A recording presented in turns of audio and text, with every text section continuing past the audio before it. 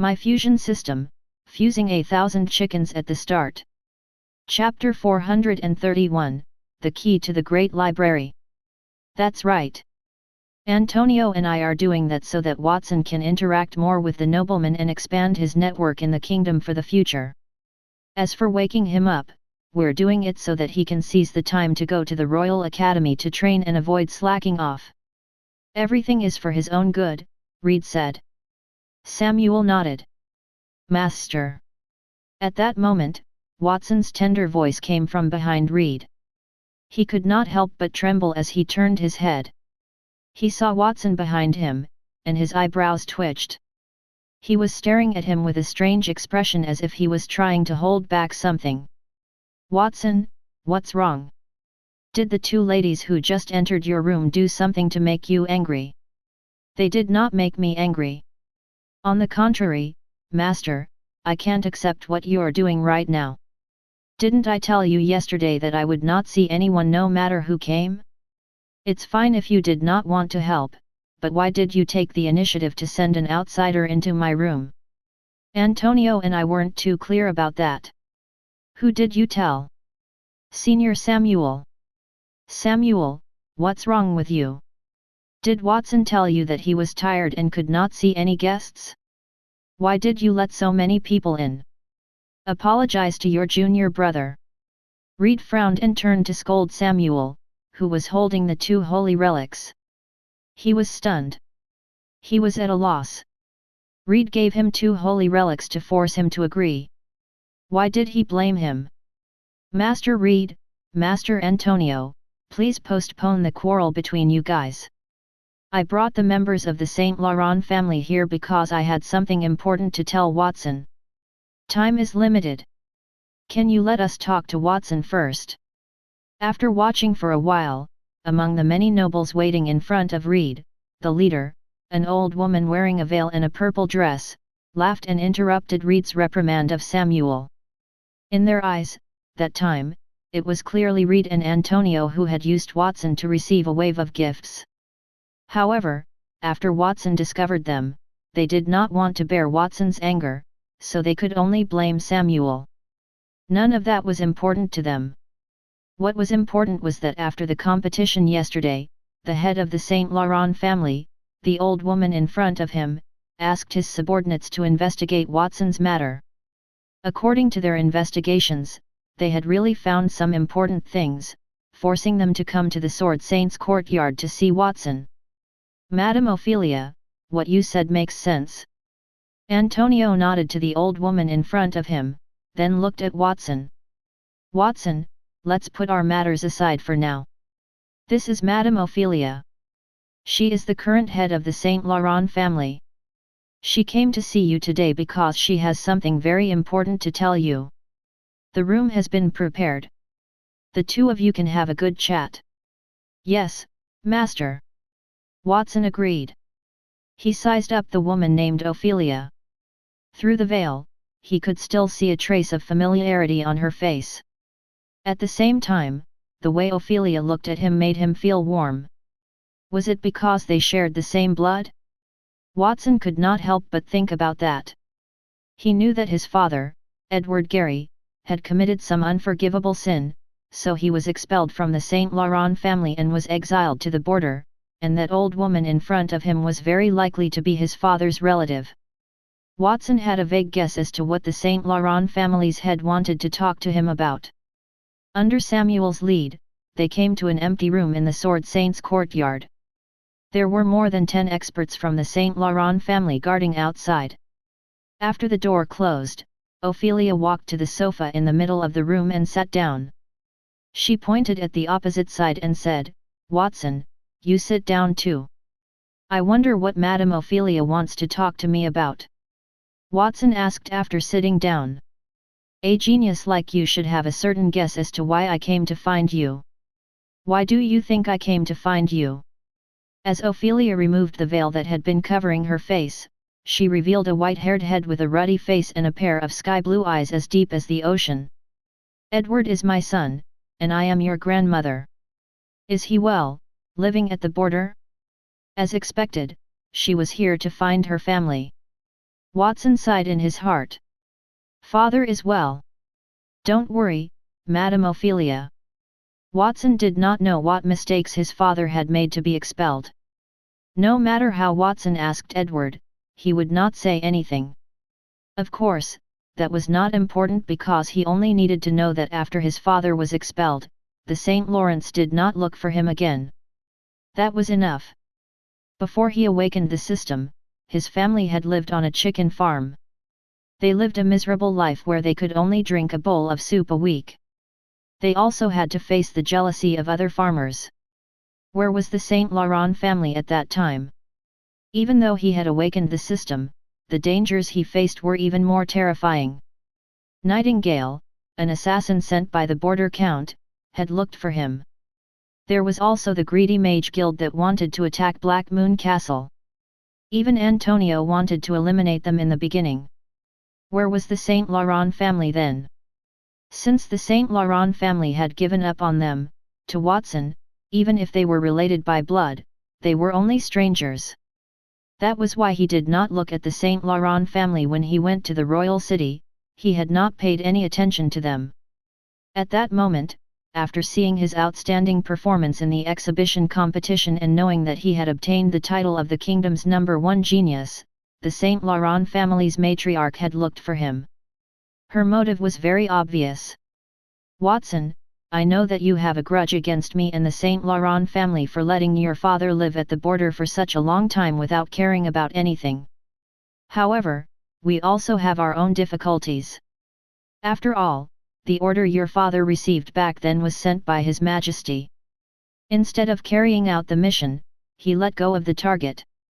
Under such circumstances, the St. Laurent family and I have no way to protect him, let alone visit him. Otherwise, His Majesty would be furious. Your father's life was spared because my husband and I pleaded with the king. We have 4 children. Your father, Edward, is the youngest.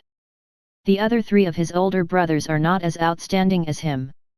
Therefore, when my husband was still alive, he loved Edward the most. Unfortunately, after Edward made a mistake and left, my husband quickly died of depression. I inherited his position. Forgive me for locating you so late. It was our fault that the St. Laurent family did not let Edward stay, but now we want to make up for it. Can you give us a chance to make up for it, Watson? Ophelia spoke passionately, especially when she recounted her husband's death. She took out a handkerchief and wiped the tears at the corner of her eyes. When a normal person faced such a narration, they would definitely be moved to the point of sympathy. However, it did not work with Watson. He was not an average youth but a 30-year-old adult. He had often seen that kind of method used to incite the other party's feelings. Madam Ophelia, there's no need to say those words. Just tell me your purpose. What do you want? Watson, I want you to return to the St. Laurent family and become a part of us once again. If you agree, we can even bring your father and your family back to the St. Laurent family. I'll negotiate with the family and cancel the judgment against your father. What do you think? I think it's fine. Watson thought for a moment and nodded. Ophelia's face lit up. Unfortunately, the smile on her face did not last long. It stiffened when Watson said, I can join the St. Laurent family. But I want 100 holy relics. 100 holy relics? Watson, did I hear wrongly? We don't have that many. We are sincere in asking for your return. Also, I'm your grandmother. Do you think it's appropriate to propose conditions to me? Why not? In my opinion, 100 holy relics are not much. Furthermore, that is only the price for me to return to the St. Laurent family. If you want me to address you as my grandmother or the other uncles and aunties of the St. Laurent family, you'll have to pay an additional price. Of course, you can choose not to pay. If that's the case, I think joining Ptolemy or the Campbell family would be a better choice. They should be much more generous than the St. Laurent family. Watson's words made Ophelia's eyes widen. She did not know what to say to refute him. Boom! At that moment, the door was pushed open. A burly middle-aged man with brown hair and a mustache entered the room, his angry blue eyes locked onto Watson. "Mother, I told you not to tell Watson that. Back then, my good-for-nothing brother abandoned the Saint Laurent family because of a woman. Now, this little brat is just like him. He doesn't know etiquette, righteousness, and shame. He asked for benefits from the Saint Laurent family, his own family. If you want to pay him 100 holy relics, you might as well expel him from the family. After all, our family already has Nia. This is..." The man looked somewhat similar to his father but had a sturdier appearance and build. "His name is Carlos. He's my eldest son and also your father's eldest brother. You should call him uncle." Watson immediately understood why that man was so angry with him. "Mother, why are you explaining so much to the little brat?" The man named Carlos came in front of Watson, grabbed his collar, and pulled him from the sofa. He said fiercely, "Little brat, I'm warning you. Don't even think about hitting on my daughter. Otherwise, I'll kill you. Do you understand?" "Yes, Master Carlos. In fact, I'm not the one thinking about your daughter. She's the one who's thinking about me. If you can restrain her and make her stop looking for me, then I'll be very grateful." "You detestable kid, what nonsense are you talking about? How could my daughter fall for a guy like you? Today, I'm going to teach you a lesson and make you understand that some words can't be said carelessly." Carlos stretched his fist outward to punch Watson's face. However, the moment he stretched his fist, a thin layer of solid ice condensed around it. That caused his body to freeze, and he turned his head. Behind him, Nia, who was in a maid uniform, slowly walked into the room from the outside. Along the way, the members of the Saint Laurent family revealed fear on their faces. No one dared to stop her. "Father, what are you doing?" "Nia, my sweetheart." "Father, I'm helping you to teach this impolite brat a lesson. He said that you'd taken a fancy to him. I won't let him off easily after making such a joke. Don't worry. I don't need you to make a move. I can defeat him myself." Carlos doted and fawned over his daughter. "Father, just as Watson said, he is my master now. I took the initiative to ask him for that. If you want to attack Watson, even if you are my father, I will do my best to stop you." Nia reached out with her right hand. A faint chill appeared in her palm, which made Carlos' eyes flash with a trace of fear. "Nia, you want to attack me because of an outsider? As your father, I am very sad." Compared to fear, Carlos' expression was more of a disappointment. He ignored her. After entering the room, Nia went straight to Watson's side and smoothed the corner of Watson's clothes, which had become wrinkled because of Carlos. "Master, are you hurt?" "I'm fine." Then, Watson turned around and walked out of the door. Without turning his head, he said, "Let's go, Nia. Otherwise, we won't be able to make it to the Royal Academy's opening ceremony. As for you, Madame Ophelia, remember the conditions I said. I want 150 holy relics, not a single one less." "Watson, you said 100 holy relics. How did it become 150? Ophelia could not help but exclaim. "Because of him." Watson pointed at Carlos and then left with Nia. That detestable brat. After being called by Watson and adding 50 holy relics as bargaining chips, Carlos was so angry that his face turned ashen. He clenched his teeth tightly. "Mother, that fellow is not sincere about cooperating with our Saint Laurent family at all. I suggest that we find an opportunity to simply kill him so that he won't be so arrogant in front of us. Or, we can use the excuse of treating him to a meal as an excuse to poison the food and control him secretly. If he doesn't cooperate, we won't give him the antidote. When the time comes, let's see if he still dares to make such excessive demands."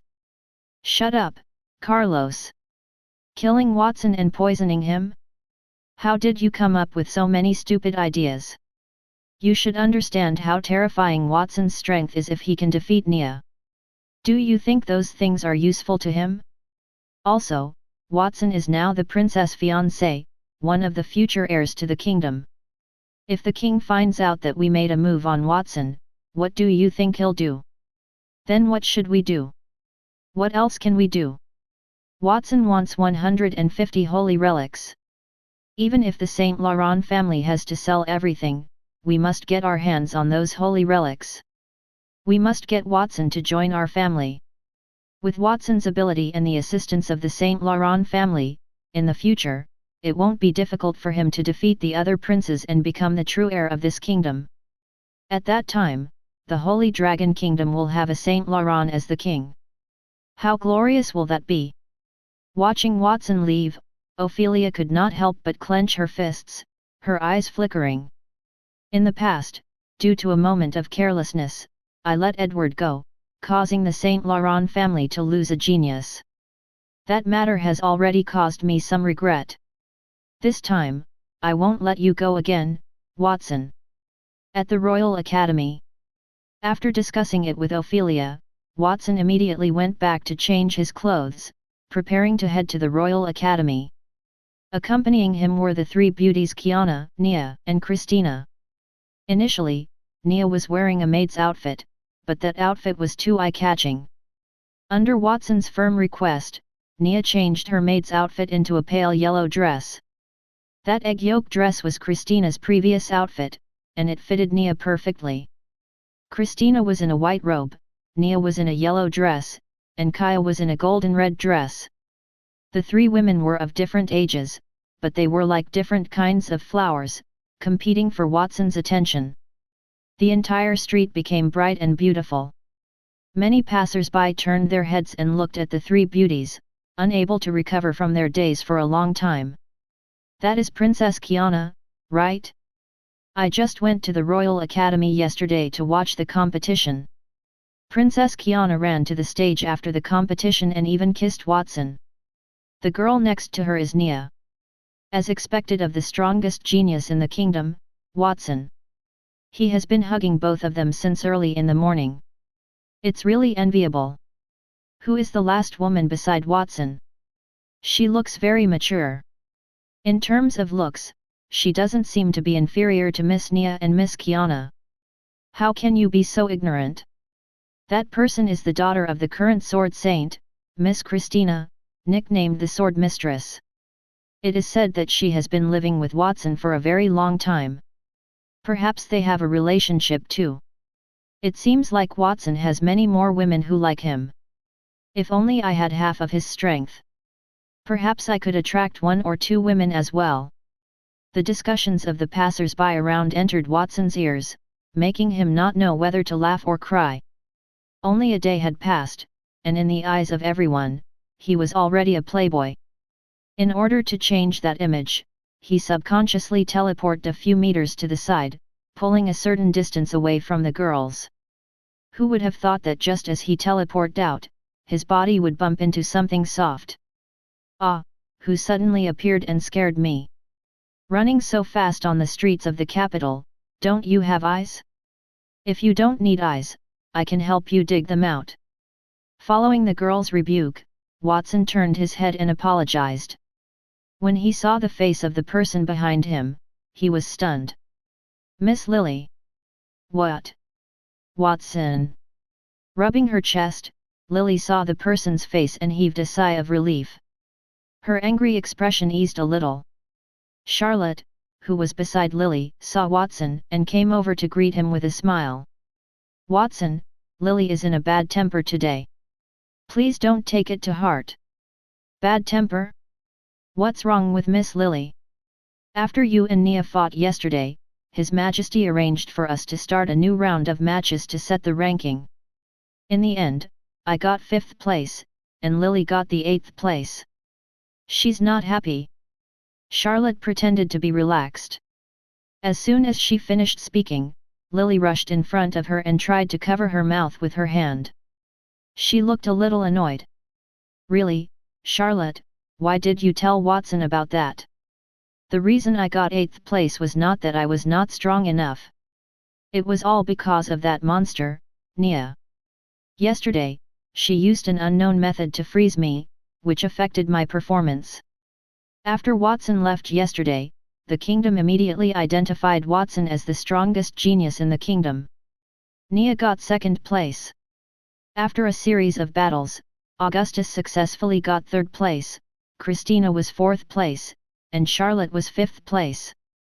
Lily did not know how she performed so abnormally, but she was defeated by 2 platinum-tier weapon users and only obtained 8th place. It was also worth mentioning that Casey got 10th place, but that was not why Lily was unhappy. Did I do something bad? As soon as Lily's voice fell, Nia, who was not far from Watson, walked forward. Seeing Nia's appearance, Lily's expression changed. She exclaimed, "You! Why are you with Watson?" It was not only Lily but Charlotte's expression changed as well. With a conflicted expression, she nodded. "Greetings, Sister Nia." After the competition, she heard that Nia had a fight with her family. Nia wanted to see Watson, but the Saint Laurent family refused her wish. Nia injured a few of them and forced her way out. She heard that morning, Madame Ophelia had personally brought people to the Sword Saint's courtyard. She did not know if it was because of Nia that she wanted to question Watson. "Hey, Watson, aren't we going to the Royal Academy? Then let's not chat on the road. Let's hurry up and leave." Kiana also reached Watson's side and grabbed his hand in an attempt to lead him away. That action made Charlotte and Lily's eyes widen. Not only is Sister Nia here but the Princess and Lady Sword Mistress are also here. Christina nodded slightly, indicating that she had seen them. Meanwhile, Kiana snorted coldly and ignored the 2 girls. In Kiana's eyes, any beautiful woman who appeared beside Watson, anyone between the ages of 1 to 80 years old, was her enemy. "If I did anything excessive in yesterday's competition and made you feel unhappy, I apologize," Nia said softly. Lily waved her hand awkwardly since Kiana was present. Forget it, forget it. Let bygones be bygones. The reason I did not get a good result yesterday is also related to my lack of strength. If I had half of yours or Watson's strength, even if I made a mistake, I would still be able to get into the top 3. As they spoke, the group walked forward. The number of people in the group changed from 4 to 6, which was still increasing. "Excuse me, are you young Master Watson? I saw yesterday's match. It was too exciting. My name is Camille. Can you give me an autograph?" A girl wearing a Royal Academy uniform asked. She looked about the same age as Watson. She held a piece of parchment in her hand and looked at Watson with a fervent gaze. "And me, I'm also a new student at the Royal Academy. Furthermore, I'm a member of the Warrior Department, I'm from the same department as young Master Watson." There were more than 10 noble girls following behind the young girl. They surrounded Watson while chattering, pushing Kiana and the others who were originally beside him to the side. That made Kiana so angry that she stomped her feet. 1, 2, 3, 12. 12 unknown women are surrounding Watson. I'm Watson's fiancé. Are they looking down on me? Don't let me find out which family those people belong to. Otherwise, I will definitely teach them a lesson. Under the embrace of the many beautiful girls, the passers-by on the surrounding streets looked at Watson with even more envy. They wished they could switch places with Watson and let them take over Watson's place to enjoy the feeling of being surrounded by beautiful women. Finally, Watson arrived at the Royal Academy entrance. As soon as he entered the academy, a large group of students immediately rushed out. Those students were both male and female, and among them, there was no shortage of teachers from the academy. Their eyes were filled with joy as they looked at Watson. "Watson, you are finally here. As the most outstanding talent in the Royal Academy in the past 100 years, your arrival will definitely allow the Academy to rise to a higher level. Even His Majesty has been waiting for you for a long time. Today is the opening ceremony, and at the same time, it is also a ceremony to award you and many other geniuses. Let's hurry over. Under the escort of many students and teachers, Watson and the others quickly arrived at the inner part of the academy. The auditorium was decorated with bright gold and jade, and the floor was covered with a red carpet. The seats were gradually filled with people from the academy. Everyone's eyes were burning with passion, and in front of them was a spacious platform. King Landar III sat on a throne on the platform, and 10 geniuses stood in front of him. All those geniuses were part of the 16 geniuses who entered the finals yesterday. Watson saw Augustus, Casey, and Lana, the girl named Nero, who Augustus defeated, and a few platinum-tier weapon emissaries selected by King Landar III. At that moment, those geniuses were led by Augustus to stand in front of King Landar III. They all puffed out their chests and looked proud. Obviously, becoming one of the 16 geniuses in the kingdom was a very happy thing. While Watson was looking at them, those geniuses also noticed Watson and the others' arrival. Their proud expressions were somewhat restrained. In their eyes, Watson was unquestionably the strongest. In front of Watson, they were like green leaves against bright flowers. Among them, Augustus was looking at Watson with anger in his eyes. He wanted to team up with Watson to defeat Nia. In the end, Watson did not listen to him. As a result, the Campbell family's holy relic was wiped out. Under McGee's fierce resistance, Armand did not dare to use any more holy relics on him. The weapons that he had fused were platinum-tier weapons that His Majesty the King had sold in the market. Those platinum-tier weapons were worth 10,000 gold coins each. If they were damaged, they could be replaced. Watson could never take another holy relic from Augustus' body again. Unfortunately, there was a massive gap between being transformed by platinum-tier weapons and being transformed by holy relics. Augustus could no longer display the strength of a starlight tier elite. He could only barely reach the level of the diamond tier. That made him hate Watson even more. Especially when he saw the faintly discernible wheel of reversal and the limitless compass floating behind Watson, his expression became even angrier. Those two weapons should have belonged to him. Watson, you are finally here. You are the only ones left among the kingdom's 16 geniuses. Since you are all here, I will begin to present the prizes. When King Landar III saw Watson, his eyes flashed, and his voice filled with dignity resounded throughout the entire venue. There were whispers of Watson's attractiveness and how one would like to receive the awards with the geniuses, but the king ignored them. Today is an important day for the kingdom. After the 2-day match, today is the Royal Academy's opening day. Today, I will present the kingdom's Medal of Honor to those 16 geniuses who have made great contributions to the kingdom. I hope that in the future, all of you will be able to improve your strength and make great contributions to the kingdom. As he spoke, King Landar III walked up to Watson and the others. With his signal, the 16 geniuses stood in a row with Watson as the leader. King Landar III took out a gold and red medal with a dragon embroidered on it and placed it on Watson and the others' chests. Everyone who received the medal nodded and thanked King Landar III. Watson was no exception. He lowered his head and looked at the gold dragon medal pinned on his chest. He realized that that medal was not only made of gold, it was also decorated with diamonds. The craftsmanship and raw materials alone could not be compared to ordinary jewelry. Furthermore, there was a magical aura on the badge. It seemed to be able to release a protective shield to protect the host. It was an excellent gold-tier peak magic tool. The Medal of Honor has been distributed. Next, I will give Watson an additional reward. After walking one round, King Landar III returned to Watson. He picked up the crown on his head and gently fastened it on Watson's head. Then, he reached out and gently stroked Watson's hair. If you wish to inherit the crown, you will have to bear its weight. Watson, I bestow upon you the title of the 4th Prince of the Holy Dragon Kingdom. You will have the right to freely enter the palace and have the same status as my other 3 sons.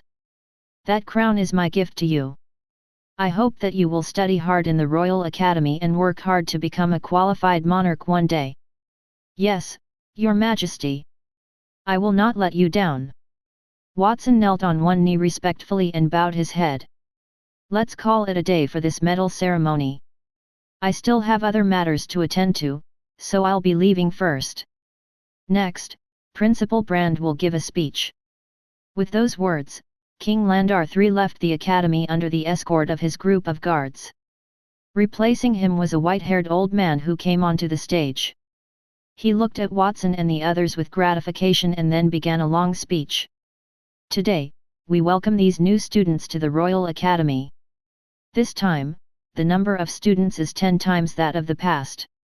This indicates the rise of the Royal Academy and the rise of the kingdom. Listening to Brand's speech, Watson felt like he was in a math class when he was a child in his previous life.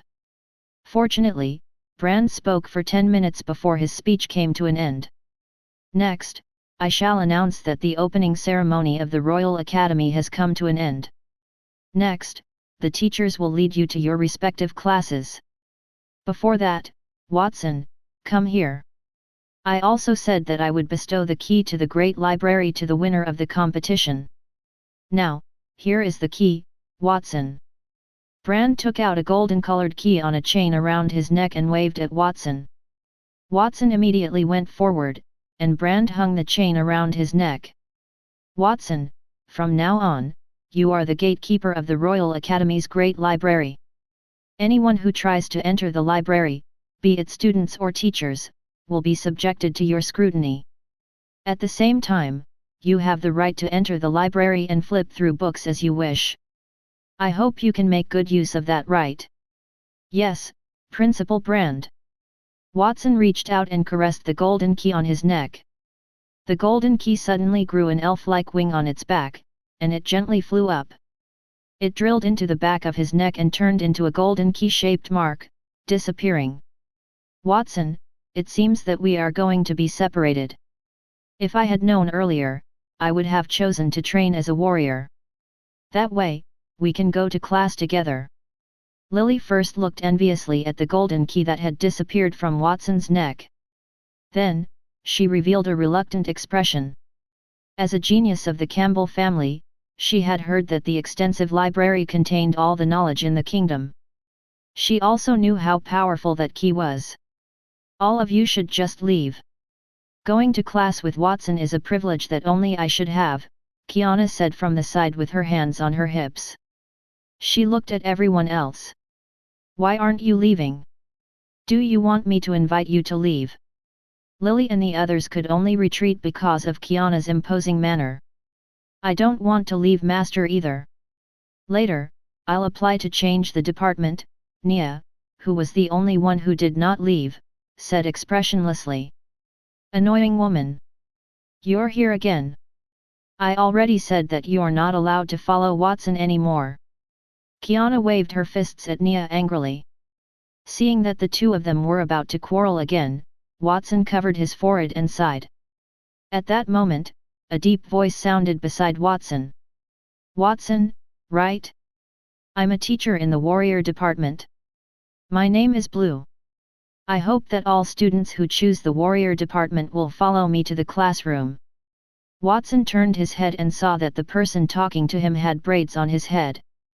His skin was dark, and his figure was more robust than ordinary people. He was nearly 3 meters tall and carried a heavy sword on his back. He gave off the feeling of being as steady as a mountain. Nia and Kiana, the two of you should stop arguing. Nia, you better get to the mage department now. That is my order as your master. And Kiana, as a princess and not a student of the Royal Academy, please don't pester me at a time like this. Leave now. Since it's an order, all right, my master, Nia replied respectfully. Kiana complained unhappily, Watson, I'm a princess. How dare you scare me? However, a hint of redness appeared on her face, and her breathing gradually became heavier. It was apparent that she liked Watson's stern scolding. Turning his head, Watson smiled at Blue, the teacher with the warrior department, who was somewhat surprised when he scolded the princess. Teacher Blue, let's go. Following the warrior teacher, Watson arrived at the warrior department in 20 minutes. The Royal Academy had 4 departments corresponding to the 4 major occupations in the kingdom. Among them, the mage department's classroom was in the west, the warrior department was in the east, the priest was in the north, and the archer's classroom was in the south. The warrior department's classroom in the east was a huge building. I wonder what teacher is going to teach us today? Watson thought with anticipation. He took off the crown bestowed by King Landar III and played with it in his hands. I'm one step closer to the throne. The next step is to recruit as many geniuses as possible in the Royal Academy to become the backbone for me to overthrow the king. He gave me the right to become the future king and conferred me the 4th prince's title. It will be much more convenient for me to do whatever I want. I've also obtained the key to the Great Library. After class ends, I'll go there and use the fusion system to learn. The entire kingdom had accumulated hundreds of years of knowledge and secrets. If he learned all of them, one could imagine how much his strength would rise. The geniuses behind him saw that scene. Most of them looked envious, while a small number of them curled their lips and looked unhappy. That guy is too arrogant. Even though he is strong and awarded the crown and the key to the Great Library, he should not be so happy, right? Someone from the warrior department said in a sour tone. His words did not receive the approval of the people around him but instead made them laugh. Why so jealous? Did you eat lemon? If you were the one who got the title and the key to the Great Library, I'm sure you'd be even happier than Watson. Most of the people who said that were girls. Then, they turned around and chased after Watson's figure with their sparkling eyes. Some people clasped their hands together. It is said that Watson was born in a small noble family at the border. It is all because of his hard work that he can achieve his current status. A hard-working man is the most handsome. In my heart, Watson is completely different from those who rely on their background to succeed. They can't do it themselves and will only be jealous of others. The people who had just ridiculed Watson suddenly turned red in the face. **T, I'm not such a person. Even if I am, I know one person who would definitely not be like that, and that person is Augustus. Young Master Augustus even changed his body in order to win. He is willing to do anything to become stronger. That is a true man, a true elite. He is completely different from a guy like Watson who relies on his talent and puts in very little effort to act so arrogantly. Chapter 432, The Tragic Augustus. Don't you agree, young Master Augustus? After refuting the words of the female students around him, the red-faced warrior turned around and looked at Augustus, who was hugging his shoulders, dressed in black clothes and black gloves. He had been acting arrogantly since the beginning. Shut up! Do you know how noisy you are? Augustus raised his head and looked around with his scarlet eyes. The killing intent in his eyes was so strong that both the youth and the girls who worshipped Watson kept their mouths shut and kept quiet. They had watched Augustus match against Watson. Even though Augustus lost in the end, the strength he displayed on the battlefield was shocking, otherwise, the youth would not have said that Augustus was better than Watson. At least, with Augustus' strength, crushing them was as easy as crushing a bug. Augustus, we are all classmates. Don't be so rude. Christina frowned and interrupted him. Lady Sword Mistress, you don't seem to have anything to do here. Just follow Watson obediently. Augustus smiled arrogantly. Then, he looked at Watson, who was calm as if he was thinking about something. His attention was not on him. And Watson, don't think that you can laugh. In terms of strength, I might not be able to surpass you in this lifetime. However, the knowledge imparted in the Royal Academy is about strength and some other aspects, such as controlling the army and political skills. You can't even catch up with me in those aspects. Is that so? Watson seemed to have heard that sentence and raised his eyebrows. That's right. If you don't believe me, we can make a bet. Generally speaking, the first lesson taught by the various departments in the Royal Academy is not how to cultivate but to understand the current situation of the Holy Dragon Kingdom and the military strength of the other 4 kingdoms surrounding the kingdom. Only by understanding that will one have the motivation to cultivate. Only by understanding the situation of other kingdoms will one have the confidence to fight against those kingdoms in the future. Augustus spoke with assurance. As the young master of the Campbell family, he had learned those things since he was young. That knowledge increased the noblemen's sense of honor toward the kingdom and prepared them for a rainy day. If a battle broke out one day and they did not understand how the other kingdoms worked, that would eventually lead to their downfall. The Royal Academy's purpose was to build talents for the kingdom. They had to make the students understand why knowledge was more important than cultivation itself. Young Master Augustus, what do you plan to bet on? The army has something called war chess. The chess pieces can be used to replace soldiers, and the chessboard can be used to replace the terrain. Both sides control different colored chess pieces to fight on the chessboard. One side will win when their opponent's chess pieces are all taken. Watson, let's use war chess to bet on who will win. If I win, you have to give me those 2 weapons behind me. Augustus told him his plan. Initially, he had wanted Watson's crown and the key to the extensive library. However, one was given by the king, and the other by the principal. He did not want to make the king look bad in front of the principal. After thinking about it, Augustus could only focus on the 2 weapons on Watson's back. Those 2 weapons were made from Watson's 50 holy relics. They possessed a power that was more powerful than the combined power of 50 holy relics. Augustus wanted to use that power to take revenge for Watson's previous actions against him. Young Master Augustus, you want those weapons as your reward, but you haven't told me what you will give me if I win. Watson, do you think you can win? Do you know how to play chess? No, this is the first time I've heard of such a game. Then it's easy. What? I mean, that's such a pity. Augustus looked at Watson's expression when the other youth spoke. He did not think Watson was not lying. Since Watson had played chess before, it should be easy for Augustus to win that match. If Watson had played chess before, Augustus was worried that Watson would play the game too well. Well, I don't want people to think that I'm bullying you. If I lose, I'll give you something equivalent to 2 weapons, which is 100 holy relics.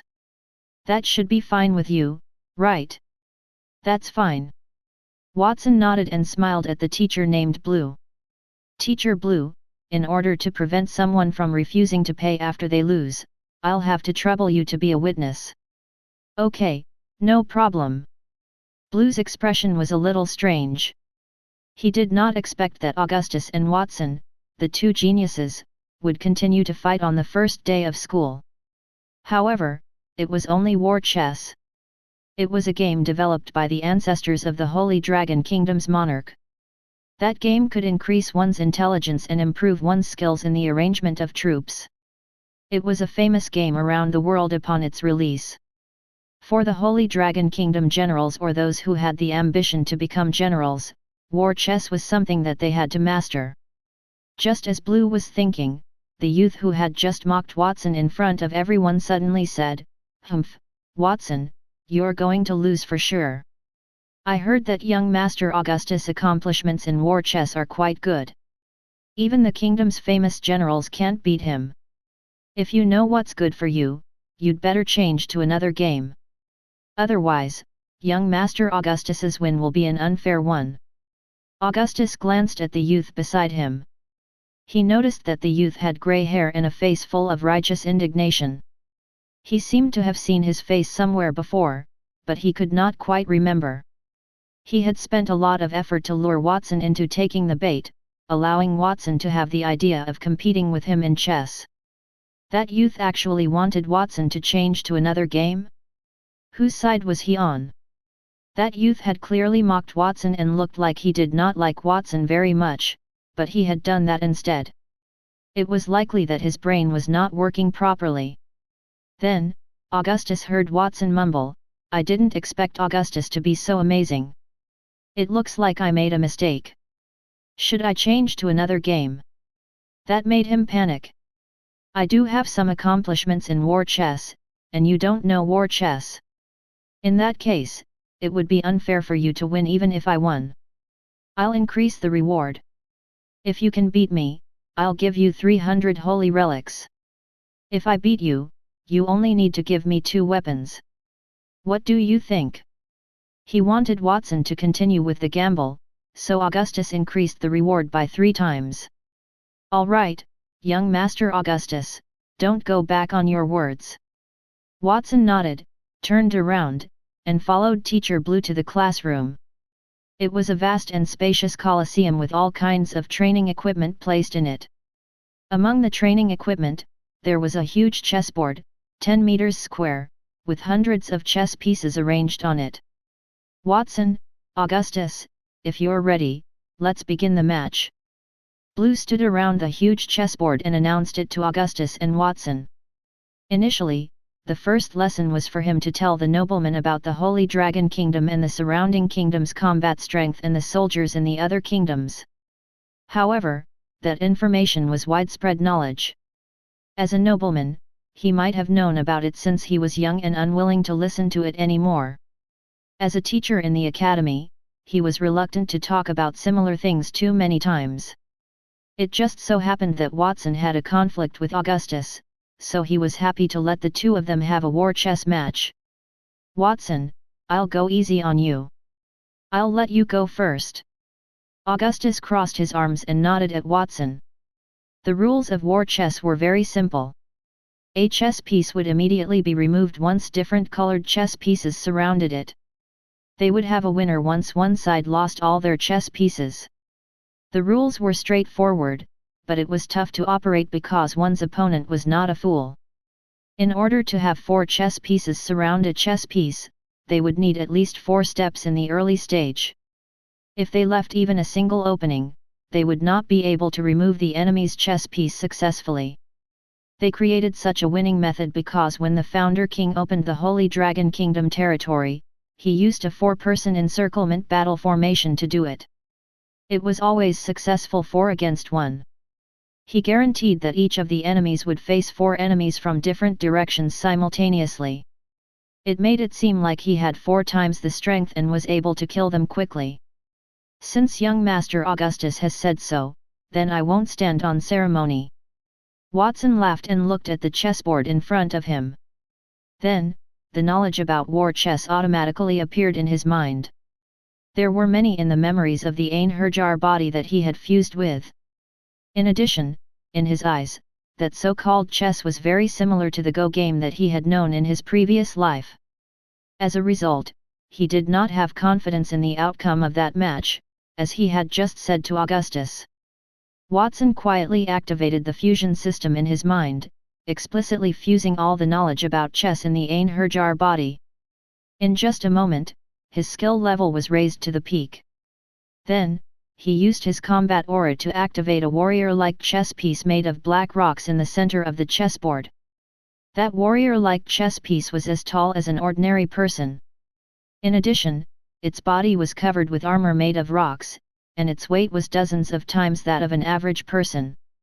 Therefore, it was a game for people who played war chess to improve their ability to arrange troops and formations, and a training device to enhance their combat aura. Seeing Watson place his chess piece in the center, Augustus could not help but smile, and then he burst into laughter. Watson, it seems like you really don't know how to play war chess.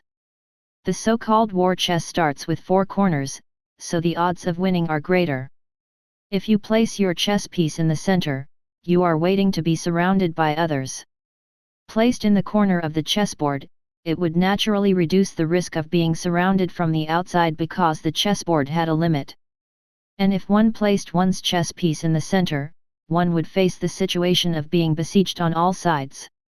As he laughed at Watson, Augustus placed his own chess piece in the corner of the chessboard step by step. Then, Watson's second chess piece was placed in the center, and it looked like it was next to the first chess piece. Augustus was not the only one who saw that scene. Even Blue and the other students shook their heads. Even if Watson did not understand the game's rules, after he placed the first chess piece and heard Augustus' hint, he should have understood how ridiculous his action was. It seems that the match will end very soon. Blue shook his head in disappointment. He had hoped that that lesson would become a chess match between Watson and Augustus, and then he would explain the chess match between the two of them. It would be a different teaching, but the explanation would be meaningless if Watson lost too quickly. He thought Watson's loss was just a matter of minutes. The other students, like Blue, were a little disappointed, especially the girls. Women were creatures of fantasy. They had seen Watson's amazing performance at the competition venue, and they had long regarded Watson as an unparalleled genius. In their hearts, Watson could do anything, but they found that Watson was not good at playing chess. That had lowered their expectations, which caused Watson's image in their hearts to drop as well. At that moment, the male student who had taken the lead in ridiculing Watson started to stir the atmosphere again. Everyone, it looks like young Master Augustus and Watson's match will end very soon. Watson will definitely lose. I've said that Watson is useless apart from his strength. In a battle with other kingdoms, personal valor is not very useful. What we really need is an understanding of the troops' arrangement. On that point, young Master Augustus is much stronger than Watson. The bet was meaningless. Now, I want to open a new bet. Let's bet on how many chess pieces young Master Augustus can use to win against Watson. I bet that young Master Augustus can win with another 10 moves. I bet 1,000 gold coins. I'll bet as well. I'll bet that Augustus will win in 50 steps, 100 gold coins. I'll bet that Augustus will win in 100 steps, 500 gold coins. As the male student's voice fell, some people around them could not help but take out 100 gold coins or more and began to bet. Blue turned a blind eye to all of that. Betting was a very normal thing for the students. As long as it did not cause a destructive impact on their studies, no teacher would care about that matter. Watson, don't continue to struggle. Augustus chuckled. He and Watson had already played dozens of chess pieces. Watson's chess pieces were scattered in the outermost corner of the chessboard, forming a huge encirclement net. Watson's chess pieces were only arranged densely in the center of the chessboard. Each chess piece was separated by a grid, looking like a huge piece of beehive coal. No matter who it was, Watson's defeat was already set. Augustus only needed to surround the outside, and then all of Watson's chess pieces on the chessboard would be in danger. No matter how many chess pieces Watson placed, he would only give the other side more spoils of war. However, Watson did not seem to think so. He continued to move the chess pieces in the center of the chessboard and signaled Augustus to continue playing. Watson, since you're courting death, then I won't hold back. Augustus sneered. He had the new bets on their match. He wanted to use the fastest speed to destroy Watson. 3 minutes later, Augustus used the chess pieces to surround the outermost layer of the entire chessboard. He began to place his stones on the penultimate layer of the chessboard. Watson, you've lost. 10 minutes later, the outermost layer of the chessboard was entirely covered by Augustus' chess pieces, while Watson's chess pieces occupied the middle area. The chess pieces from both sides began to collide. Watson, you should admit defeat. 15 minutes later. Augustus looked at everything in front of him in a daze. Cold sweat rolled down his forehead. What happened? The white warrior piece he controlled had more than half of the white warrior pieces on the chessboard shattered. However, none of the black pieces had died. They were spreading in all directions like a virus. He was the one with an advantage. How did his pieces shatter in front of Watson's pieces? At first, he thought that it was because Watson did not know how to play chess and did not know how to connect the pieces to prevent him from surrounding them. However, it seemed like Watson had deliberately left a gap between the pieces. If he dared to place a piece into the gap, Watson could put a piece outside to seal the gap. The passage initially left for Augustus to invade had become a trap. Due to the loss of many white pieces, Watson's black pieces expanded. Then, Watson used the black pieces to gradually fill in the gaps in the pieces on the central chessboard. Finally, only a layer of beehive-like pieces was left. Watson had turned it into an advantage. How did he play that game? Why is it so strange? I can't believe Augustus is going to lose. Does that mean that those who bet on Augustus will lose money? The students looked at the situation on the chessboard, and their expressions became nervous. D***MN it, how did it turn out like that? Watson was clearly a newbie. How did he do it? Why can't I see it? The most nervous person was Augustus. He muttered softly as he watched the situation on the chessboard while his brain worked rapidly. Unfortunately, he could not think of any good ideas. Faced with the attack, Augustus could only wait in a honeycomb formation. If he did not attack, Watson would fill in the chess pieces in the central area. That caused Augustus to be in a dilemma. Finally, half an hour into the match, Augustus watched as the white warrior piece closest to him was surrounded by 4 black pieces. The sharp blade fell and shattered, and he sighed dejectedly. I lost. At first, he chose to occupy the 4 borders of the chessboard. That was not a problem because it could surround Watson's pieces. However, when he was at a disadvantage, the chess pieces at the borders became shackles that bound him. It left him with no way out. Watson, you're lucky this time. You won by luck. Let's play another round. Augustus gritted his teeth. His expression was filled with anger. When he thought of the agreement he had made with Watson just now, his heart was bleeding. 300 holy relics. Where would he get them? If he told the Campbell family about that, they would probably tear him apart. Well, what do you have to pay for it? If I lose again, I'll give you 500 holy relics. Come on, then. Another 20 later, the match ended even faster. Augustus' mouth twitched, and he looked a little lost. I lost. I lost again. How could it be? Young Master Augustus, you owe me 800 holy relics. Do you still want to gamble? Pointing at the black chess pieces on the chessboard in front of him, the corners of Watson's mouth rose, and he looked relaxed. Watson, in each of the 2 games you played, you placed the chess pieces in the middle and then used the space between them to extend outwards, but each time, you were able to defeat your opponent. That is the first time I've seen such a way of playing chess. Who did you learn it from? Blue reacted. It was not that Watson did not know how to play chess, but he played it very cleverly. He was just being modest.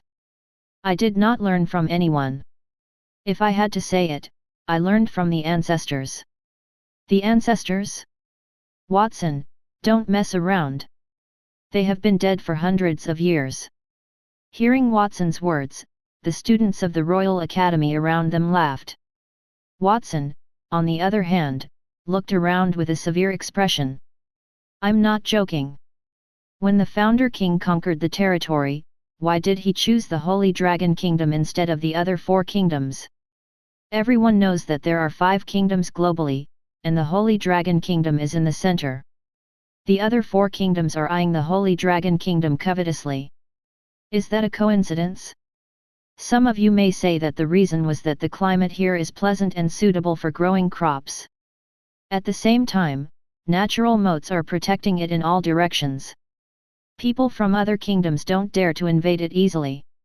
It's still different from the chess pieces on the chessboard. What I want to say is that it has nothing to do with the location. Because even if we don't have the founder king, we would still choose this location. That is the so-called survival of the fittest. The combat aura on Watson's body spread out, turning all the chess pieces on the 4 corners of the chessboard into white. The current situation of the Holy Dragon Kingdom is similar to that. The Winter Nation in the north, the Elven Kingdom in the south, the Thorn Empire in the east, and the Dwarf Kingdom in the west. Those 4 kingdoms are just like the rules of war set by the founder king. Once the Holy Dragon Kingdom is surrounded, we will not be able to take care of ourselves and be beheaded by the soldiers. But is that really the case? At least I managed to defeat Augustus when I set the chess piece in the center. Watson's voice was not loud, but the power contained within it was harsh and clear, resounding in everyone's hearts. I believe that the founder king created the chess piece and allowed us to bring it into the Holy Dragon Kingdom. He was thinking about how to break out from the center to defeat the other 4 kingdoms. Instead of going to the other 4 kingdoms and surrounding them from the outside, he wanted us to think of a way to defeat them from the Holy Dragon Kingdom. Well said. So there is such logic behind war chess? I did not know about that before. This is the first time I've heard of such a theory. According to the rules set by the founder king, what Watson said is very likely to be true. Indeed, we should do it from the Holy Dragon Kingdom and not other kingdoms. Although it's difficult to win by doing so, it's the charm of war chess. The students' discussions could be heard from all around. Everyone admired Watson's logic. They did not have the gloomy look of someone who was about to lose money. They felt like the money spent was worth it. It was equivalent to paying tuition fees. Watson, you Augustus really wanted to refute Watson's theory. Unfortunately, he could not say anything. He did not expect that he would lose to Watson in war chess. Was Watson really omnipotent? He also owed Watson 800 holy relics. He could not realize that amount. He had to think of a way to offset that debt. However, he could not think of anything else to win against Watson. Watson, you detestable fellow, you actually won? Although I don't want to admit it, what you said was very reasonable. Because of that, I've lost 1,000 gold coins. However, I believe that young Master Augustus will not give up. Although he is inferior to you in war chess, he may not be inferior to you in other aspects. I heard that young Master Augustus is also very proficient in arithmetic. Do you dare to compete with young Master Augustus in arithmetic? The youth who had taken the lead in slandering Watson began to attack Watson again, and at the same time, he praised Augustus. That's right, Watson. I'm also very good at arithmetic. Let's have a competition. If I win, you can cancel the holy relics that you just won. If I lose, you can have another 100 holy relics. Fine, let's compete. What kind of competition do you have in mind? It's straightforward. Let's each give a question. If anyone can't answer it, that person will lose. Okay, young Master Augustus, let's begin. Watson nodded. Augustus rolled his eyes and cleared his throat. The problem I want you to solve is very simple. I want you to place that chessboard according to the pattern of placing 1 gold coin on the first grid and 2 gold coins on the second grid. Fill each grid in turn. Can you do it? It was a problem that he had accidentally heard in the Campbell family. They said that Lily had encountered that problem from a bank's president. Since she could not answer it in time, Lily had lost the grand prize of 10 million gold coins. When Lily mentioned that matter, the vexed look on her face was still imprinted in Augustus' mind. In his opinion, that question was perfect for making things difficult for Watson. He also heard that Watson was the winner of the 10 million gold coins, and Watson's answer at that time was that he could not do it. Therefore, when Watson answered that he could not do it, he would lose. Augustus felt proud when he thought of how he had set a trap for Watson. Of course, I can do that. Watson chuckled and twisted the wish for the world ring on his finger. Watson, it seems that you can't do it. Wait, what did you say? Augustus widened his eyes in disbelief at Watson's answer. How could Watson do it? While he was in shock, starlight burst from Watson's fingers. A gold coin appeared, followed by a second, and then a fourth. Countless gold coins fell from the sky. The first coin was placed on the first grid, and the second and third coins were placed on the second grid. The entire grid of the chessboard was numbered in the hundreds. The number of gold coins piled up to fill more than half of the circular arena, causing the board to be submerged. Even some students did not have a place to put their feet. He had created so many gold coins in an instant. Am I hallucinating? A student stepped on the gold coins and rubbed his eyes as if he was dreaming. It's not an illusion. Those gold coins are real. Another warrior student picked up the gold coins on the ground, put one in his mouth, and gently bit it. He knew that it was real. All the students looked at Watson in disbelief. They even began to think of Watson as a god. He had magic that could create gold coins. Did that mean that Watson could be rich even if he did nothing but cast magic every day? Watson, where did you get so many gold coins? Did you make those with magic? Augustus was also a little confused. Why did Watson not play by the rules? Then, he reacted and gritted his teeth. Watson, even though you have a lot of gold coins, who knows if you have filled the entire chessboard according to my requirements? Even though you have produced a lot of gold coins, if you don't do it according to my requirements, you will still lose. Young Master Augustus, you can rest assured. The gold coins that I have summoned are completely enough to fill the chessboard. If you don't believe me, you can count them yourself. If I win, then you will owe me 900 holy relics. Watson smiled, but his words made Augustus' expression change. His meaning was obvious. If Augustus did not believe his answer, he could count it himself. If Augustus could not count it, he had to believe Watson's answer. There are so many gold coins here, at least 1 trillion. With so many gold coins, how long do I need to count them? Augustus thought angrily in his heart. Perhaps he would not even finish counting when Watson and the other students graduated. Since Watson made that request, the exact number of gold coins was no longer important. Watson, you win. I admit defeat. Watson, don't think that you've won just like that. Young Master Augustus is inferior to you in terms of strength, chess, and arithmetic. However, young Master Augustus has another advantage, and that is that he knows everything from the past to the present. As long as it was a book that young Master Augustus had read, he would remember every word, even where the word appeared. Do you dare to bet? The other young man began to clamor again. He seemed even prouder than Augustus. Young Master Augustus also has other ultimate moves such as sleeping with his eyes open, continuously eating a ton of raw meat that doesn't need to be cooked, persisting for a month without eating or drinking water, and ... Get lost. Who said that I know those things? Get far away from me. Augustus finally could not stand it anymore and roared. It was one thing to sleep with his eyes open, but the young man actually said he could eat a ton of meat. Did he think that he was an elephant? Plus, he said raw meat. Even if he were given a ton of cooked meat, he would not be able to eat it, not to mention not eating or drinking water for a month. Then he would definitely die. In order to complete the bet with Watson, he would end up risking his life. It was not worth it. Young Master Augustus, since you don't want to bet, then please send the 900 saint relics to the Sword Saint's courtyard. I hope you won't go back on your words. Watson's expression was relaxed. He turned around and looked at the gold coins that filled the entire arena. As for those gold coins, I'll have to trouble Teacher Blue to find someone to clean them up. It seems the class can't continue with all these gold coins around. I feel bad that this has affected your class. It's okay, Watson, you don't have to feel bad. Leave those gold coins to me.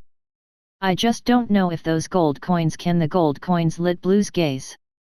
So, what do I do with them? He asked hesitantly. You can give them to the Royal Academy. The competition has caused quite a bit of damage to this place. Take a portion of gold coins as my compensation to the Royal Academy. As for the extra money, use it to expand the Royal Academy. Watson, I have to say that you are truly the most outstanding student in the history of the Royal Academy. Principal Brand will definitely praise you. As expected, the principal's decision to hand the library to you was the right arrangement. Only a person like you has the qualifications to control the library. Blue resisted the impulse to jump. Just one lesson, and he had received so much money for nothing. They should praise and reward Watson. A handful of gold coins was more than his annual salary. Teacher, if there is nothing else, please tidy up here. I'll be leaving now. Watson bowed to Blue and turned around to leave. Blue said, don't forget about the potion class in the afternoon. He did not care about Watson's departure at all. After Watson left, many students came to Blue's side with burning eyes. Teacher Blue, do you need help? Let us help you collect those gold coins.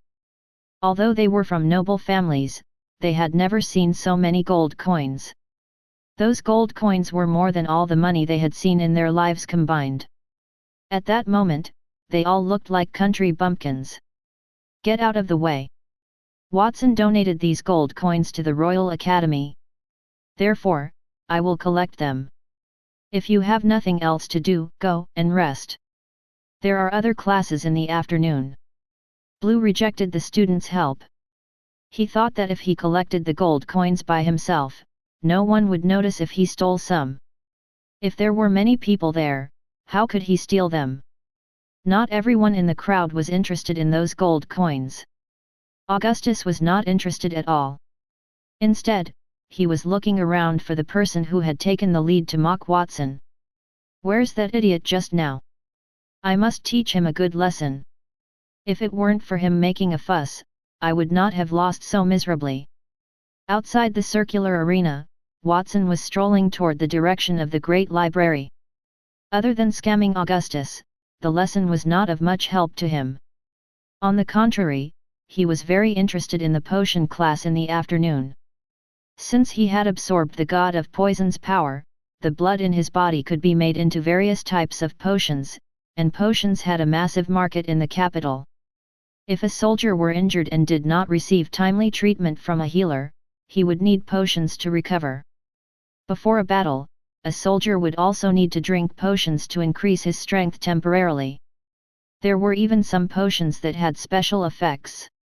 For example, they could make a person invisible or resist the attacks of natural disasters such as water, fire, lightning, and lightning for a short period. Their use was extensive.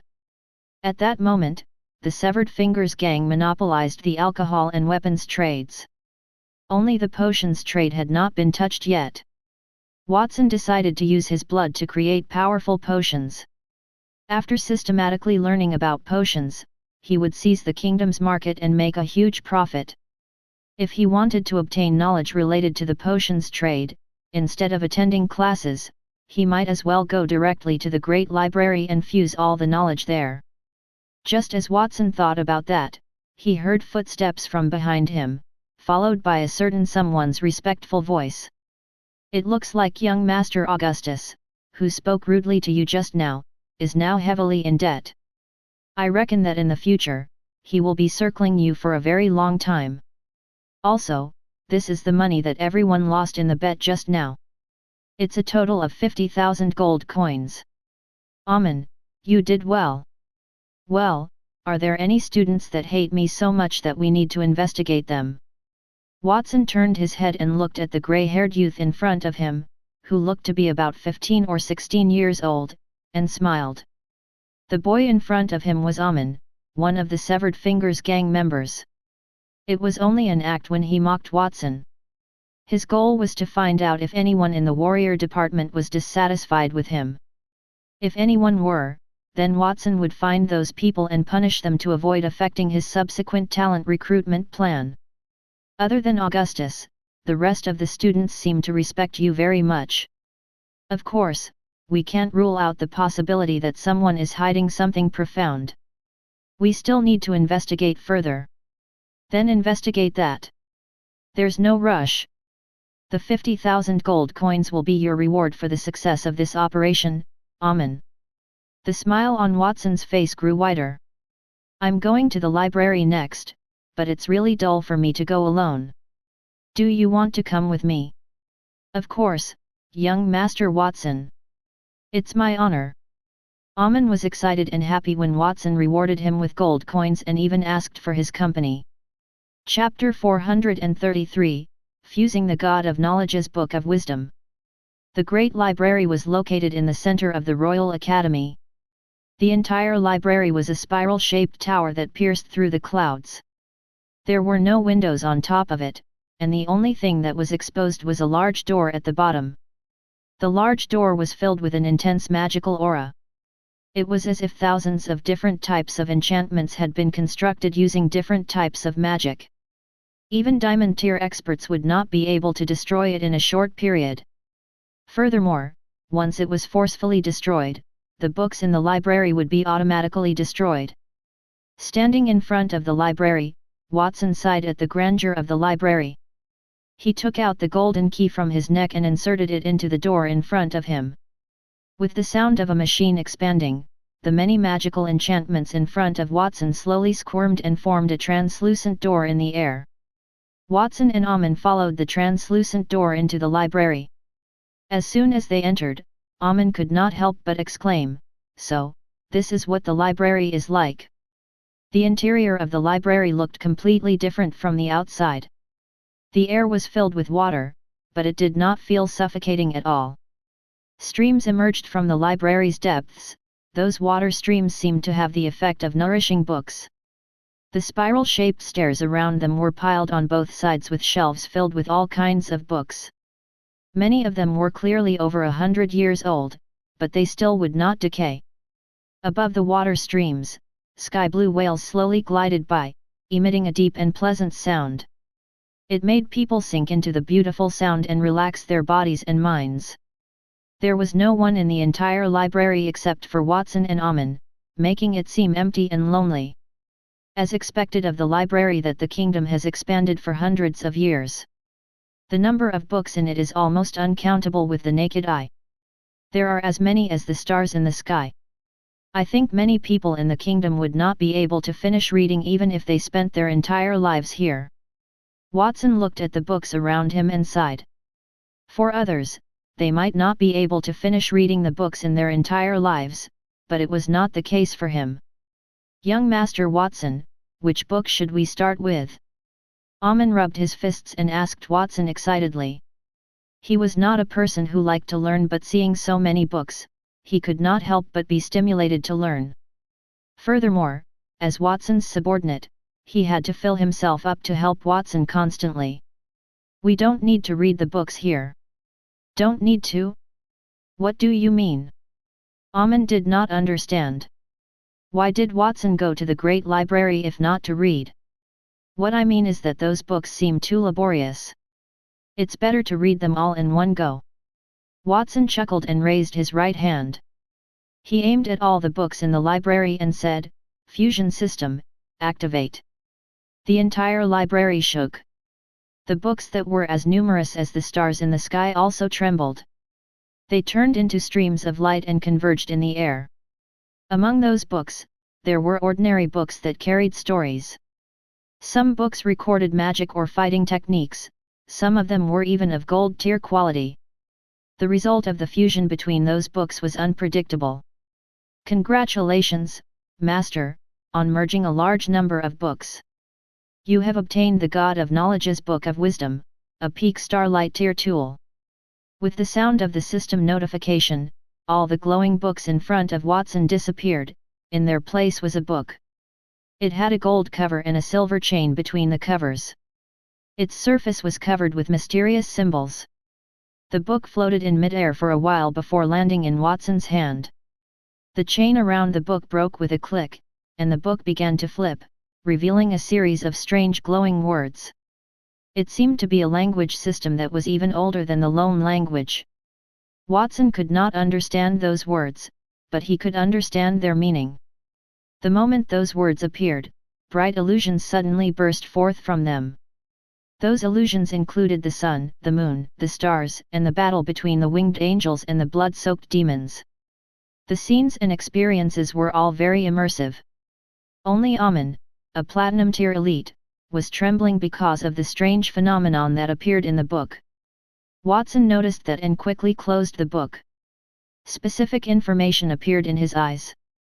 "Starlight tier peak holy relic, God of Knowledge's Book of Wisdom.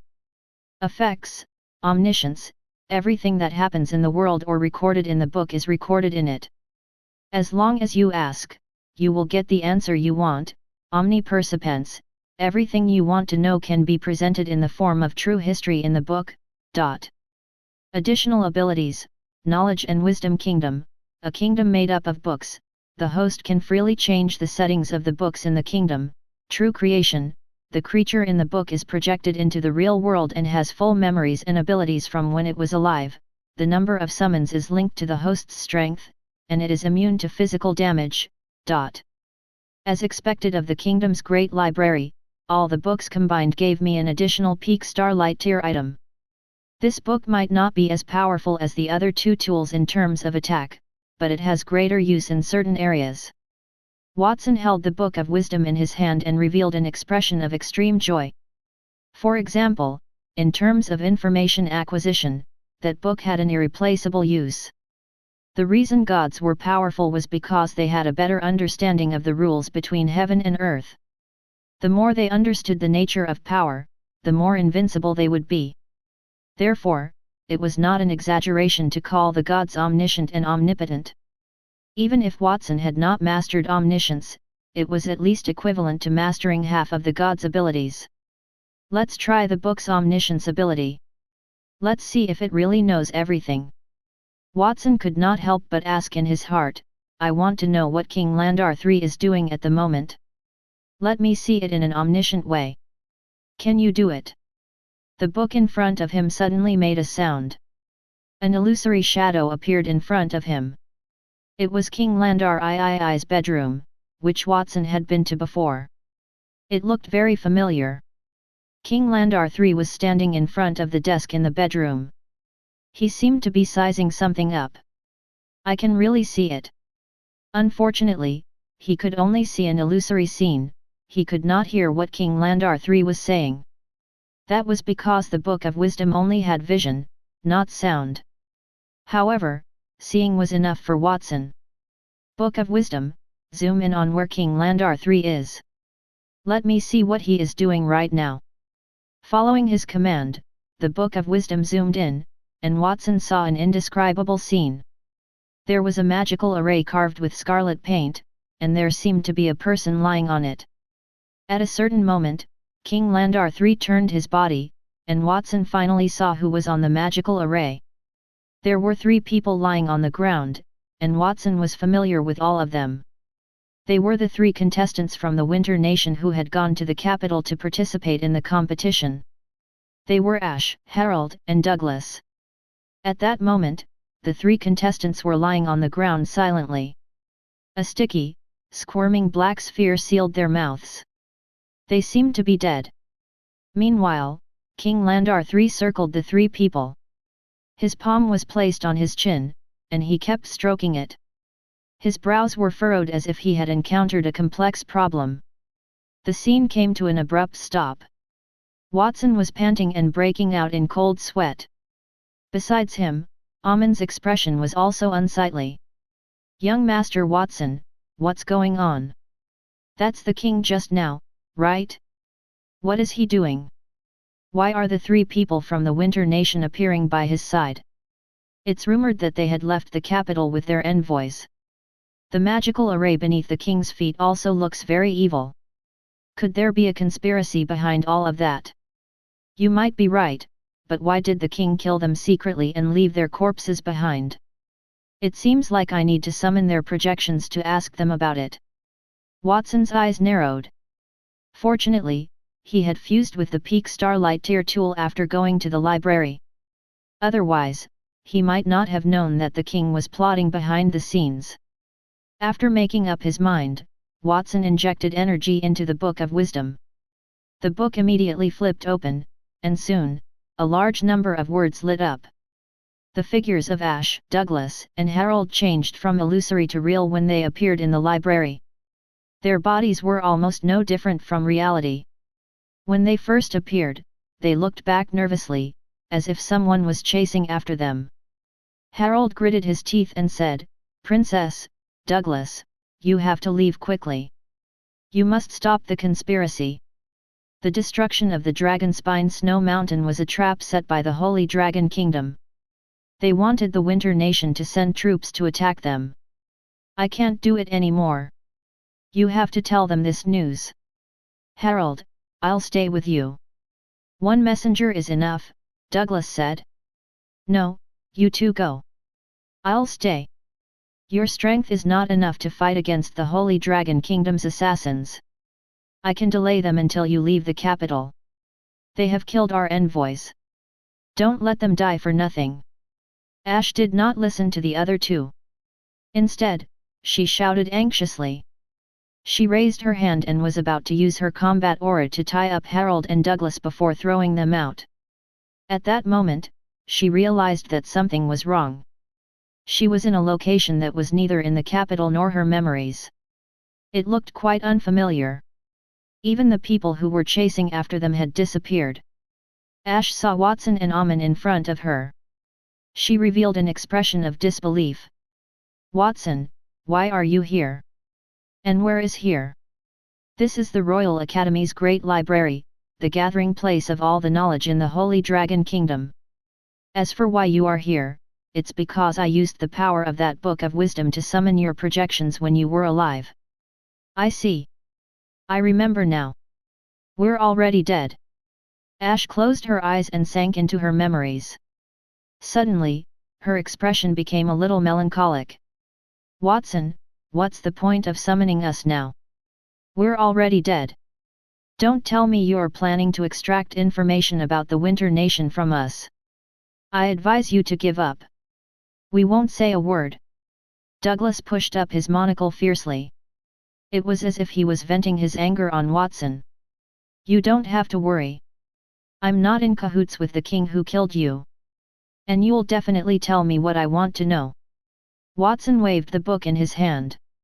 Douglas still wanted to refute, but his mouth was sealed by an invisible force, making it impossible for him to retort. Watson, regardless of whether you are with King Landar III or not, you went to great lengths to summon us when we were alive. Just tell us what you want to ask, Harold said in a low voice. Anyway, we were unable to resist your power when we were alive, let alone after we died. Watson nodded and asked, I want to ask you what you experienced before your death, why King Landar III killed you, and what was his plan. Watson, that's what you want to know. Ash had a mocking expression on her face. Then let's talk about it bit by bit. First of all, before we died, we saw no less than 50 assassins sent by the king. Those assassins were at least peak gold tier, and their methods were even more terrifying. Some people poisoned us, and some dug large pits on the road we were about to pass. The pits were filled with sharp blades made of anti-magic materials. Even if I were a diamond tier elite, I still would not be able to escape it. The two envoys who escorted us died because of that.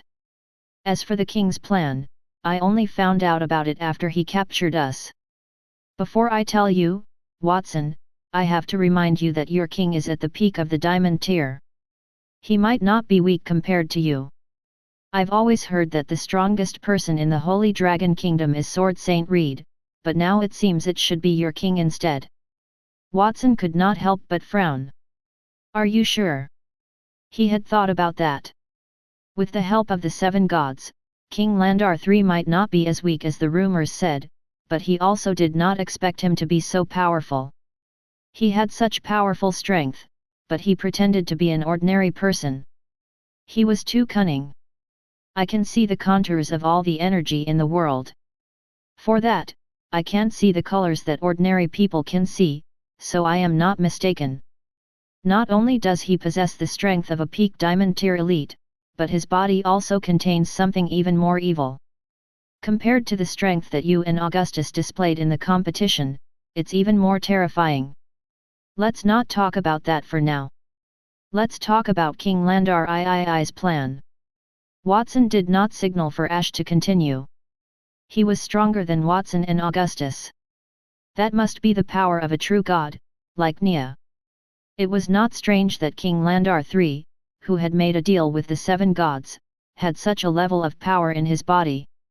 Hearing that, He had already vaguely guessed that Ash and the other two had died in the royal city. It was probably related to the gods that King Landar III served, and his questions confirmed that point. 10 minutes later, Watson put their projections back into the book. So that is King Landar III's plan? It's really creepy. Watson stared at the barren ground and could not help but shiver. Ash had that information because she had used her special eyes to see through King Landar III's strength. The man also revealed some information to them as they were about to die. However, it was not comprehensive. Even so, Watson still felt fear. He even had an impulse to use the Book of Wisdom to ask for the king's complete plan. However, after thinking about it, he suppressed it. Even though the Book of Wisdom was at a peak starlight tier item, he knew he should not provoke those 7 gods. If he summoned King Landar III's projection and duplicated the divine power in his body, what would happen if he attracted the 7 gods' attention? Young Master Watson, I always thought that the king was not a good person. Now it seems that is true. He held the competition to destroy the Winter Nation and get you, young Master Watson. In the final step of his plan, he might even sacrifice his 3 sons and daughter. There is an old saying in the Holy Dragon Kingdom: a vicious tiger will not eat its own son. At that moment, his actions are even more cruel than a ferocious beast. Amun, who had also heard Watson's question, could not help but tremble. He was a platinum tier elite assassin. His ability to withstand pressure was very strong, but he still could not bear it. It was clear that the king's plan had brought him a powerful impact. Since ancient times, the cruelty of kings, or rather, the cruelty of humans, has surpassed that of animals. Watson said, now that we know a part of King Landar III's plan, we need to take back the capital. From now on, let King Landar III continue to follow his plan. Amun, you have to pretend that you don't know anything, understand? But young Master Watson, there are no buts. Just listen to me. All right. Even though he was still worried, Amun accepted Watson's firm order. It's already noon. Let's call Christina and have a meal with my friends from the other departments. We can also see if there are any geniuses worth roping in. Watson smiled and waved the Book of Wisdom in his hand. Books immediately appeared on the shelves in the library that had been emptied. Those books were replicas of those he had fused into the Book of Wisdom. They were no different from the previous books. Even the principal, who should be very familiar with those books, would not be able to tell the difference. He only needed to use 1/10 of this strength to maintain those books. Chapter 434, Recruiting Geniuses. At the Imperial Palace, the King's bedroom. King Landar III paced around the palace, staring at the 3 corpses on the ground from left to right. They were Harold, Ash, and Douglas. He looked at the bodies that were alive a few days ago. At that point, they had black wriggling liquid in their mouths, and they were gradually transforming into an inhuman domain. King Landar III's eyes did not have a trace of pity in them. Instead, there was a burning flame one might call ambition. According to the method that the gods taught me, these 3 corpses will be completely transformed in a few minutes. When that time comes, 3 gods will descend. It's great that the Winter Nation sent a genius to participate in the competition. We'll just have to search for a few more geniuses in the kingdom. It's a pity that other kingdoms did not send anyone to participate in the competition. Otherwise, I might be able to complete the process this time. It was not a simple matter to let the gods descend. First, one had to prepare a host that could contain the power of the gods. The higher the talent, the better. The more talented a person was, the better they would be able to adapt to the power of the gods that surpassed the level of their bodies. The gods' power would not shatter their bodies. Once such an outcome occurred, the true body of the gods would be exposed to the mortal world and would be punished. That was something that no one wanted to see. At the same time, if they wanted to descend, they had to remove the energy and body structure that initially existed in the corpses. They had to transform into godly bodies that could adapt to different gods. At that moment, they were wriggling in the mouths of the three corpses. The black liquid that was constantly devouring the surface of the corpses was something that the gods used for their intended bodies. It was similar to the gods' remains that King Landar III had given to Samuel, only more advanced. When the gods' remains fuse with the corpse, a unique power is used to avoid the surveillance of the rules. Then, the gods can draw their power completely. Even though that method is only temporary, it is faster and more efficient than a method similar to the reincarnation of the child of God. If the body is damaged, the god can leave it early and wait for the body to be changed before descending again. The most important thing is, as King Landar III muttered to himself, the corner of his mouth suddenly curved into a strange arc. I can also use that method to change my body and achieve a different kind of eternal life. As a king who had been in power for decades, he was already ancient. Although he did not appear old due to his mighty strength, he would die over a long period. That was something that every king could not accept, and he saw a glimmer of hope in the method that the gods had given him. As long as he waited for the gods to descend, he would be able to complete his plan. Everything was under his control. Buzz. While he was thinking, a few minutes passed. The black liquid squirming on the three corpses on the ground suddenly increased its speed. It expanded and turned into a huge shell similar to a cicada chrysalis.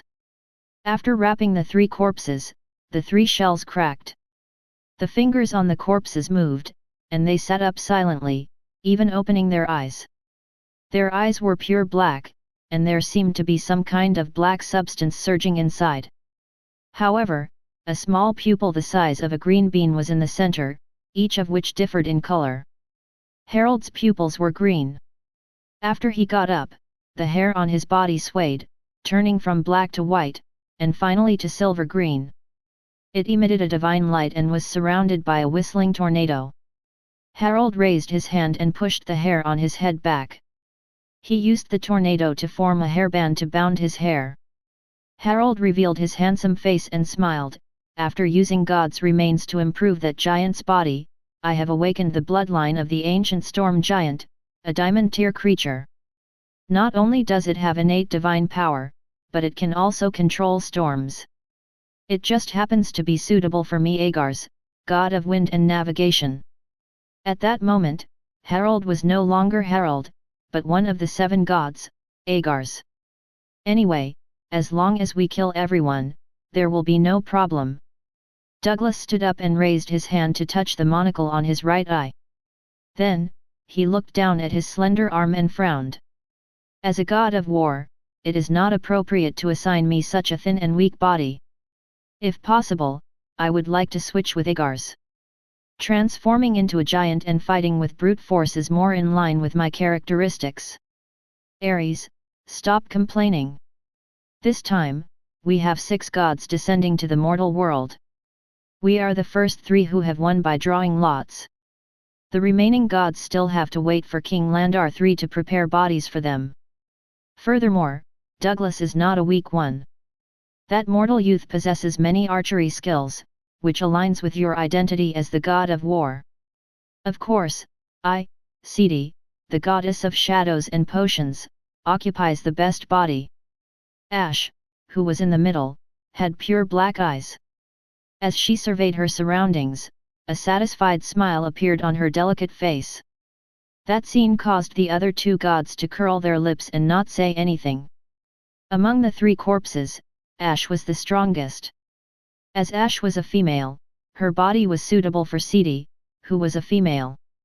Hence, Agars and Ares stepped aside. My lords, I have been waiting for you for a long time. It seems like you are very satisfied with these 3 bodies. However, I would like to see how much power you can unleash and whether you are qualified for my next plan. King Landar III had been silent ever since the 3 corpses sat up. He only spoke after the gods had gotten used to their bodies. Mortal King, how do you want to test our strength? Ares, the god of war, who had taken over Douglas' body, looked calmly at King Landar III. The king raised his eyebrows slightly. It's very simple. In order to prepare the bodies, the geniuses and envoys from the Winter Nation had to die in the capital. The Winter Nation will not let that matter rest. They might even start a war with us. For the sake of insurance, the Holy Dragon Kingdom should make the first move. Please make the Winter Nation lose its fighting strength, albeit temporarily. I will be satisfied as long as you can do that. It's that simple. As Ares' voice fell, he stretched his fist and hammered the space to his right. Immediately, a huge gap appeared in the space. Then, Ares took out a divine bow from the void. It was as tall as a person. The entire bow seemed to be forged from fresh blood. Occasionally, the faces of the dead would appear on it. The moment they appeared, the whole palace would be covered with the aura of death. Holding the bloody longbow, Ares bent the bow toward the spatial gap. Immediately, blood-red arrows appeared on the bowstring. He shot them toward the spatial gap. Boom! With a muffled sound, the blood-red arrows disappeared, and the spatial gap disappeared as well. At that moment, Sidi, who had taken over Ash's body, waved her hand. The shadows on the ground squirmed and rose, turning into a huge shadow curtain. Behind it was a kingdom located on a cold plateau, with snow-white walls made of ice. At that moment, a huge hole appeared above the kingdom. Countless blood-red arrows rained from the sky, falling into the city. Those who were hit by the arrows immediately turned into blood. Their eyes also turned red. All the blood vessels in their bodies bulged. They had lost their rationality and killed everyone they saw. For a moment, more than half of the kingdom fell into chaos. Mortal King, are you satisfied with the power that I have displayed? Ares did not even look at the content of the image that Sidi had displayed. Instead, he asked in a domineering voice that was utterly different from his appearance. The kingdom that Sidi had shown was the Winter Nation. At that moment, it was being invaded by Ares' power. As expected of a god that rules over war and hunting. That ability caused the people in the Winter Nation to fall into madness and kill each other. There is no doubt that it is the power of a true god. I am very satisfied with it. King Landar III nodded. Since you are satisfied, tell us the location of that young man named Watson. I want to hack him into pieces. A brutal killing intent flashed across Ares' pitch-black eyes. He rubbed his hands together. As gods, the only purpose of their descent was to kill Watson.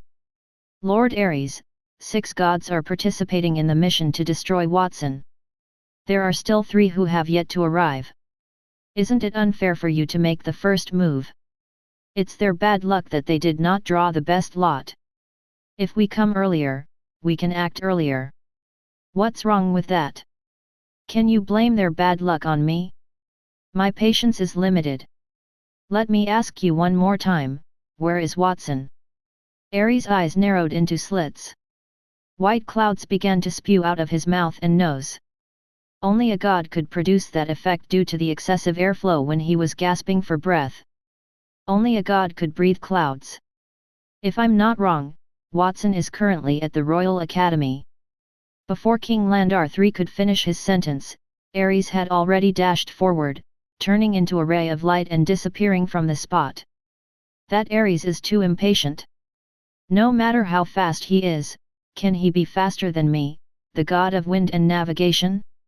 Watson and the power in his body will belong to me.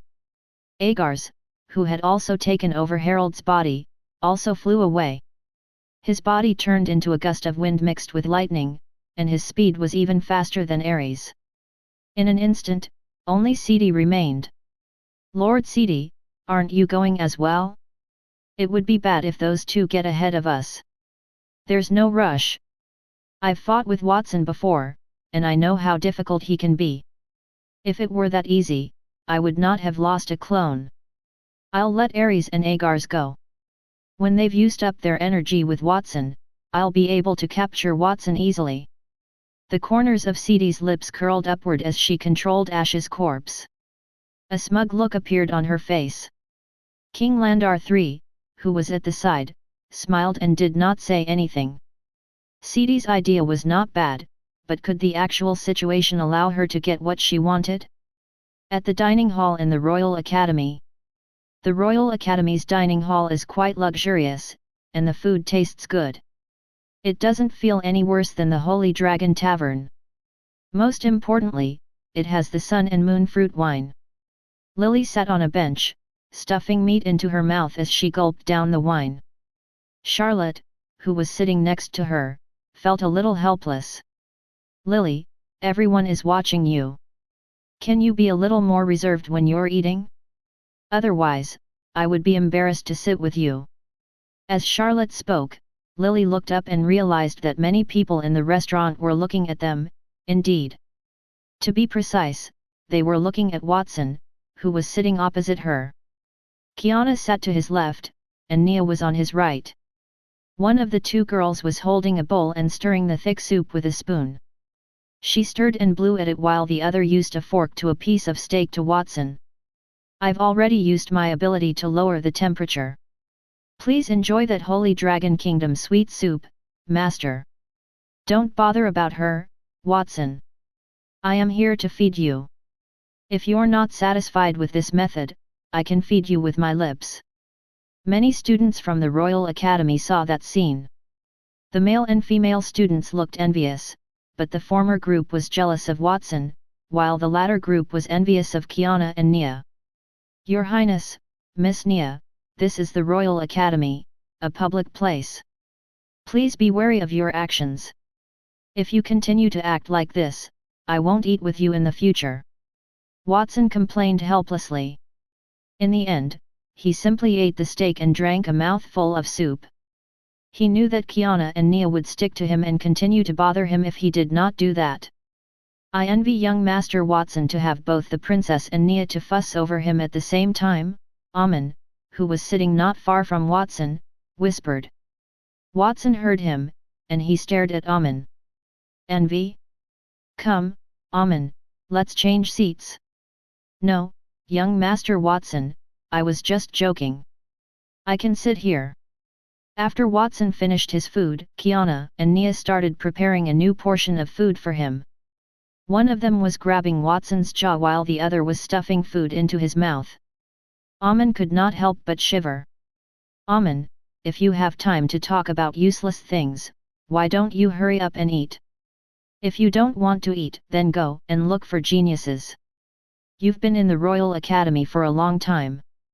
You should know that already, right? Young Master Watson, regarding the geniuses in the Royal Academy, I already have a few candidates. Amen nodded. He pointed to a girl with a long scarf around her in one of the dining hall corners. The girl looked ordinary, and she kept looking around her as she ate. When someone passed by her, she would eat quickly, as if she was a little hamster who was afraid of being noticed. That girl's name is Rosewiser. She's a member of the Augustus family, a famous potion family in the kingdom. She's very talented at making potions. She's only in her teens this year, and she can already produce peak gold tier potions by herself. That person over there is the young master of a duke's family in the kingdom, known as the Duke Piggy. Amen pointed in another direction. The person he pointed at was as big as a small hill, more than 10 times the size of an ordinary person. The fat on his stomach piled on the bench, and that hill-like youth was pouring food into his mouth.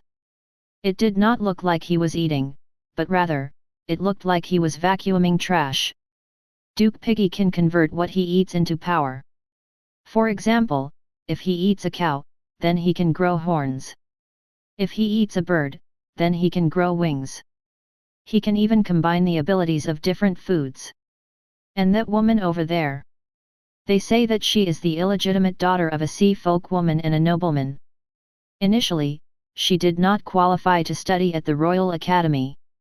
But she has the combined characteristics of humans and the sea race. She has a natural ability to charm and a distinctive singing voice. They say that even animals will stop when they hear her singing. Amen introduced a few geniuses to Watson. Those geniuses might not be powerful in combat power, but they all had some strange abilities. Therefore, they were not very well known in the competition. However, Amen understood that Watson did not need strong talents but those with unique skills. Not bad, Amen. Later, you can ask those geniuses if they are interested in becoming my subordinates. Watson looked interested as he waved his hand at Amen. Strength was nothing to him. The most important thing was the characteristics. After all, he had many ways to increase one's strength, but one's unique abilities had to be different. For example, the girl named Rosewiser could make high-tier potions, and the man named Duke Piggy could use his body to mix the food he ate and improve it to increase production. Forget it, Amen. I'll ask them myself. After thinking for a while, Watson stood up before Amen did. On the one hand, he thought it might be disrespectful to ask Amen to do that, and on the other hand, he wanted to get away from Kiana and Nia, who had been trying to feed him. Watson went to the corner of the hall first. The ordinary-looking girl in a thick scarf was in front of him. Miss Rosewiser, right? Is it convenient to talk? You're Warren. Watson? Wow. Rose did not expect Watson to appear in front of her suddenly. She dropped the knife and fork in her hand and suddenly jumped up from her seat with a scream. Her scream attracted everyone's attention. Under everyone's watchful eyes, Watson put his hand on his shoulder and bowed to her. I'm sorry, Miss Rose. I have startled you, and for that, I apologize. I'm here to make a deal with you. I'm interested in making potions. I want to make a batch and sell it on the market. As a member of the Abeder family, Miss Rose must be very familiar with those things. Can you help me? Rose tugged at the corner of her clothes. She did not respond, but Watson waited patiently without urging her. Just as many people in the dining hall were waiting for Rose's answer, there was a bang. A man with silver hair wrapped around his body walked into the hall. Then, another tall man trailed behind him. His aura was like a storm that swept through the sky, and it did not stop at all. After the man came in, his eyes locked onto Watson, and a cruel smile appeared on his face. Watson, I've finally found you. I'll take your life now. The man extended his thick hand toward Watson. A sharp wind blade was wrapped around his palm as if he wanted to cut Watson and the entire restaurant in half. Rosewiser, who was in between that man and Watson, was the first to bear the brunt of the wind blade. However, before the wind blade reached her, the long scarf around her neck had already been cut into two, leaving a shallow bloodied scar on her skin. Chapter 435, Let's Have a Child. What happened? As the man with silver-green hair barged in, the students in the Royal Academy's dining hall cried out in alarm. He seems to be from the Winter Nation, he also participated in the Royal Academy's competition before. I recognized him. His name is Harold, someone whispered. They recognized the man. Why does Harold look different from when he was in the match? This Harold looks much more terrifying. Besides, didn't the people from the Winter Nation already leave the capital? Why are they here? Are they so dissatisfied that they are here to take revenge? More people were puzzled by that Harold. Logically speaking, the people from the Winter Nation had already left the capital. There were even people who saw them leave with their own eyes. Even if they were dissatisfied with their defeat and wanted to take revenge, they should not have come to take revenge on Watson. Watson had defeated Augustus and Nia and was publicly acknowledged as the strongest genius of the kingdom. Some people even guessed that Watson's strength had already surpassed Sword Saint Reed and was the strongest in the kingdom. Was it not a death sentence to challenge Watson? While those people were discussing it, Watson also reacted. He flashed behind Rosewiser, raised his hand to block the oncoming wind blades, and stared coldly at the person in front of him who looked like Harold. He could feel that the man in front of him contained the power of a god. It was obviously not Harold. After all, he had clearly seen Harold's death with the Book of Wisdom. Hey, what are you doing? If you want anything, then come at me. Don't make a move on the person I want to rope in. Watson, you can't even take care of yourself, but you still want to take care of others. Agars, who looked like Harold, chuckled.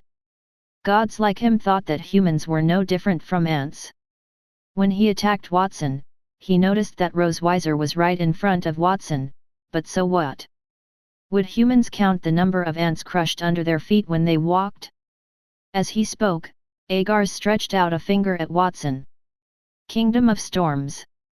A divine kingdom engulfed in the storm, floating in layers of clouds and high in the sky, appeared with a silver-green gale. The silver-green shell outside the divine kingdom was golden and glorious, flashing with a color that made people's hearts tremble. The moment the divine kingdom appeared in the storm, the dome of the entire restaurant instantly shattered. The gale wrapped the fragments of the restaurant's dome and flew into the sky. Not good. Get down quickly. Many students in the restaurant reacted and cowered with their hands on their heads. Some even went under the table. The scene was chaotic. Agars, who was surrounded by the strong wind, opened his mouth, which was full of fangs, and said proudly, "Watson, time to get crushed into pieces." Agar's divine kingdom gradually descended. Its appearance could be seen clearly. It was an enormous ship-shaped divine kingdom. However, that ship was thousands of times more majestic than the largest and most gorgeous ship in the Holy Dragon Kingdom. It was like a space warship sailing in the galaxy. In the kingdom's mythology, Agars was the god who controlled the wind and navigation, so his kingdom had dual authority. In just an instant, the ship-shaped divine kingdom arrived above Watson's head and was about to crush Watson's body into minced meat. Rosewiser, who was not far from Watson, sat down on the ground. She stared blankly at the ship above her head and could not stop her body from trembling. The wind had long torn her clothes and scarf, and even her face was covered in blood. That divine kingdom formed purely by the storm was not something that a human could resist. The divine kingdom fell to the ground with a loud boom, and a large hole was created. To be precise, a hole was forcefully blown out by the storm. The soil on the ground had not yet touched the divine kingdom, but it had already been turned into dust by the storm. Watson and Rose, who were in the middle, were both pressed downward. The other students in the restaurant, who were a little further away, were also pushed more than 100 meters away by the strong wind, but they did not die. They covered their bodies as they lay on the ground, bleeding non-stop due to the flying debris. Even the entire Royal Academy was shaking. "It's all over. I will take everything from you." Agars extended his right hand toward the huge divine kingdom in front of him. He wanted to use the divine kingdom to hold Watson up. When there was no one around, he would absorb the thing he needed from Watson's body. However, before he could make a move, a loud boom suddenly came from under the divine kingdom that suppressed Watson. Boom! Along with the sound, long snake-like cracks appeared on the golden surface of the divine kingdom. Watson's head was covered in blood. He carried Rosewiser and walked out of the divine kingdom from within those cracks. Compared to Watson's disheveled appearance, Rosewiser did not seem to be hurt. She just curled in Watson's arms with a dull expression. "Miss Rosewiser, are you okay?" He reached out and touched the blood on her face. Watson used his healing ability to alleviate her injuries as he asked worriedly. I'm fine," Rosewiser snapped back to her senses. She raised her head and met Watson's worried gaze. That made her lower her head in embarrassment and respond weakly. "It's good that you're fine. I'll deal with that uninvited guest. I'll discuss it with you later." After placing Rose on the ground, Watson turned around and walked toward Agars with a serious expression. "You can attack me, but you've successfully angered me by attacking my future companion. No matter if you're Harold or someone else who has taken over Harold's body, I won't let you off so easily. Now, you only have two options." "Oh? Tell me, which two options do I have?" "The first one, immediately kneel and declare your allegiance to me, and apologize to all the students of the Royal Academy.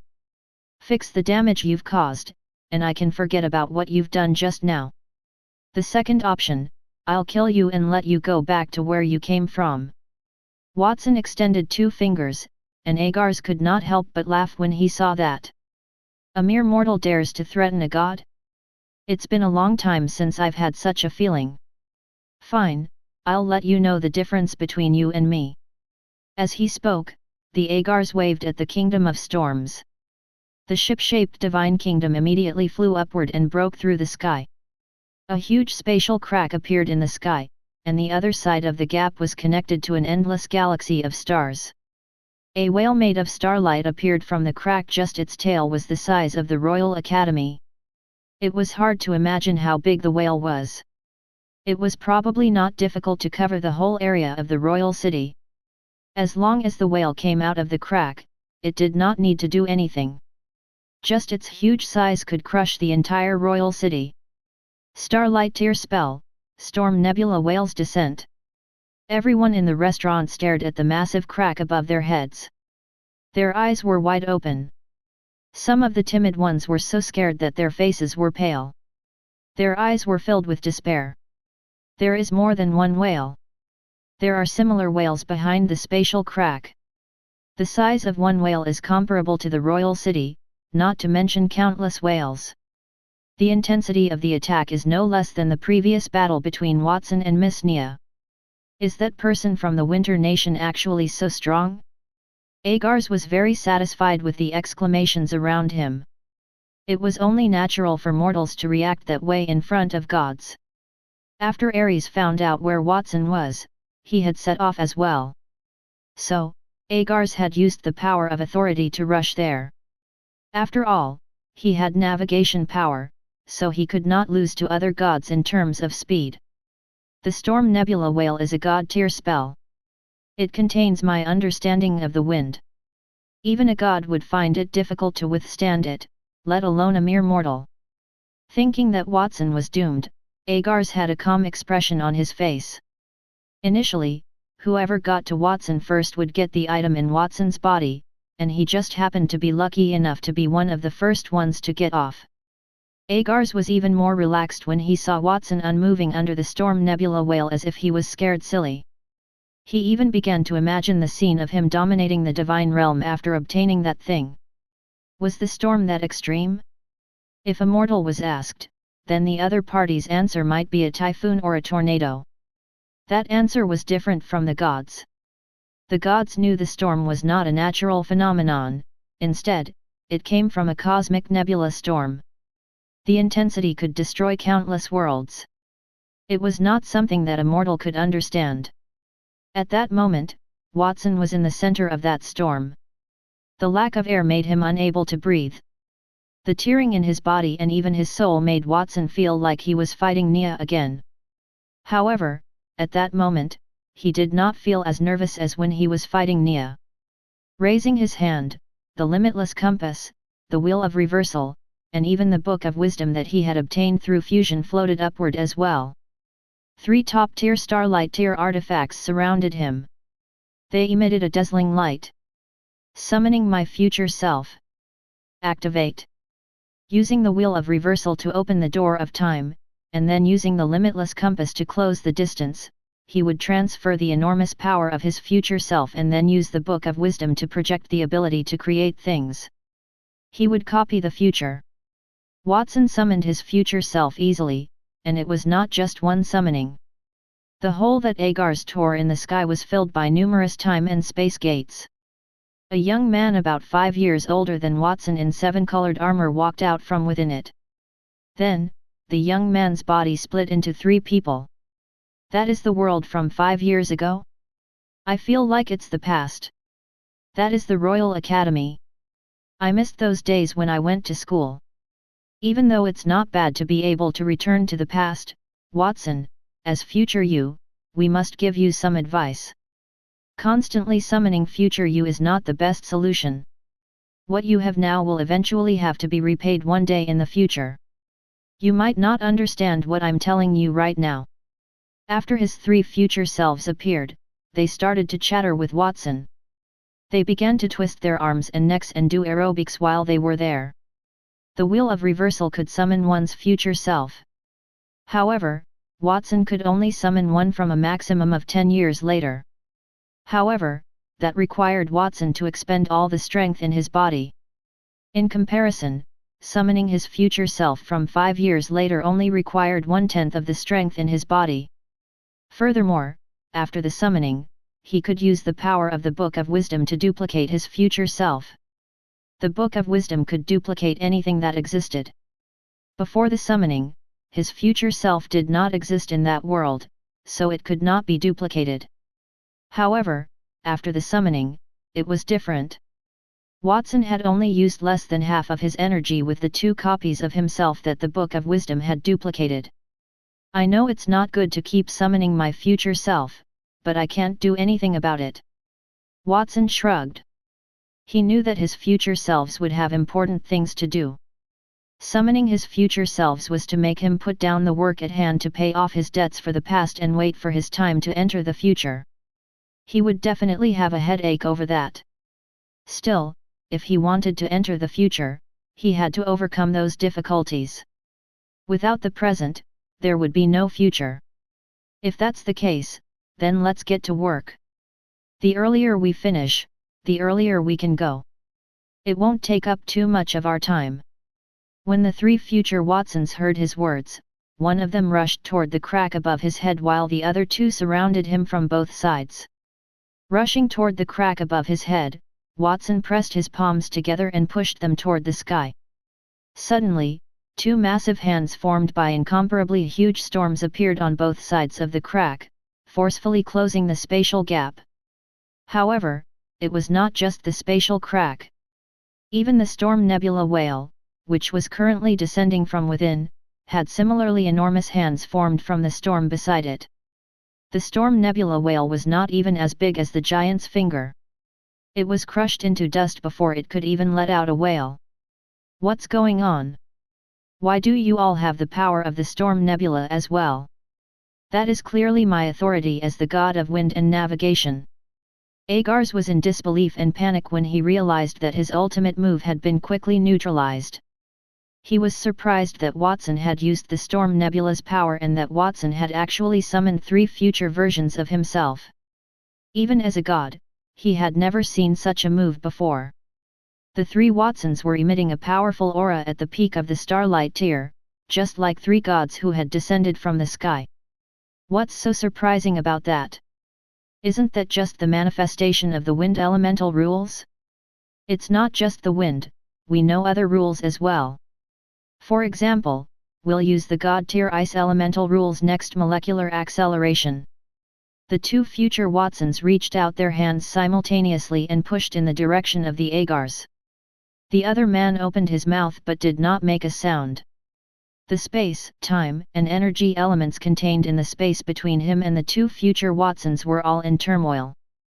The air turned golden red at a speed visible to the naked eye. The golden red pillar of light pierced through Agar's body, causing his silver-green hair to turn black. The scorching energy flow also penetrated the wind around him. His entire body began to burn spontaneously. Wisps of pitch-black liquid seeped out from his pores and were burned into ashes. An ear-piercing scream was heard.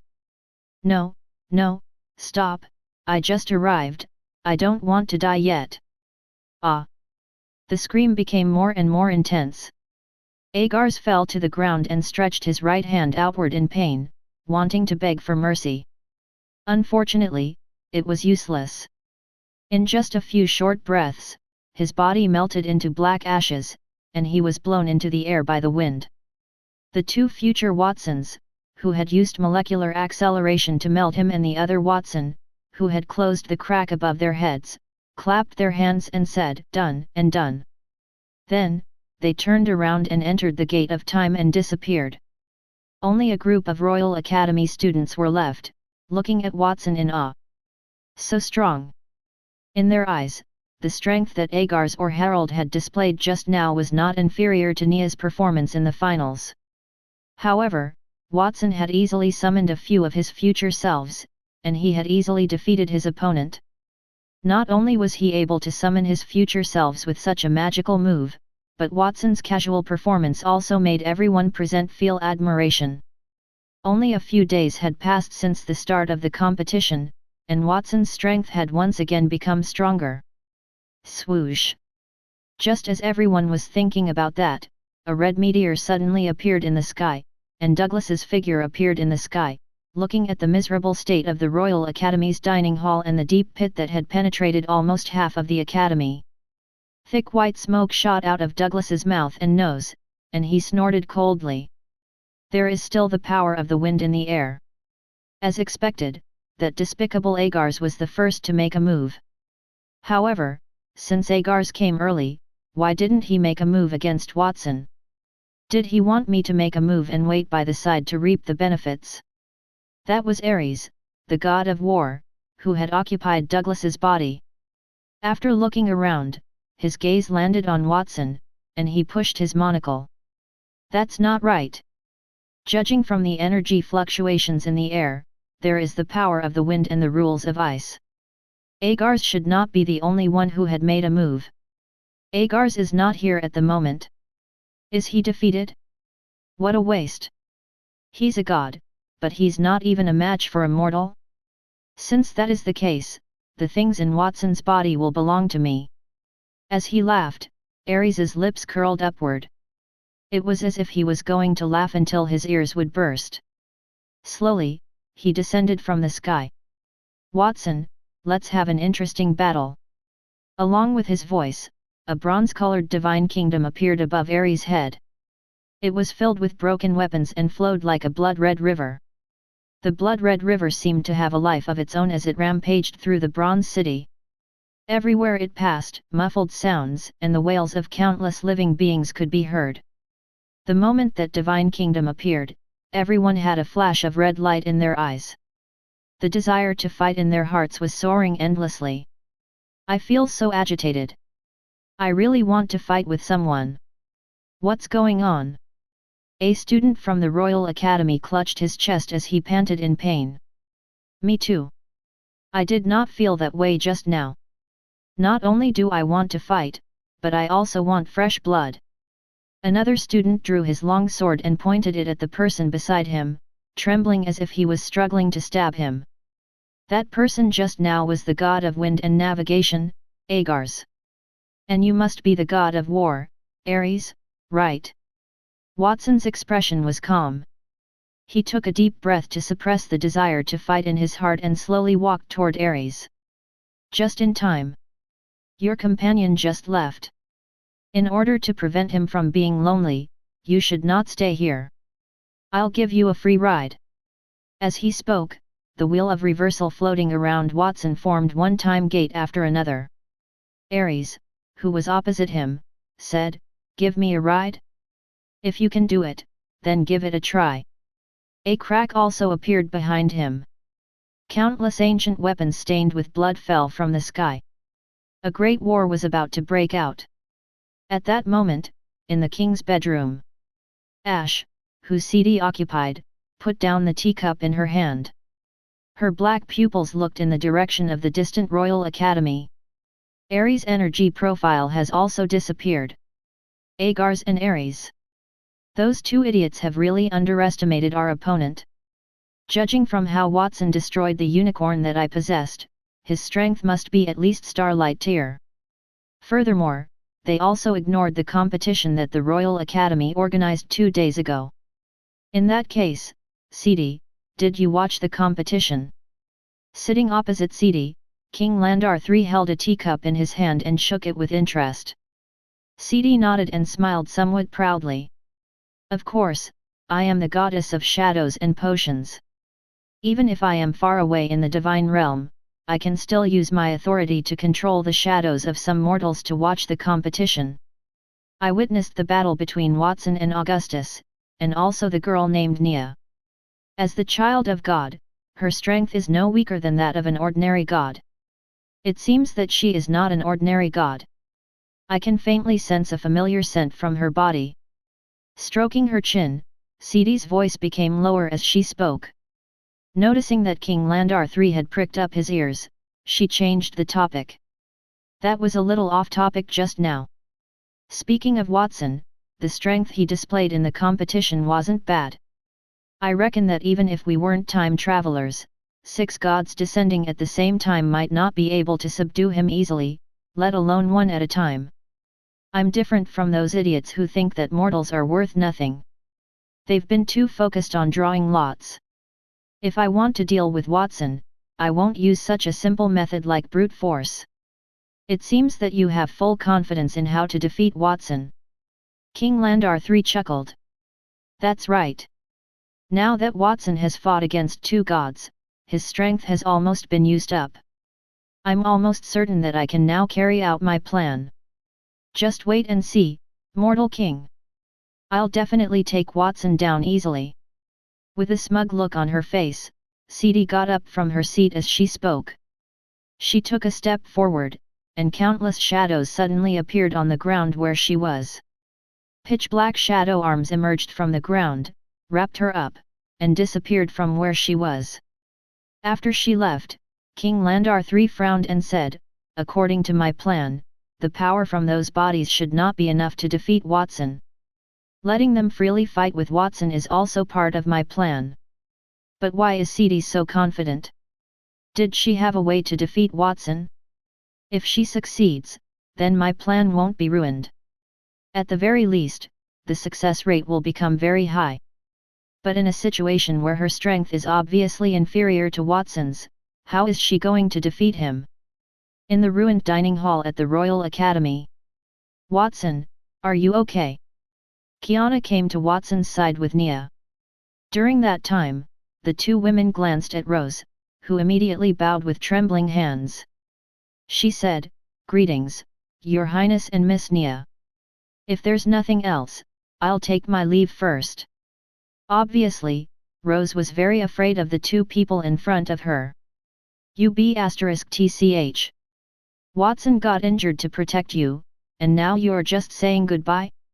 If I had stayed with Watson just now, the one who would have been injured would definitely not be Watson, but me. Kiana snorted coldly, her tone became unpleasant, and her words made Rose cry out. She repeatedly apologized as she lay on the ground. "I'm sorry, Your Highness. I'm sorry. I'm rubbish. I'm a bug that grows in weeds. I hope you will let me go." "Kiana, don't scare her." Watson sighed and reached to help Rose up. He said gently, "Don't worry. Kiana was just joking with you." The reason why Kiana said that if she were with him, he would not be the one who would be injured. It must be because he had been smashed by the Divine Kingdom, which triggered Kiana's masochism. She wanted to be crushed by the Divine Kingdom as well. "What joke? I'm serious," Kiana grumbled. However, she only complained in a low voice. "Miss Rose, we can continue our conversation now. I'm very interested in potion making. Can you be my partner and teach me some potion making skills so that we can explore the kingdom's potion market together?" Watson tried his best to look sincere as he reached his right hand toward Rose. Rose did not answer him. She was the same when Watson asked her before, but 2 different things made her hesitate. The first time, she was hesitant about joining Watson because Watson had just saved her. Then, she was hesitant. How would a useless person like her help Watson? She knew herself well. Since young, she had been weak and sickly and had been bullied by outsiders. It was like when she saw other people during dinner, she would eat faster nervously. Fortunately, she had a loving father who taught her potions, allowing her to find a ray of light in her life. Potions were not very valued in the kingdom because potions and weapons were different. Once a weapon was forged, it could be used repeatedly and passed down from generation to generation as a family heirloom. The price would also become higher and higher. However, potions were different. Even the best potions were only a one-time use item. Furthermore, even though potions had miraculous effects such as making people invisible and increasing their strength, they also had specific side effects. The strength increase by taking potions was utterly different from the strength increase by training. Only those who were not very talented and were very rich would take a large amount of the potion to increase their strength and use it to show off. For Rose, she was such a person. She was able to enter the Royal Academy's warrior department because she had taken enough potions to increase her strength to gold tier forcefully. Her dream was to develop a potion without side effects so that all weaklings like her would be able to obtain power that was not inferior to others after drinking it and would no longer be bullied. Young Master Watson, you have saved me just now. No matter what, I should join you. But I don't have any special abilities, so I'd better forget it. After thinking for a long time, Rose bit her lip and lowered her head in shame. I'm really sorry. Not only did Rose worry that she would not be of any use, but she was also concerned that after joining Watson's camp, she would not have the time to complete her dream of a potion that did not have any side effects. She would have to use other ways to repay Watson for saving her life. It doesn't matter. Watson was not too disappointed because he knew that it would not be so easy to recruit people. Anyone outstanding in a specific aspect would definitely have a personality that was different from ordinary people. After thinking for a moment, he flipped through the Book of Wisdom and constructed a black and white bead projection, handing it to Rose. This is called the Blessing of the Gods and Demons. It's a potion that I've developed. I'm giving it to you now. You'll understand when you go back and study it. I'm not just saying that I want to work with you to create a potion. If you change your mind, you can come and find me anytime. With the Book of Wisdom, it became much more convenient for Watson to create materials. The ability to create things in the Book of Wisdom was very similar to the Wish for the World Ring, but it was much more powerful because there was no limit to the number of times he could create it, and he did not have to pay any price. The Blessing of the Gods and Demons was the strongest potion Watson had developed so far. It could raise a person to platinum tier. He believed that any potion master who understood the essence of it would choose to join him. Today, I'll try to get Rose to join me. At the same time, if I try to get other people, it will make me look too frivolous. As long as Rose could understand the effect of the Blessing of the Gods and Demons, she would not be able to restrain her curiosity and come to him. If Rose could not figure it out, it would prove that the person did not meet his requirements. He would not need to rope her in then. Young Master Watson, don't worry. I'll definitely think about it when I go back. Rose took the black and white bead with a polite tone, glanced at it, and put it into the pocket of her uniform. She did not pay too much attention to it. As someone from a noble family of potion masters, she knew a lot about medicinal herbs. The black and white bead Watson gave her looked very ugly, and it did not emit the unique fragrance of medicinal herbs. Instead, it was like a dazzling gem. It was as if several different gemstones had been processed in a particular way. Calling that thing a potion was simply an insult. In an instant, Rose's impression of Watson was significantly reduced. She would not listen to a person who did not know anything about potions. When he realized that Rosewiser did not seem to care, Watson did not say anything. He turned around and waved at Kiana and Nia. Let's go. Wait for a moment, my master. The danger hasn't been resolved yet. Something is coming. Do you want me to take action? Nia did not leave with him. Instead, she looked up at the ground beneath her feet with a solemn expression. When Watson was facing the attacks of Agars and Ares, she wanted to make a move. However, Watson had stopped her. At that time, she felt a tremendous force coming from the ground toward Watson. That made her eager to try. Again. Watson did not answer directly, but he was muttering in his heart. Ever since he saw King Landar III kill Ash and the other two and understood his plan through the Book of Wisdom, Watson knew that such a day would come.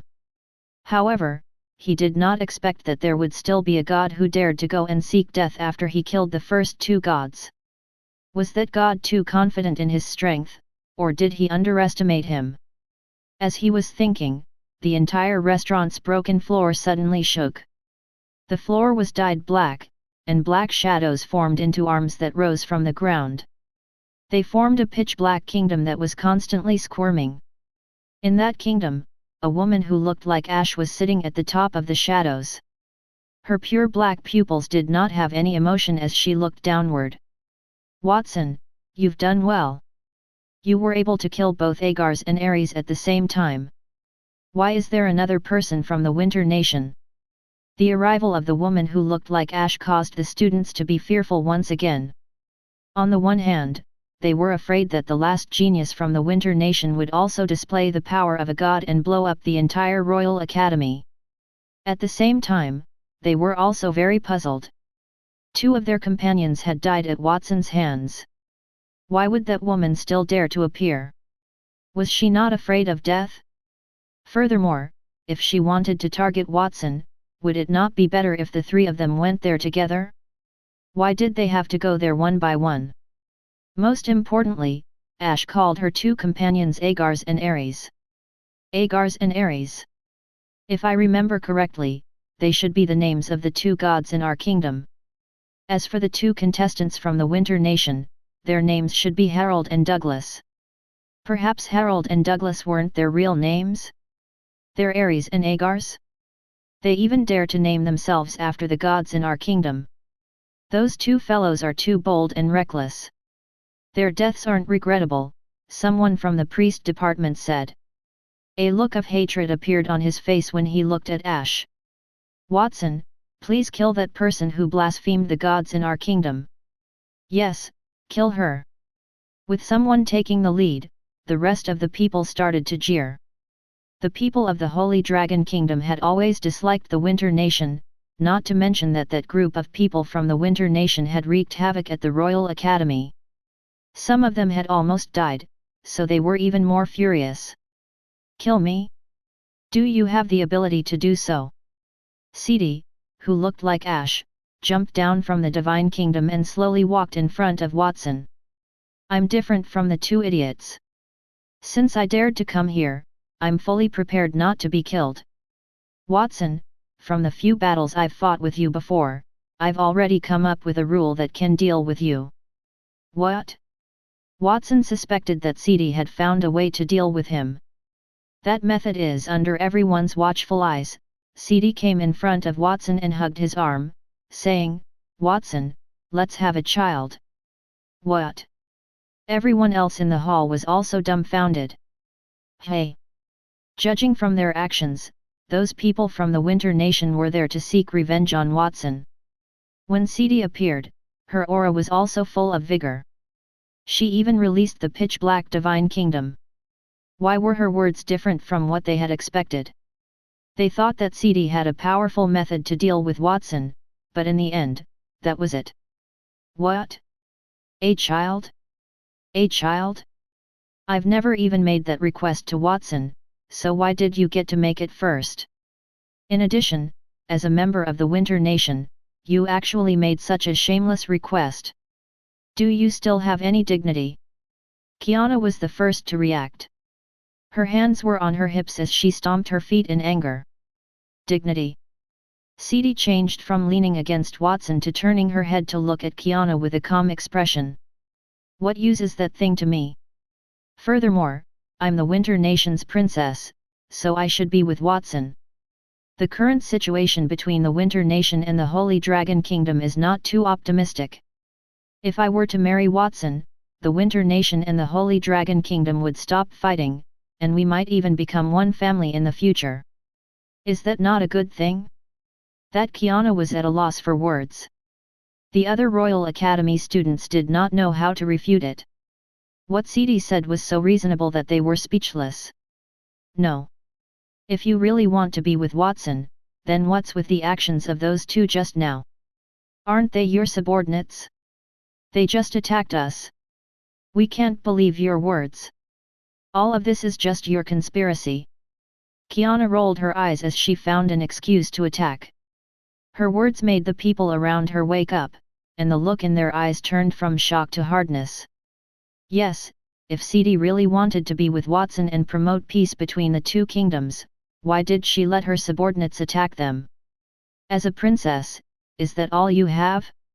That's why I said that you're idiots. I asked my two subordinates to attack, not to let them hurt you but to offer them as sacrifices to Watson. After all, they have killed many of the kingdom's geniuses in the competition. It should alleviate your anger now that they're dead. Sidi held Watson's hand as she spoke. It was as if the sacrificial lambs were not her subordinates. If you are still unable to accept that, then I can ask the Winter Nation to give the Holy Dragon Kingdom gold coins or other compensation after I marry Watson. Are you satisfied now? The entire hall fell silent. No one could refute her. Chapter 436, Surpassing the Gods. Is she really one of the three geniuses from the Winter Nation? To say such a thing is tantamount to treason. Using our former companions as sacrifices to appease our anger might be useful, but if we do that to our past companions, we might do something terrible in the future. However, the conditions she proposed aren't without any advantages. Letting the Winter Nation's princess marry Watson can indeed prevent the two kingdoms from starting a war. The Holy Dragon Kingdom's strength is currently improving. Destroying the Winter Nation is not a problem, but people will die in a war. It would be great if there were a way to resolve the battle without deaths. When the group of geniuses from the Royal Academy heard Sidi's words, they could not help but whisper to each other. To be able to become young geniuses and enter the Royal Academy, their strength might not be as monstrous as Watson's, but they were also outstanding existences in the kingdom. None of them were fools. They had analyzed the pros and cons of the Winter Nation's princess marrying Watson. At the same time, they also had some doubts in their hearts. Why would Sidi suddenly fall in love with Watson? The two of them had only met once during the competition. Perhaps the Winter Nation's contestants and envoys did not leave because of Sidi?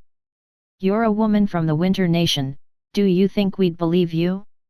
You did not meet Watson a few times before. Now that you have come and said that you like Watson, only a fool would believe you. Later, I will explain the situation to Father and have him send someone to capture you and throw you into the kingdom's dungeon. Kiana asked the questions on behalf of everyone there. Sidi chuckled. She retorted calmly, Princess, why don't you reflect on yourself before you say that? Didn't you fall in love with Watson before the outcome of the competition was decided? At that time, you only met him a few times. For the Winter Nation, the women are expected to find a strong person to marry so that they can have a strong heir. Only by purifying the bloodline and making the child stronger can we adapt to the cold environment of the northern ice plains. Is there anyone here stronger than Watson? No, right? So what's wrong with me wanting to have a child with him? You. Kiana pointed at Sidi, unable to speak for a long time because her words were reasonable. The theory of Winter Nation's bloodline had been rumored by many people, even in the Holy Dragon Kingdom. For the Winter Nation, all their people were born with destined talents, so the limits they could reach in the future were also destined. The strong were destined to be strong, while the weak could not even withstand hunger and snow. The Winter Nation's royal family had the most outstanding bloodline selected from many noblemen, and their ruler was not a man like the kings of other kingdoms. It was a queen who controlled their politics, which also symbolized the supreme status of women. Young miss, what do you want? Watson frowned. He could feel the pitch-black power in Ash. That power was very familiar to him. Without a doubt, it was the power of the goddess of shadow and potion, Sidi, whom he had encountered twice. Sidi was inside Ash's body. That goddess actually said that she wanted to have a child with him. It was hard to doubt if there was a conspiracy. Don't call me young miss. I have a name. My name is Ash. You can call me Ash, or sweet baby, or dear, and so on. Sidi held Watson's hand tightly, blinking her long eyelashes. She had inherited an excellent bloodline, and Ash was gorgeous. Her figure was consistent with the characteristics of women from the Winter Nation. She was much taller than the women of the Holy Dragon Kingdom, and with her deep eyebrows and exquisite facial features, she was charming, like a sculpture of a living ice goddess. In addition, at that moment, Ash seemed to be sticking to Watson's body, and a faint fragrance unique to young girls entered Watson's nostrils. Any man in that situation would find it hard not to be distracted. Watson shivered at the mushy way that Sidi addressed him. "Si. No, Miss Ash, just tell me what your purpose is. I don't like to beat around the bush. You're annoying. What bad intentions can a weak girl like me have? If you want to talk about my purpose, I just said it. I just want to have a child with you. If you don't object, let's start now." As she spoke, Sidi reached out to take off her clothes, causing an uproar in the crowd. "I heard that the girls in the Winter Nation are very open-minded and can do anything with the person they like. But this is a dining hall and a public place. She's too bold. I have to say that the girls in the Winter Nation are not only open-minded, but their figures are also skinny. It's great if there's a chance to taste it. I envy Watson. He has Princess Kiana, Nia, and Miss Christina, and now he even hooked up with the princess of an enemy kingdom."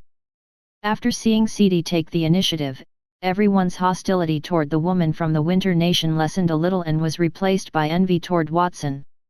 Some people even felt like it was Watson's fault that they had just been attacked and their lives were in danger. Sidi said that those two people were attacked to give Watson a gift so that he could forgive her for what she had done in the competition. It was fine to ask Watson to forgive her, but involving innocent people like them would be too much. For a moment, many people's hatred shifted to Watson. The burning gaze made Watson feel a little uncomfortable. He frowned and thought to himself, could this be Sidi's goal? To use public opinion to defeat me? To make me the target of public criticism? However, that method was too childish. With his status in the Royal Academy, even if there were people who were dissatisfied with him, there were probably only a few people who dared to stand out and oppose him. While Watson was thinking, Sidi leaned into his arms and pretended to be a little girl. In her heart, she was also thinking, "Watson, how is it? Are you amazed? This is the method that I have devised to deal with you. Through my previous observations of you, I discovered that you are a person who will not be swayed by force, especially when facing a girl. Rather than using forceful methods to confront you, it's better to submit to you and make you feel bad. You will take the initiative to hand over the thing that I want." The idea of having a child was not because Sidi liked Watson, but she wanted to give them the impression that she liked Watson. On the other hand, she had another purpose in having a child. Watson's child might inherit some of his power.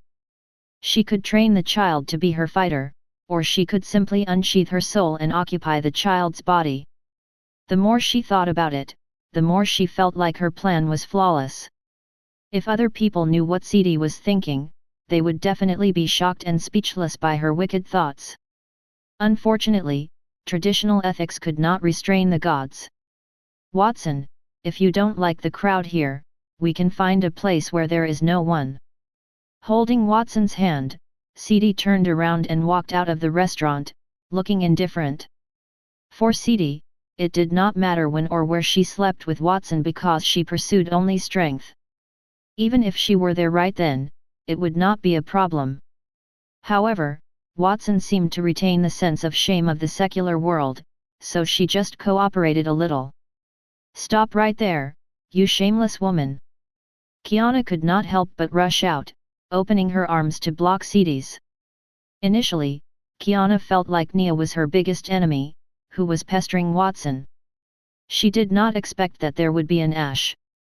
For the indifferent Nia, Sidi, who had dared to take off her clothes in public, was 100 times more lethal. "Your Highness, you don't have to be angry. I just want to have a child with Watson. I did not say that I wanted him. If you're not satisfied, you can come with us. Later, the two of us can serve him together." Serve him together? As if she did not expect Sidi to say such shameful words, Kiana's face instantly turned red, and her breathing labored. The strong sense of betrayal made her feel ashamed and excited at the same time. How did she not have thought of such a good idea to do that? If Watson showed favoritism to Sidi and treated her coldly during that time, she would feel great about it. "Hey, why do you look so excited?" Then, Watson could not help but ridicule her. Kiana's body trembled with excitement, but she pretended not to care. Despicable Winter Nation people, do you think everyone is like you? I will not share my husband with others. I can go with you, but I will supervise you and not let you touch Watson. Yes, yes, yes, whatever you say. If she wanted to go with them, she would just say it aloud and find an excuse. That was why she said that mortals were inferior creatures. Then, she turned her head toward Nia, Christina, and the others. What about you guys? Do you want to go with us? No, we won't go. Innocent girls like Charlotte and Lily immediately waved their hands and blushed. They knew what would happen if they left with Watson, but they did not have that kind of relationship with Watson. As for Christina, she frowned. I won't go. Similarly, I won't let you take Watson away. Previously, because of Nia and Kiana, Watson had caused a mess in the house, which was already very displeasing to her. How could she accept it? Well, if all of you aren't willing to go, I can go and help. At that moment, Casey stretched his hand outward weakly and saw the three beautiful women surrounding Watson. He could not help but gulp. The three women were probably too heavy a burden for Watson. He would probably let his brother share his burden. Scram! Unexpectedly, after he finished speaking, all the women, including Kiana and Sidi, turned their heads and spat out a single word at him. It's fine if you don't want me to go, but why are you scolding me? With a defeated expression, Casey muttered in a grievance. He had not touched any women since he came to the capital. Kiana and Nia would definitely not let him touch them. Even if they wanted him, he would not dare to do so. However, Sidi was different. The Winter Nation's princess seemed to be very open-minded. Perhaps she could let him enjoy time with her for free. In any case, that princess needed the seeds from the strong. What was the difference between him and Watson? He felt like he was quite strong as well. What happened here? When Casey was feeling unconvinced, the intense fluctuations caused by the battle between the two gods, Agars and Ares, finally attracted the attention of the academy teacher. It looks like the three contestants from the Winter Nation have returned, and two of them fought with Watson. Some students who had witnessed everything went to the teacher and recounted what had happened, including why Harold and Douglas had fought with Watson, as well as the fact that Ash had requested Watson for a child after she appeared. They recounted every single word, and their tone could not hide their bitterness. Teacher, is Watson going to be punished for doing such a thing? Even though Watson was the strongest genius in the kingdom, they did not dare to provoke him. The male students were furious at him. If they did not punish Watson, they would feel that it was unjust. Yes, I would punish him even if you don't say so. Under the gloating gazes of many male students and the worried gazes of many female students, the teacher snorted coldly and walked in front of Watson. When everyone thought that the teacher wanted to punish Watson, the teacher grinned and patted Watson's shoulder affectionately. Watson did well. The Royal Academy has wanted to renovate the dining hall. Especially since the number of students this time is more than 10 times that of the previous years. This hall is no longer big enough to accommodate so many people eating here. It just so happens that you've destroyed it. On behalf of all the students and teachers of the Academy, I thank you. The money to renovate the dining hall will be deducted from the gold coins you left in the arena. You don't have any objections, right? Of course not. Watson shook his head. That's good, Watson. You, Princess Kiana, and the Winter Nation's princess should go have some fun. Now that the dining hall has been destroyed, you won't be able to eat here. I'll allow you to eat outside. Just remember to come back in time for class in the afternoon. Even if you forget to attend class, it doesn't matter. I'll arrange for someone to organize the lessons and send them to the Sword Saint's courtyard. The academy teacher was smiling. He rubbed his hands together in a manner that was close to flattery as he spoke to Watson. That scene caused the other students in the academy to be dumbfounded. What happened? Watson had clearly made a mistake, yet he was not punished. Instead, he was rewarded. Were they crazy, or had the world gone mad? Teacher, you're too courteous. Then let's go out for a meal. As for the lessons in the afternoon, I will still have to come back for that. After all, I'm a student. As expected of the most outstanding genius of the kingdom conferred by His Majesty. Everyone, listen to his touching words. He doesn't need to attend the classes, yet he insists on attending them. This is truly a rare quality. I hope that everyone can learn from Watson. Many students revealed strange expressions on their faces. They were on the verge of vomiting. Even if they wanted to praise Watson, there was no need to be so deliberate. When did attending classes become an outstanding quality? Was that not something that every student should do? Everyone should be able to do that. After exchanging a few words with the teacher, Watson held on to Sidi's hand and walked out of the hall. The teacher's words were just what he wanted to hear. He wanted to find a place where there was no one. He wanted to inquire about what the goddess wanted to do. After Watson left, a small discussion broke out in the dining hall. What's going on? Watson had left a sum of money in the academy, so the teachers don't dare to offend him. As the son of a duke, my family's quite wealthy. Does that mean that I can also eat outside? The food in the Royal Academy was not bad, but eating with a large group of students was a disgrace to some of the great noblemen. If they could go out to eat, they would not let it go. The young nobleman who had just spoken raised his thoughts to the teacher. The teacher said, "What are you saying?" The Royal Academy stipulates that all those who enter the academy, other than accommodation, must complete everything else, including eating and training, within the academy. You must do that here. You must remember that you are not a nobleman here but a warrior. You are the pillars that will make the kingdom stronger in the future. This is not a place for you to enjoy.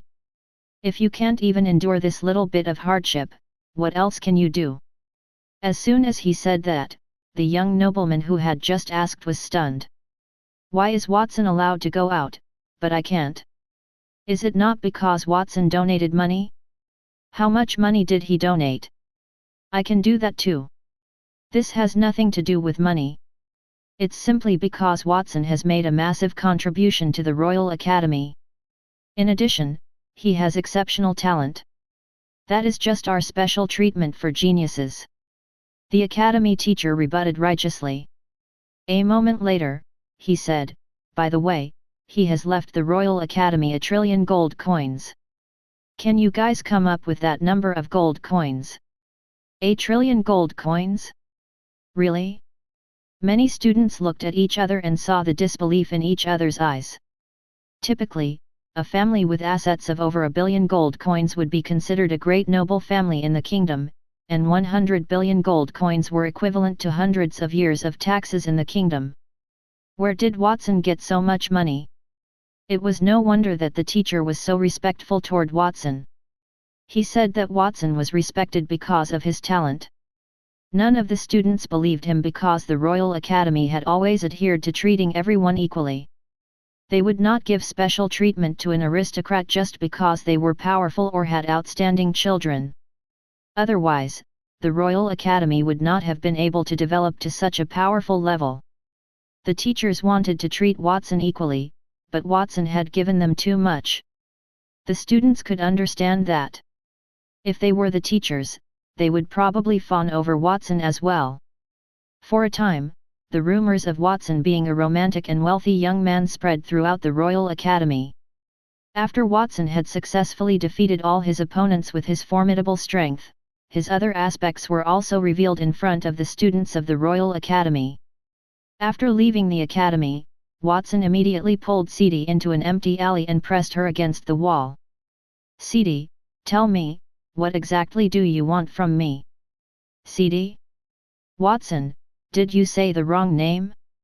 The person in front of you is obviously the Winter Nation's princess. Also, why do I feel like I've heard of the name Sidi before?" Among the people who followed Watson out of the Royal Academy, Lily was also there. After hearing Watson's words, she revealed a puzzled look. Sidi is the name of the goddess who controls shadows and potions among the 7 gods of the kingdom. Lily, you didn't listen to me when I asked you to read more books. Now you must be dumbfounded.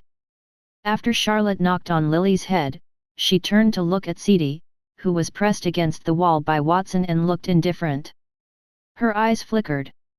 It looks like it's not just the case of having the same name. Lana, what does Charlotte mean by not having the same name? Casey, who followed him into the alley, asked in confusion. Lana, who was holding a parasol not far away from him, sighed. It's literally what it means. That person is not Ash, the Winter Nation's princess, but the projection of the shadow and potion goddess, or rather, the goddess herself. The goddess herself. Casey could not help but suck in a breath of cold air. He must have been possessed when he wanted to make a move on Sidi. Fortunately, he did not do that, or he would be in deep trouble. Even an ignorant person like him understood what the 7 gods represented in the kingdom and how much power the gods had. So that person is not Ash but the incarnation of the goddess. Then, what about her 2 companions? Were they gods as well? Christina finally reached the alley and quietly clenched her fists because she had fought with Harold before. She knew that Harold's strength was not as strong as what he had shown in the restaurant. She had thought that Harold had made a breakthrough, but it seemed like things were not that simple. Well, it looks like you have seen through my disguise. I wanted to hide it for a while. Watson, why did you expose my identity in front of so many mortals? Sidi let Watson grab her neck. Her expression was calm. Other than Casey, they are all my friends. It has nothing to do with them. On the other hand, you, as a god, did not act like the previous 2. Instead, you said that you wanted to have a child with me. I really can't figure it out. Tell me everything. Otherwise, I would not mind sending you back to the Divine Kingdom. Watson spoke each word clearly. His words were full of threats against Sidi, which surprised everyone. They still did not dare to confirm the identity of the woman in front of them. If she was really a goddess, then Watson was a little too bold to dare to threaten her. Whoosh! After Watson's voice fell, Sidi waved her hand, and a magical light barrier immediately appeared in front of her, blocking her and Watson from the rest. It cut off the sound of the outside world, and at the same time, prevented her own voice from being transmitted out. Watson, let me tell you about our plan. This time, we plan to obtain the thing in your body. 6 gods are participating in this hunt. However, if we want to descend safely into the mortal world, we must have a special medium. Therefore, currently, only Agars, Ares, and I have descended. Due to the limitations of our bodies, the power that we can unleash is still limited. It is only 1/10 of our power. If all of us are here and raise the quality of the medium at all costs, then even you would not be able to fight against us. You would die, and one of us would obtain the thing in your body. Sidi's sharp voice reverberated within the protective barrier. Hearing those words, Watson's expression remained calm, without the slightest change. It seems that you already know about that. Sidi tilted her head in puzzlement. Sidi continued to say, in that case, I'll tell you something you don't know.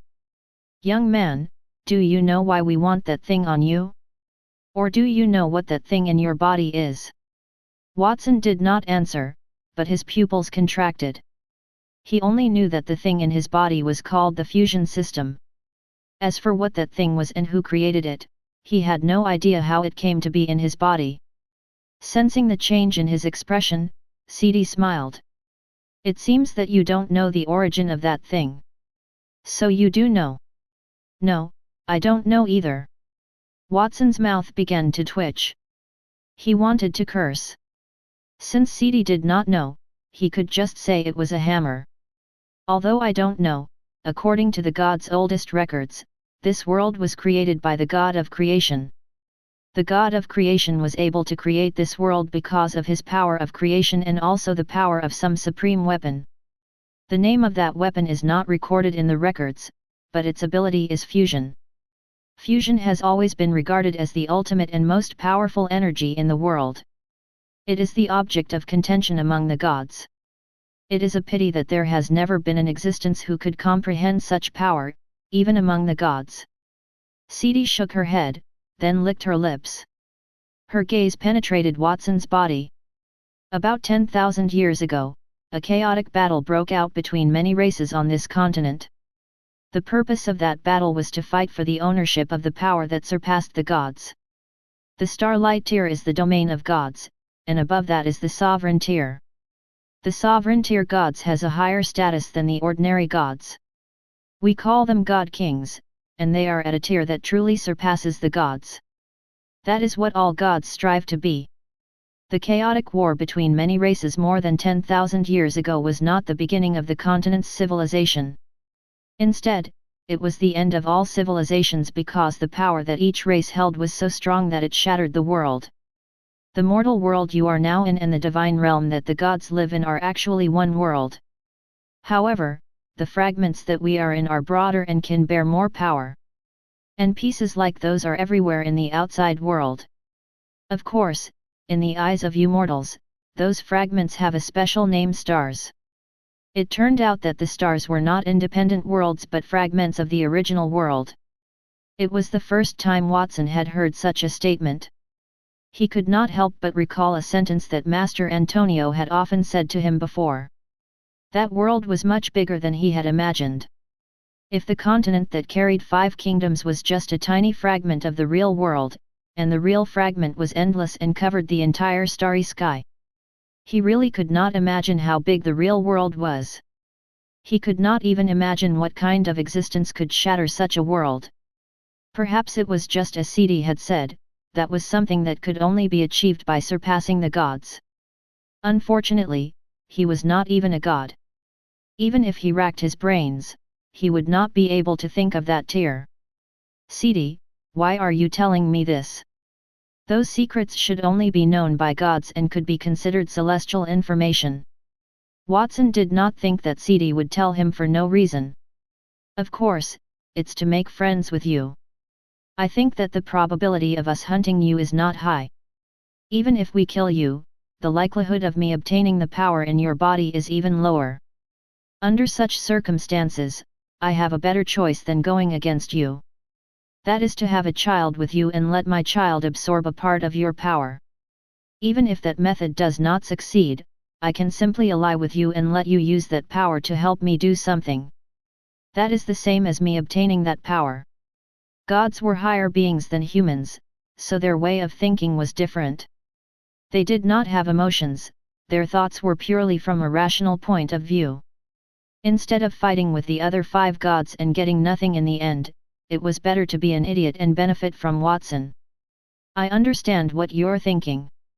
I still can't completely trust you. So if you want me to do something, I'll judge if it's something I'd like to do. Otherwise, I won't agree.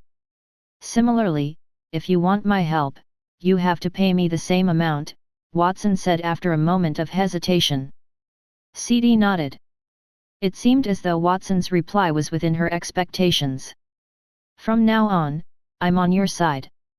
With a true goddess by your side as a helper, you'll soon know how lucky you are. Don't look down on my shadow and potions domain, even though it is not a combat domain. I am a goddess. I am the top 3 amongst the 7 gods who protect the Holy Dragon Kingdom. After making a deal with Watson, Sidi could not help but smack her plump chest, revealing a smug look on her face.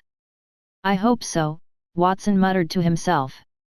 Sidi had gone from being an enemy to a companion. He had not expected that his relationship with Sidi would develop to that extent.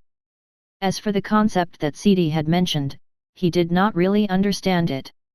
Just as he was about to ask, a cold voice pierced through the barrier, ringing in their ears. A mere god saying that he wants to help my master? You are unqualified. The voice pierced through the protective barrier that Sidi had set up. Nia placed her hands on her lower abdomen and slowly walked past the barrier. How is that possible? Sidi was in disbelief. Although the protective shield she had set up was just a casual move, it also contained her divine power. The divine power was fundamentally different from the combat aura and magic that mortals possessed. It was a higher energy factor. It was not something that a human could break through. However, the woman in front of her had easily penetrated the protective shield. She had seen Nia's battle with Watson. At that time, she could tell that Nia was the child of God who had reincarnated from a god, but she did not care. That was because it was more difficult for a child of God to become a god than someone who had never become one. That was due to the restriction of the laws on strength. The mortal world could not withstand a god because the divine power in the body of a living creature would cause the mortal to explode to protect itself. The world would take the initiative to expel that overly mighty power. Similarly, it was challenging for a god to lower their divine power and reincarnate as a mortal. The slightest carelessness would cause him to turn into ashes. Previously, when watching the competition, Sidi had only treated Nia as a brave god. However, after using Ash's body to resurrect and using Ash's special pupils to see Nia's energy outline, she felt a sense of familiarity. At that moment, after seeing Nia up close, the sense of familiarity became even stronger. You are not an ordinary child of God.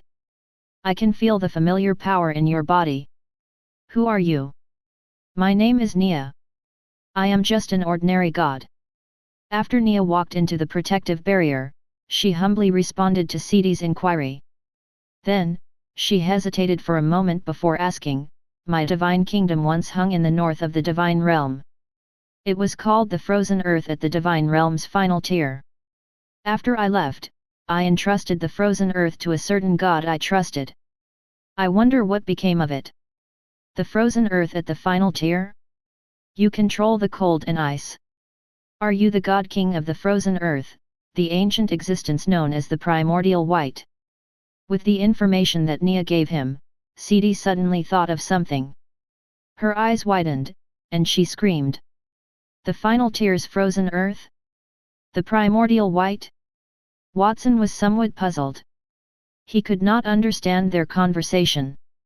However, that did not prevent him from understanding that Nia was a very powerful god in the divine realm before becoming the child of God. No wonder you felt familiar. You're the Primordial White. Sidi muttered softly. Her expression became very complicated. She had heard of the Primordial White and had even seen them from afar, so she felt familiar with Nia.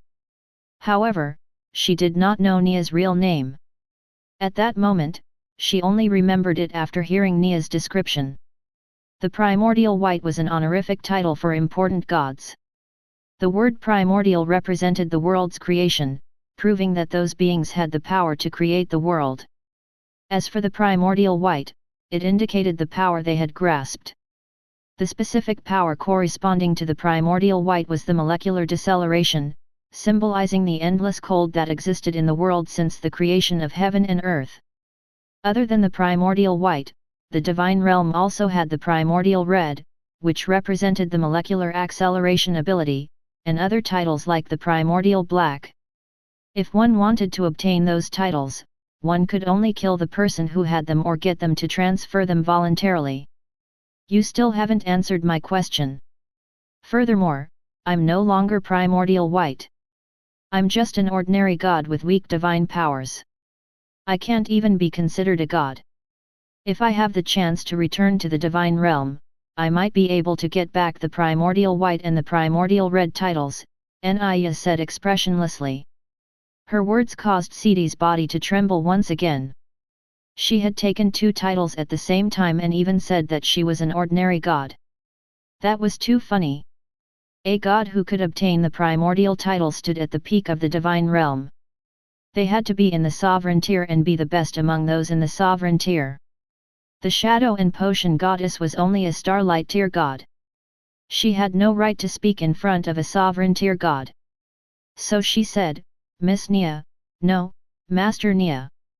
After you left, the frozen earth was still controlled by the gods who favored cold and ice. There wasn't much change. After knowing Nia's true identity, Sidi subconsciously treated that woman with more respect. At the same time, she complained in her heart. Fortunately, she learned her lesson and did not fight with Watson. Otherwise, Nia alone could destroy all 6 of them. The gap between the gods from starlight and sovereign tiers was even more significant than between gods and mortals. After she allied with Watson, she thought that she could think of a way to cause trouble in places that Watson did not know about. However, she completely dismissed the idea. Perhaps she could incite Nia to fight against Watson. The thing in Watson's body was also tempting to even a sovereign tier god. The temptation should even be more significant. Perhaps Nia stayed by Watson's side to obtain that thing. If that was the case, she was willing to do anything for Nia. After all, the item in Watson's body would be in the hands of a sovereign tier god king. It was easy to guess which was safer. Nia, who are you? It seems like Sidi respects you very much. Are you an extraordinary god? Watson asked. I am just an ordinary god. It is precisely because I am not satisfied with being ordinary in the past that I reincarnated as the child of God and started cultivating again. My goal is to obtain both the Primordial White and Primordial Red titles simultaneously. However, even so, I am still very ordinary. I might be able to become a powerful god king, but your power has already surpassed that of a god, master. Therefore, I will be satisfied as long as I can stay by your side and be at your beck and call. What? Sidi, who had been thinking about how to harm Watson, was stunned when she heard that. It turned out that Nia did not covet the thing in Watson. Instead, she wanted to follow Watson. A god king actually wanted to follow a mortal. That was not quite right. Perhaps Nia saw something else worthy in Watson that she could not see because her tier was too low? Nia, don't say that. We're friends. Friends should help each other, right? Watson scratched his head and said in embarrassment. Nia lowered her head. I don't dare. You are my master. At least, I'm not qualified to be friends with you, master. That respectful attitude made Sidi even more confident that Watson was not ordinary. Otherwise, the mighty god King Nia would not act like that. Sidi made up her mind, she would never provoke Watson and even try to curry favor with him until she figured out why Nia behaved like that. Chapter 437, The Potion-Making Family. Nia was an ordinary god, or rather, a very ordinary person. At least, that was what Nia thought. Looking at her past life, she was born into a family that was neither rich nor poor. At that time, there was no such concept as a kingdom on land. Powerful cultivators or gods occupied the top of a divine mountain, using it as the center to build cities and villages around it. At that time, cities and villages had to obey the will of the divine mountain's master. For example, if there was a drought or a flood, they had to pray to the gods to exchange for peace. Similarly, if other villages or powerful magical beasts invaded them, they could trade for powerful strength to drive their enemies away as long as they prayed.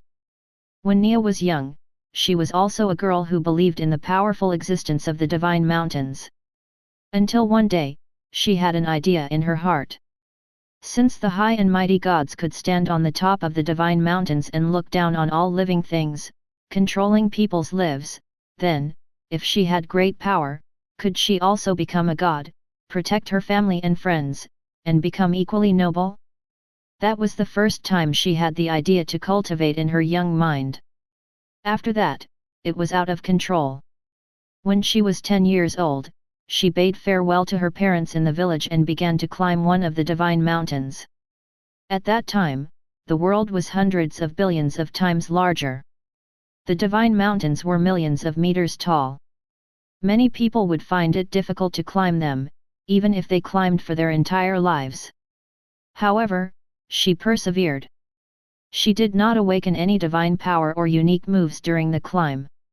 On the contrary, she almost died many times because of the extreme cold and the invasion of magical beasts.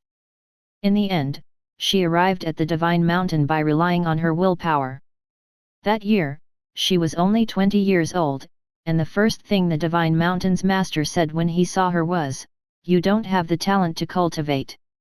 You spent 10 years coming to the mountain.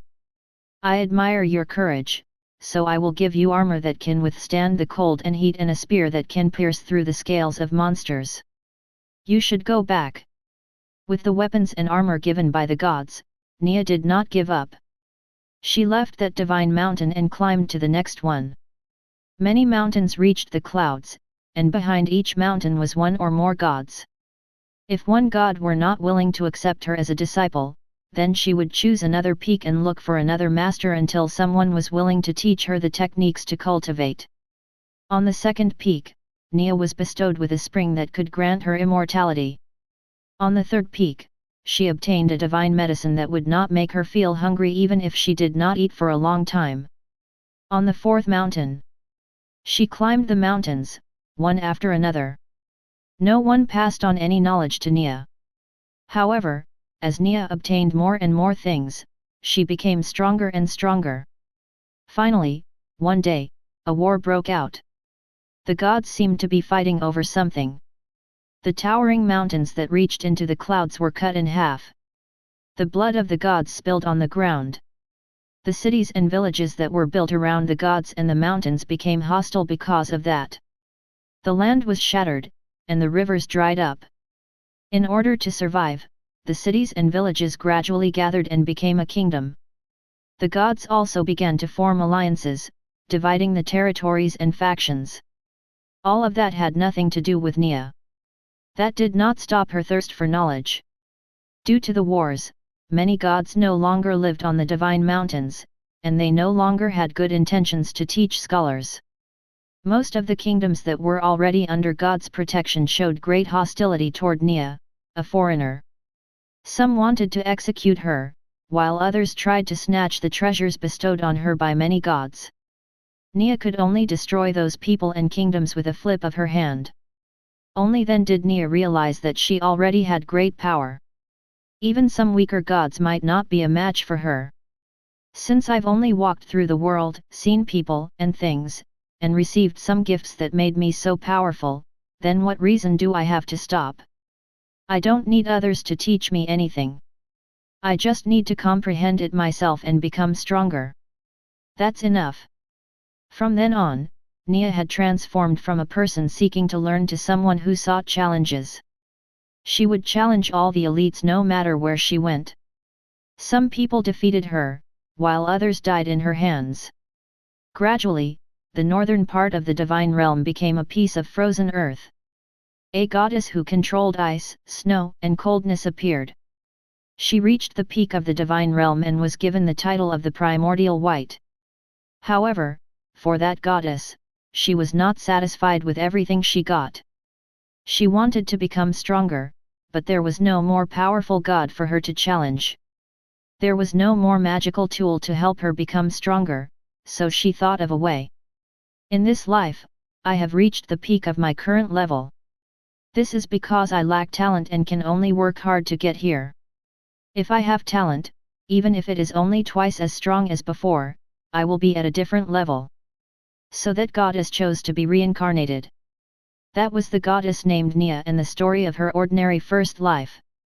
Watson, that is all I know about the Primordial White. If you want to hear more, let Nia tell it to you herself. Sidi licked her dry lips and panted heavily from exhaustion. She had revealed Nia's identity as the Primordial White, and Watson, who was curious about it, was unwilling to let it go. He had to make her tell it clearly. There was no other way, so she could only tell the story. That version was widely acknowledged in the deity world, and other versions were more outrageous. Sidi felt it would be very tiring to tell him everything, so she did not say it. Nia, is that true? Watson asked Nia, and she nodded. Generally speaking, there's no problem. Actually, after I reincarnated, I don't remember much of my past memories because it was too long ago. It's true. What kind of monster did I fight in the competition? Watson looked conflicted, and he could not help but sigh. He had thought that Nia, as the child of God, was the reincarnation of a starlight tier god, but who would have thought that Nia was actually a sovereign tier god? No wonder he had been unable to defeat Nia in the match no matter what methods he used. In the end, he had no choice but to invite his future self. If he had known that Nia was the reincarnation of a sovereign tier god, he would have admitted defeat during the competition. After all, there was a huge difference between their two tiers. Master is too modest. Compared to me, Master is even more powerful. In 10 years, I am no longer your match, Master. I think you will reach an unimaginable tier in the future. You have something I lack: talent. Therefore, as long as I am by your side, I believe that my achievements in this life will be higher than I expected, Nia replied humbly. She was a person who knew herself well. It was precisely because she knew her limits that she could understand how powerful Watson was. Furthermore, with that thing in Watson, it was likely that he would eventually become the strongest even if he did nothing. That's good. The corners of Nia's mouth curled upward slightly, revealing a human-like smile. It was not that she was not interested in what was in Watson's body. On the contrary, as the strongest target, she was very interested in that. However, she was different from Sidi. She would not take that thing away.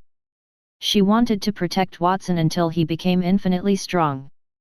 Her strength would only grow if she fought against stronger opponents continuously. Therefore, she had to create an infinitely strong person. We've been chatting here for long enough. It's time to go out. Don't let the others wait anxiously. Noticing Nia's smile, Watson smiled as well. It was the first time he saw Nia smile like a human, like a white flower blooming on the peak of a snowy mountain. Even though the smile was only for a moment, it was 10 times better than Nia's cold appearance. That made him determined to make Nia smile more often in the future. As his voice fell, the protective shield built by Sidi was removed. Kiana and the others who were standing outside immediately surrounded him. Watson, what were you talking about when you were hiding in the magic shield with that woman who seems to be a god? Kiana asked. I know. They must be discussing where to have a baby. Without waiting for Watson to speak, Casey raised his hand and answered. Casey, why are you so full sh*t? I feel for Lana to have a brother like you. Charlotte and Lily looked disgusted and shook their heads. Lily even pulled Lana to her side and kept her away from Casey. What did I say? Casey looked aggrieved. He felt like he was not wrong. If they were not discussing having a baby, why would they deliberately block their voices so that the others could not listen? We did not say anything. Don't worry, Watson replied perfunctorily and looked at the sky. It's getting late. We still have classes in the afternoon. Just now, the dining hall was destroyed because of the attack, so everyone's meal ended early. Let's go to the Holy Dragon Tavern to eat something and then go back to the academy. Seeing that Watson had started to change the topic, Kiana pouted in dissatisfaction but did not ask further. Following Watson's instructions, after everyone finished eating, Watson and Sidi quickly separated. Sidi said she had to go back to the palace to report to King Landar III about the encounter with Watson. Kiana also went back. Since the arena was filled with gold coins, the afternoon class for the warrior department was temporarily changed to the theory of sword techniques. Kiana was not a student at the Royal Academy. So, she could not enter the class even though she was a princess. Furthermore, it was very dull to attend the class, so Kiana left. The theory of sword techniques class started at 2 o'clock in the afternoon and lasted for the entire afternoon. Nothing major happened during that class. The whole class was absent-minded, while the other students were distracted because Watson had fought 2 strong Winter Nation warriors in the afternoon. In addition, Sidi had publicly said that he wanted to have a child with him. That caused many people to whisper among themselves. After leaving the academy, where did Watson take Sidi and the others to? Did he have that kind of relationship with them? Watson pretended not to hear that gossip. After the class ended, he immediately turned around and walked out of the class with Christina, who was in the same class. Before he could leave the academy, someone suddenly called out to him. "Young Master Watson, His Majesty has invited you to the palace." "What does His Majesty want from me?" Watson looked at the man in front of him. The man was wearing court attire and was getting down from a splendid carriage. He bowed to Watson. It was apparent that the man was a coachman from the palace. "I don't know. I only know that His Majesty has invited you, young Master Watson. I don't know anything else." "Tina, do you want to go with me?" Watson turned to look at Christina beside him. Christina hesitated for a moment and shook her head. "No. His Majesty only invited you and did not invite me. If I go there, it might make His Majesty unhappy. I'd better go back to the Sword Saint's courtyard and wait for you." "All right, then I'll take my leave." After bidding farewell to Christina, Watson got into the carriage, and the coachman drove them out of the academy. That scene was witnessed by many students of the academy, causing them to discuss it animatedly. "It's Watson. If I'm not mistaken, the carriage that took him has the seal of the royal family on it. It should be the king's carriage. He destroyed the Royal Academy, but no one cared about it. On the contrary, he was rewarded. Furthermore, he did something with several women, including Her Highness, at noon. Then, he had the king's carriage to take him away at night. That treatment is really unique. I guess that Watson entering the palace at that moment might have something to do with the princess. Even though the Holy Dragon Kingdom does not strictly stipulate that noblemen must marry a wife, Watson's fiancée is the princess. That situation is quite different. I haven't heard of anyone in the kingdom who dares to marry the princess and hang out with other women. Perhaps King Landar III is dissatisfied with Watson's performance and wants to teach him a lesson." When they saw the royal carriage, some people expressed their envy, while others did not like Watson's good behavior. They silently cursed in their hearts. A young girl wearing a tattered uniform with 2 long scarves around her neck was among those people. She rubbed her painful face and quickened her pace as she walked out of the academy's gates. No matter what a genius like Watson does, there will be many people who will flatter him. I don't know which of them is true, but perhaps all of them are true. I wonder if my dream will come true. Will the same happen to me? Murmuring softly, the girl looked in the direction Watson had left and walked in the opposite direction. Her fingers went into the pockets of her uniform and touched an ice-cold, black and white sphere. That girl was Rosewiser, who had been recruited by Watson and saved during the day. Holding the black and white sphere in her pocket, Rose sighed with a self-deprecating expression. After Watson had given her the sphere, she had been studying it for the whole afternoon out of curiosity and had not paid much attention to her lessons. As a result, she felt like the sphere had no other advantages other than being hard, and she could not see what a potion should look like at all. A potion was made by grinding medicinal ingredients into juice and mixing it according to a special proportion. It was something that could maximize the medicinal properties of each medicinal ingredient. Generally speaking, potions were liquid, but there were also cases of solid substances. However, solid potions would usually give off a medicinal fragrance. For a woman who came from a potion-making family like Rosewiser, she would be able to know what medicinal ingredients were used to make a potion with a single whiff. The black and white stone in her pocket had a smell when she carefully sniffed it. However, it was different from any medicine she knew. It was a smell that she had never smelled before. Maybe that thing is not a medicine at all. Perhaps Watson randomly brought something to fool me. He wants to use it to make me trust him and help him do things, just like what he did to the other women around him. Maybe he thought that with his looks and talent, he could easily make an ordinary girl like me go crazy, but he's wrong. Rose understood how ordinary she was. Under the influence of her inferiority complex, she was not interested in Watson. She was sure that it was impossible to interact with such a person. On the contrary, she was usually attracted to trash. Even though it might be a gem made of some unknown stone, Watson had given it to me. It's not good to throw it away like that. I'll just take it home first. With her head lowered in dejection, Rose returned to the Augustus family. The Augustus family was located in a corner not far from the royal city.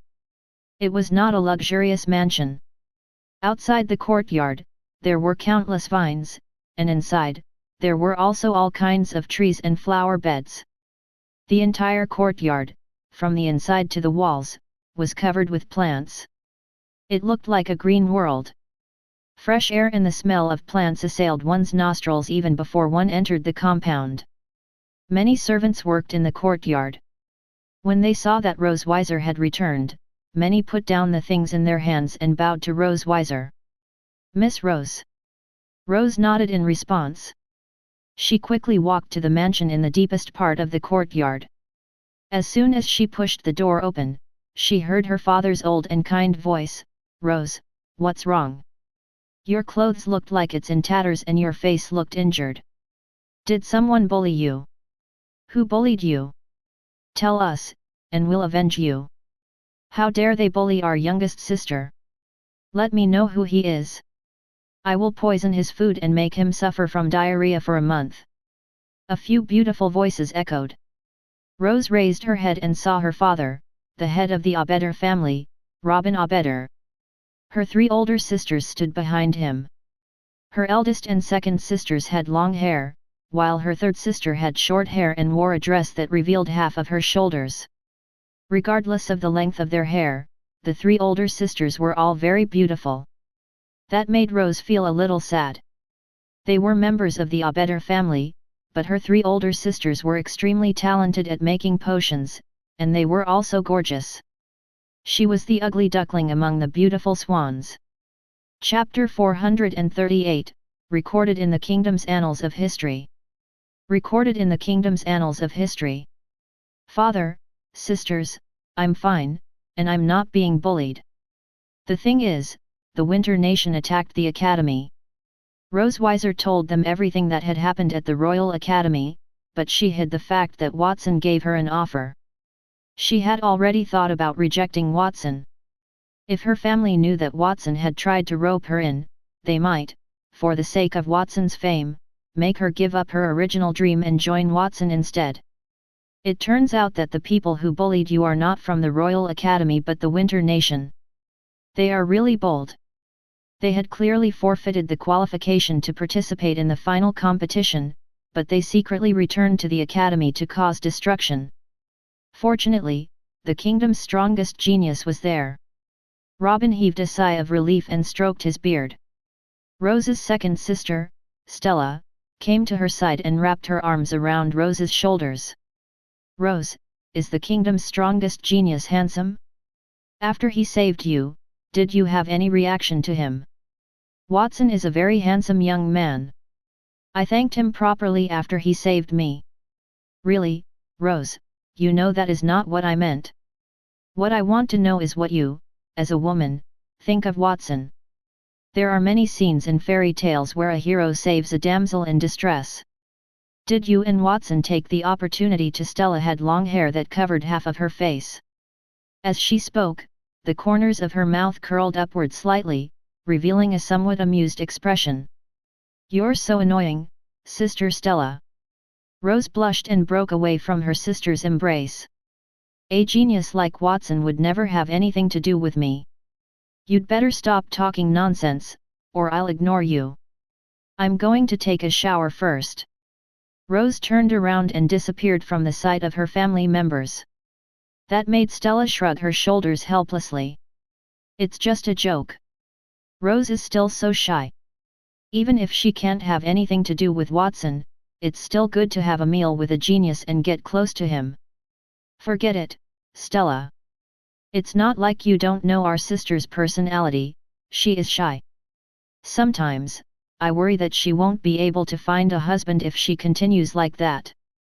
The eldest sister, Priscilla, tried to smooth things over. "Let's continue working. Recently, due to the scarcity of medicinal herbs, the amount of medicine produced has been decreasing. This year, our income from medicine is less than half of what it was in the past few years. At this rate, we must choose to either cut down on expenses or change careers. The potion-making trade is not doing well. It has been like that for quite a while. If it really doesn't work out, we can close half of our stores in the royal city. How about that? After all, because of His Majesty's policy, the number of geniuses entering the Royal Academy this year is 10 times that of the past. Those geniuses will definitely need potions during their fights. At the same time, the Holy Dragon Kingdom and the Winter Nation might also go to war. When the two kingdoms fight, the supply of potions in the army will also mean a large sum of money for us.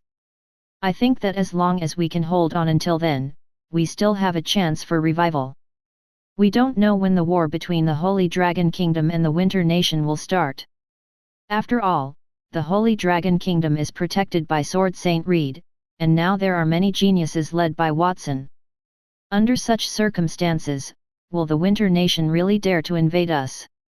Perhaps we should look forward to Rose's breakthrough in potions.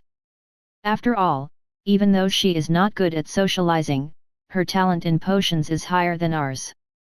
If Rose has a breakthrough in potion making, she might be able to change the current situation of a sluggish potion-making market. The three women and Robin were chatting with each other. Their expressions were somewhat melancholic. Recently, their production was not too ideal, and they were almost at the bottom. They did not tell Rose about those things to protect her from the truth. Instead, they supported Rose in studying at the Royal Academy. However, if the family did not make any changes, they might not even be able to afford the tuition fees for Rose to study at the Royal Academy. The reason why the market for potions in the kingdom has shrunk so much is not only because the potions themselves cannot remove impurities 100%, but also because of the recent appearance of a large number of platinum-tier weapons in the kingdom. Robin sighed.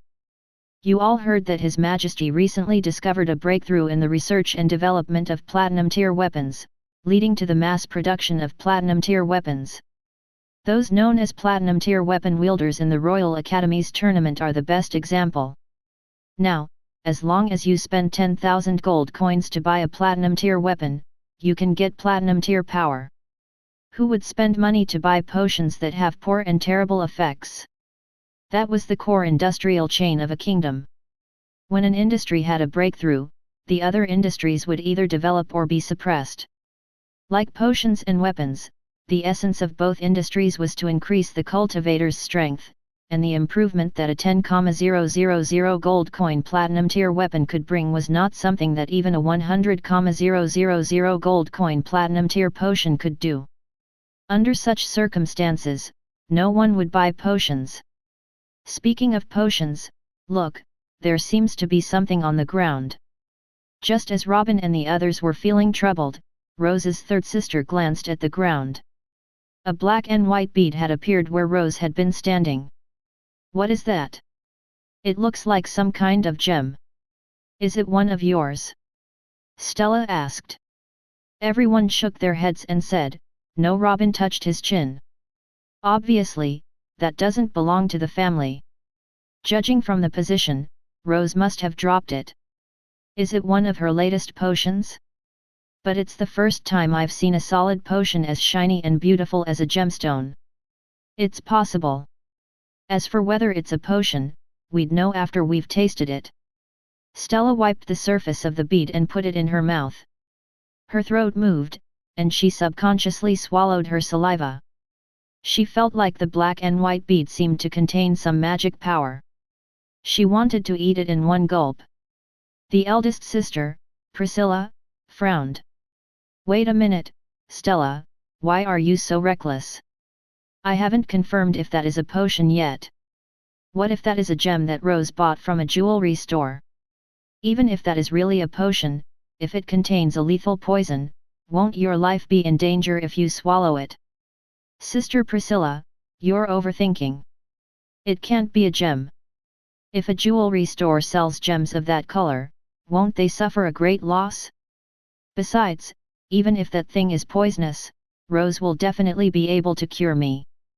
Besides, as a gold tier potion maker, what kind of poison can kill me instantly? Waving her hand to signal Priscilla not to worry, Stella put the bead to her lips and stuck out her tongue.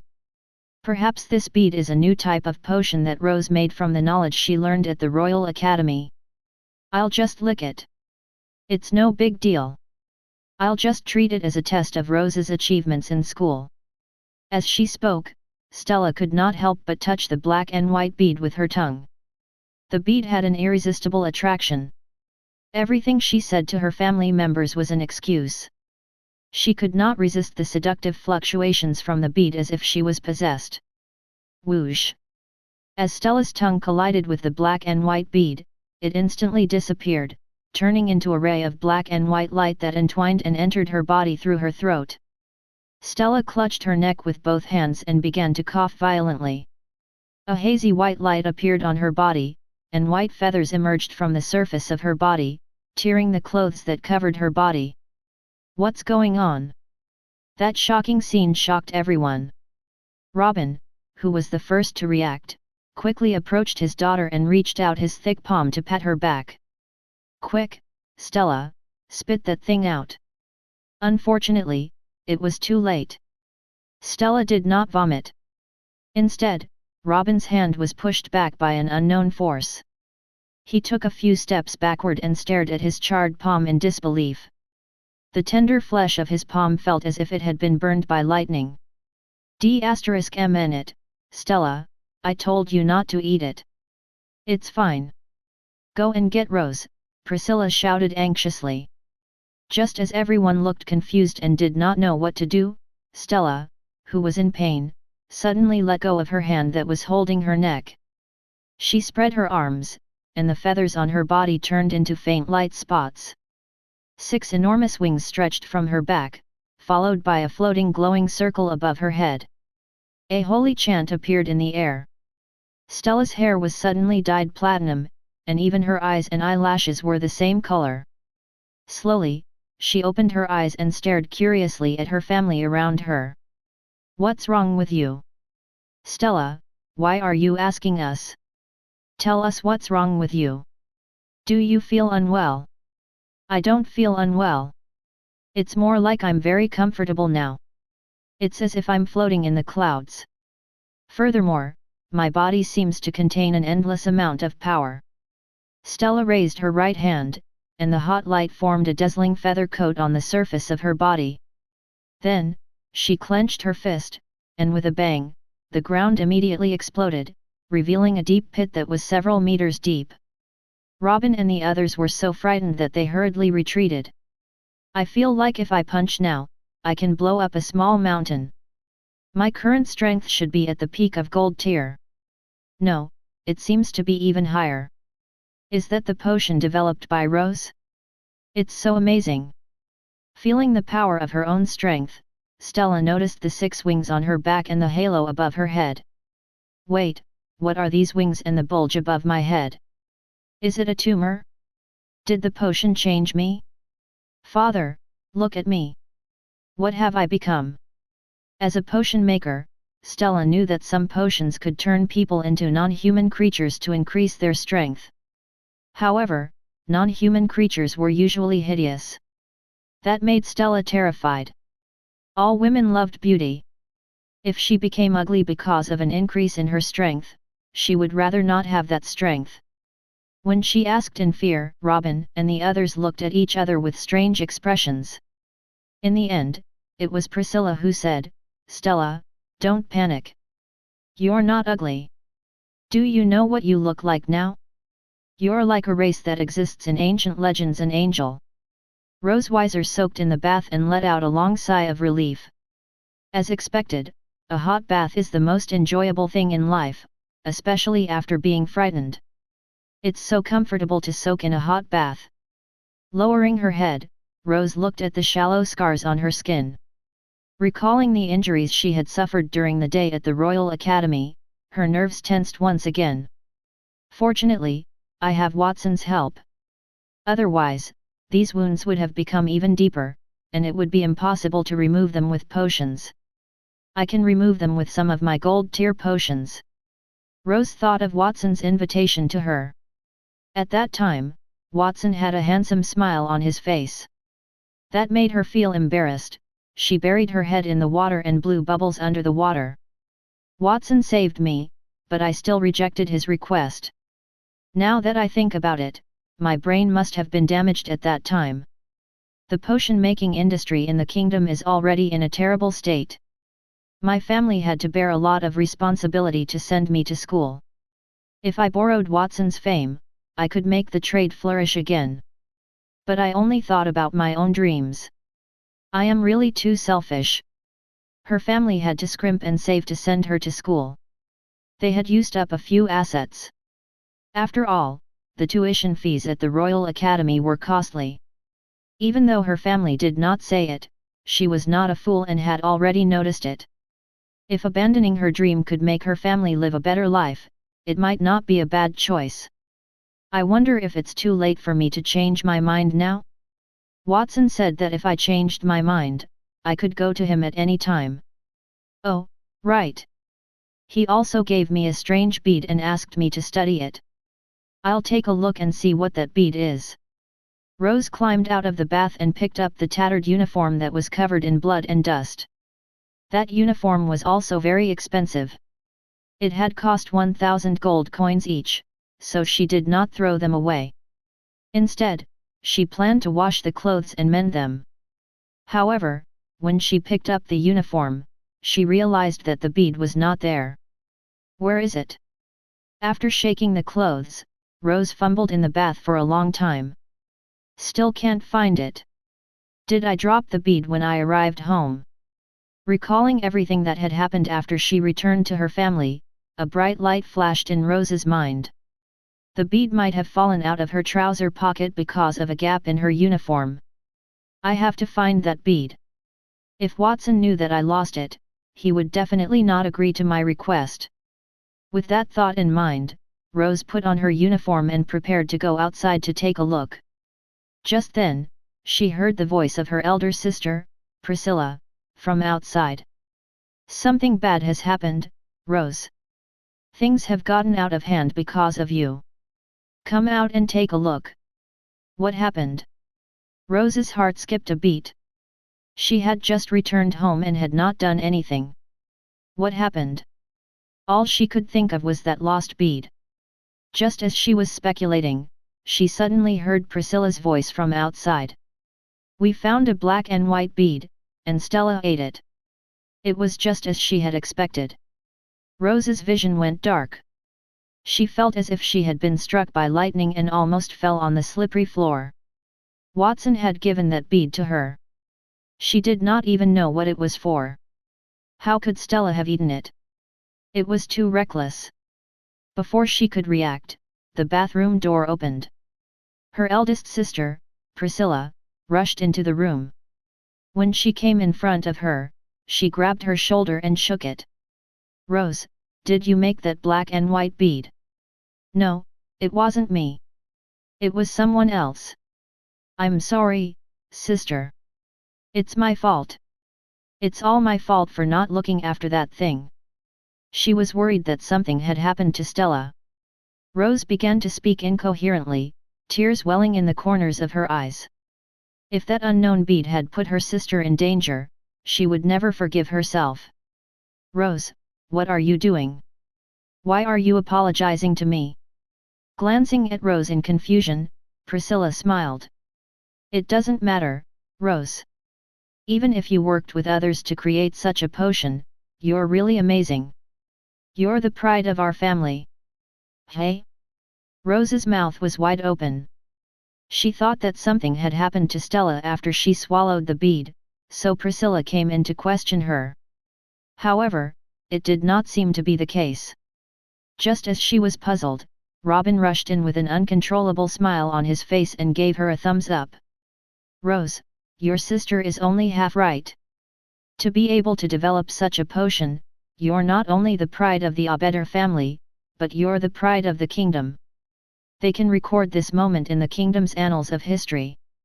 The kingdom's annals of history? Was it that big of a deal? What was that bead for? Why were her father and sisters so excited? Rose was at a loss. At that moment, she saw her second sister, Stella, walk into the bathroom. It was difficult to describe Stella's posture. Her long platinum hair fluttered in the wind. 6 enormous wings flapped, allowing Stella to float in the air easily. Some feather-like spots of light were scattered in the air, making her look holy. Stella looked at Rose, her eyes shining so brightly that Rose did not dare to look directly at her. "Rose, I don't know how to thank you. Your potion allowed me to evolve from a human into an angel, and it also allowed me to obtain platinum tier strength. You should have told us about this earlier, there's no need to hide this from us." Platinum tier strength? Angel? Rosewiser's face twitched when she heard that, and her consciousness began to blur. So the bead that Watson gave her was such a powerful thing, and she had treated it as an inconspicuous thing, completely ignoring it. It was too stupid, but a potion that could turn a person into an angel? Did such a powerful thing really exist? So it's a potion that can turn a person into an angel, and I lost it. People would temporarily give up thinking when they were enduring things that they could not understand. That was how Rosewiser was in at that moment. After muttering for a short while, her eyes rolled, and she fell to the ground. Chapter 439, The Dragon King. Sister Stella, are you saying that you ate the black and white bead that fell from my body, and then you gained platinum tier strength and became an angel? Rose, that is the 1080th time you've asked me. That's right. It's exactly what you think. Stella looked helplessly at the slightly dazed Rose. It had been half an hour since Rose fainted. After she woke up, Rose kept repeating the question. During that time, Stella and Robin answered Rose's question while asking, from her mouth, they learned the truth about the black and white bead. Rose did not want to say it at first, but under the interrogation of her family, she could not explain herself. After all, Watson had saved her at the Royal Academy, and it was unreasonable for him to give her a black and white bead as a gift. After all, who would give someone a gift after helping them? After being interrogated by her family members, Rose could only tell them that Watson had tried to recruit her, but she had rejected him. Hearing that, her family members all looked at her strangely, as if they were looking at some idiot. Their gazes made her cheeks burn. It turns out that Watson had given Rose some kind of solid potion. It was only given to Rose for her research. I thought that Rose had made a breakthrough. Robin sighed. He looked a little disappointed, but he was happy. Watson was able to create a potion of that level. The impact it would bring to the kingdom's people would be no less than the king's improvement in producing platinum tier weapons. No, the potions that Watson had developed would have a more significant impact than those platinum tier weapons. After all, platinum tier weapons only allowed people to have the means to fight against platinum tier elites. Still, they could not truly allow them to become a platinum tier elite. However, potions were different. Robin believed that no one would choose between a platinum tier weapon or becoming a platinum tier elite. Sister Stella, are you sure that after eating that black and white bead just now, you've become a platinum tier angel? Rosewiser, that is the 1081st time you've asked me. Stella sighed helplessly and reached out to touch her sister's hair. Didn't Watson give you that bead? If you don't believe me, ask him for another bead tomorrow and try it yourself. How about that? Even if he's the kingdom's strongest genius, it's impossible for Watson to carry so many such precious things on him. Perhaps he only has one bead. The eldest sister, Priscilla, crossed her arms as she stood to the side and looked at Stella. She was envious of her sister. She was too cautious. If she were a reckless person like Stella, she would have swallowed the black and white bead that she saw on the ground earlier. Now, she was the one who had transformed into a platinum tier elite. There were only a few platinum tier elites in the entire kingdom. On the surface, there were only about 10 of them. Furthermore, Stella could ultimately protect the Aubeder family, even if the family's trade was in a slump. Moreover, Stella was not an ordinary platinum tier elite but a platinum tier angel, stronger than a human of the same level. You are right. Watson gave me that bead to take back to the Abetter family for research. He only gave me the right to research, but not the right to use it. Perhaps that thing is very important to him. But my sister ate it before I had the chance to study it. Watson will definitely not be happy if he knows about this. What should we do now? Rose came back to her senses. Her face was flustered, and tears appeared at the corners of her eyes. Half a day ago, she had been disdainful of Watson's offer, but she regretted it then. If she had known that Watson could develop such an epoch-making potion, she would have agreed to Watson's proposal at that time. Her dream was to create a perfect potion with no side effects. However, Watson's potion was not only excellent, but its efficacy was also heaven-defying. That was far beyond her dream. Without a doubt, if she stayed by Watson's side, she could easily obtain the method to create the perfect potion. However, she had missed all of that because of her choice. It's all right, Rose. I ate the black and white bead. I'll go to school with you tomorrow and apologize to Watson. Stella patted her chest and promised her. That's all we can do. Robin nodded. Tomorrow, Stella and Rose will go to the Royal Academy with you. Thank Watson properly and buy some gifts to express our gratitude to Watson. Rose, I understand that you don't rely on others and want to make the potion better. However, sometimes, learning to compromise with others is also a paramount quality. After all, there will always be someone better than you. In the Holy Dragon Kingdom, even though the Abetter family is known as a potion-making family, our ability to make potions may not be the strongest in the kingdom, so... Father, you don't have to say it. I know. Rose nodded her head vigorously, her gaze becoming firm. Because of my mistake, Watson wasted a precious solid potion. In addition, he saved my life. Tomorrow, I'll find him and tell him that I want to join him. I will repay his gift with my body. Robin, who was consoling her, felt a little awkward when he heard that. Rose, what do you mean by using your body? I did not ask you to do that. Just get close to Watson as usual and be friends with him. It would be even better if you could learn advanced potion-making techniques from him and carry our family forward. As for the other matters, leave them to me. The kingdom's strongest genius has just won the Royal Academy's competition and is openly recruiting talents within the Academy. It seems like he is not as simple as only being the strongest genius. Robin said the last sentence in a low voice. The other people did not hear him clearly. As he spoke, he turned his head and glanced at the gradually dimming sky outside the window. His pupils became intense. Rose should have already reached home. I don't know if she has researched the bead I gave her. If she can thoroughly research it, it will prove that she is outstanding in potions. She can help me in the future. The average person in the kingdom did not think that potions were important. They thought that potions were one-time items and would only be used when necessary. Furthermore, many people had prejudices against potions. They believed that taking too many potions would not only gain strength but also cause damage to the body. Of course, all of those were true. However, that was the previous kingdom. With the fusion system, Watson could create potions that did not have any side effects. Furthermore, the potion's abilities would be quite divine, and he believed that no one would be able to resist the temptation. Creating and selling the blessings of the gods and demons was Watson's second step in conquering the kingdom. Using the temptation of becoming a platinum-tier elite, Watson would be able to quickly rope in a group of loyal geniuses by his side. When the king found out about that, he would probably be even more inseparable from Watson because of his greed for the effects of the platinum-tier potion. While Watson was thinking, an authoritative voice suddenly sounded in front of him. Watson, I called you here to help me forge a weapon.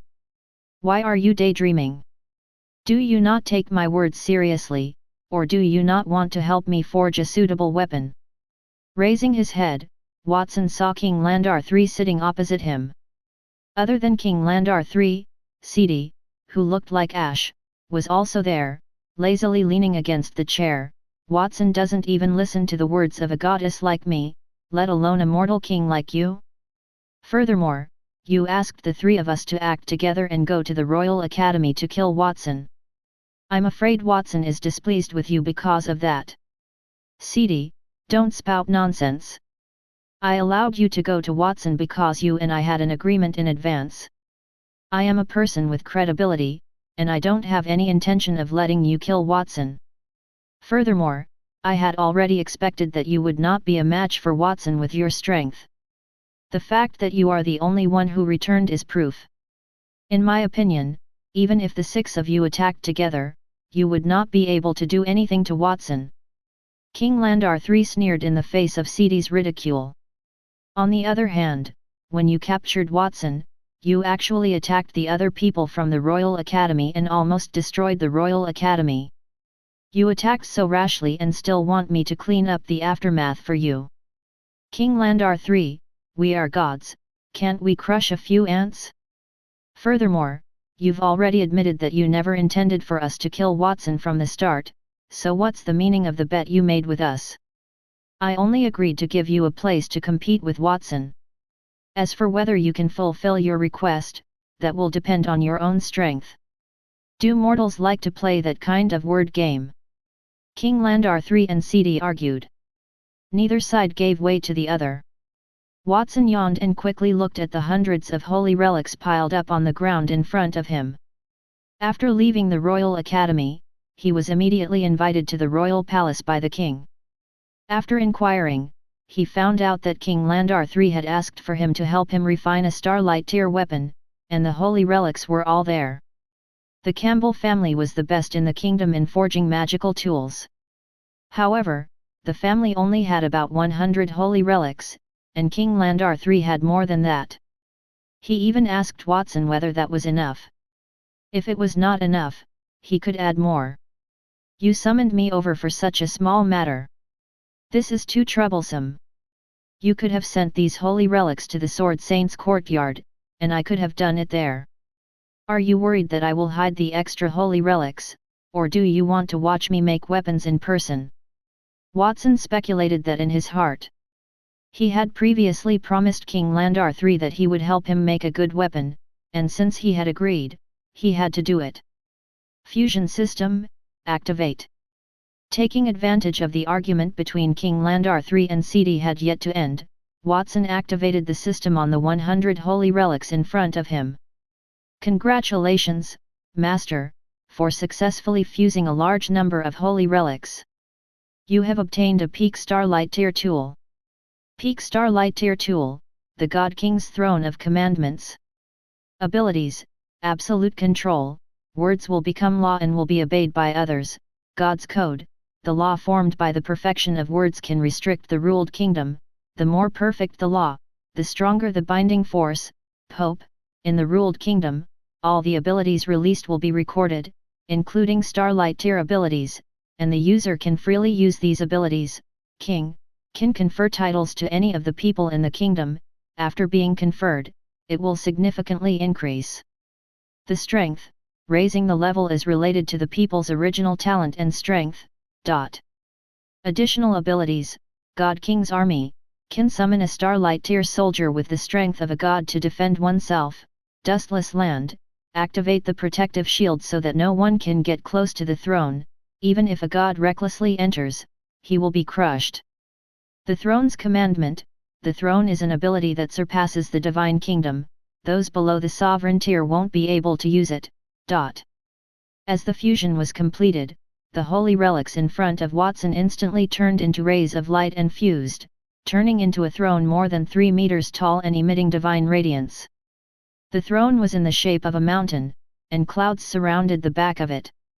From afar, it seemed very tall, and if one were to look closely at the meteorites on the throne that looked like fragments of stars, a nebula would drift out from it and spin faintly. It made one's mind be sucked into it, and one could not help but show an intoxicated expression. The Starlight Tier weapon fused from hundreds of holy relics is indeed powerful.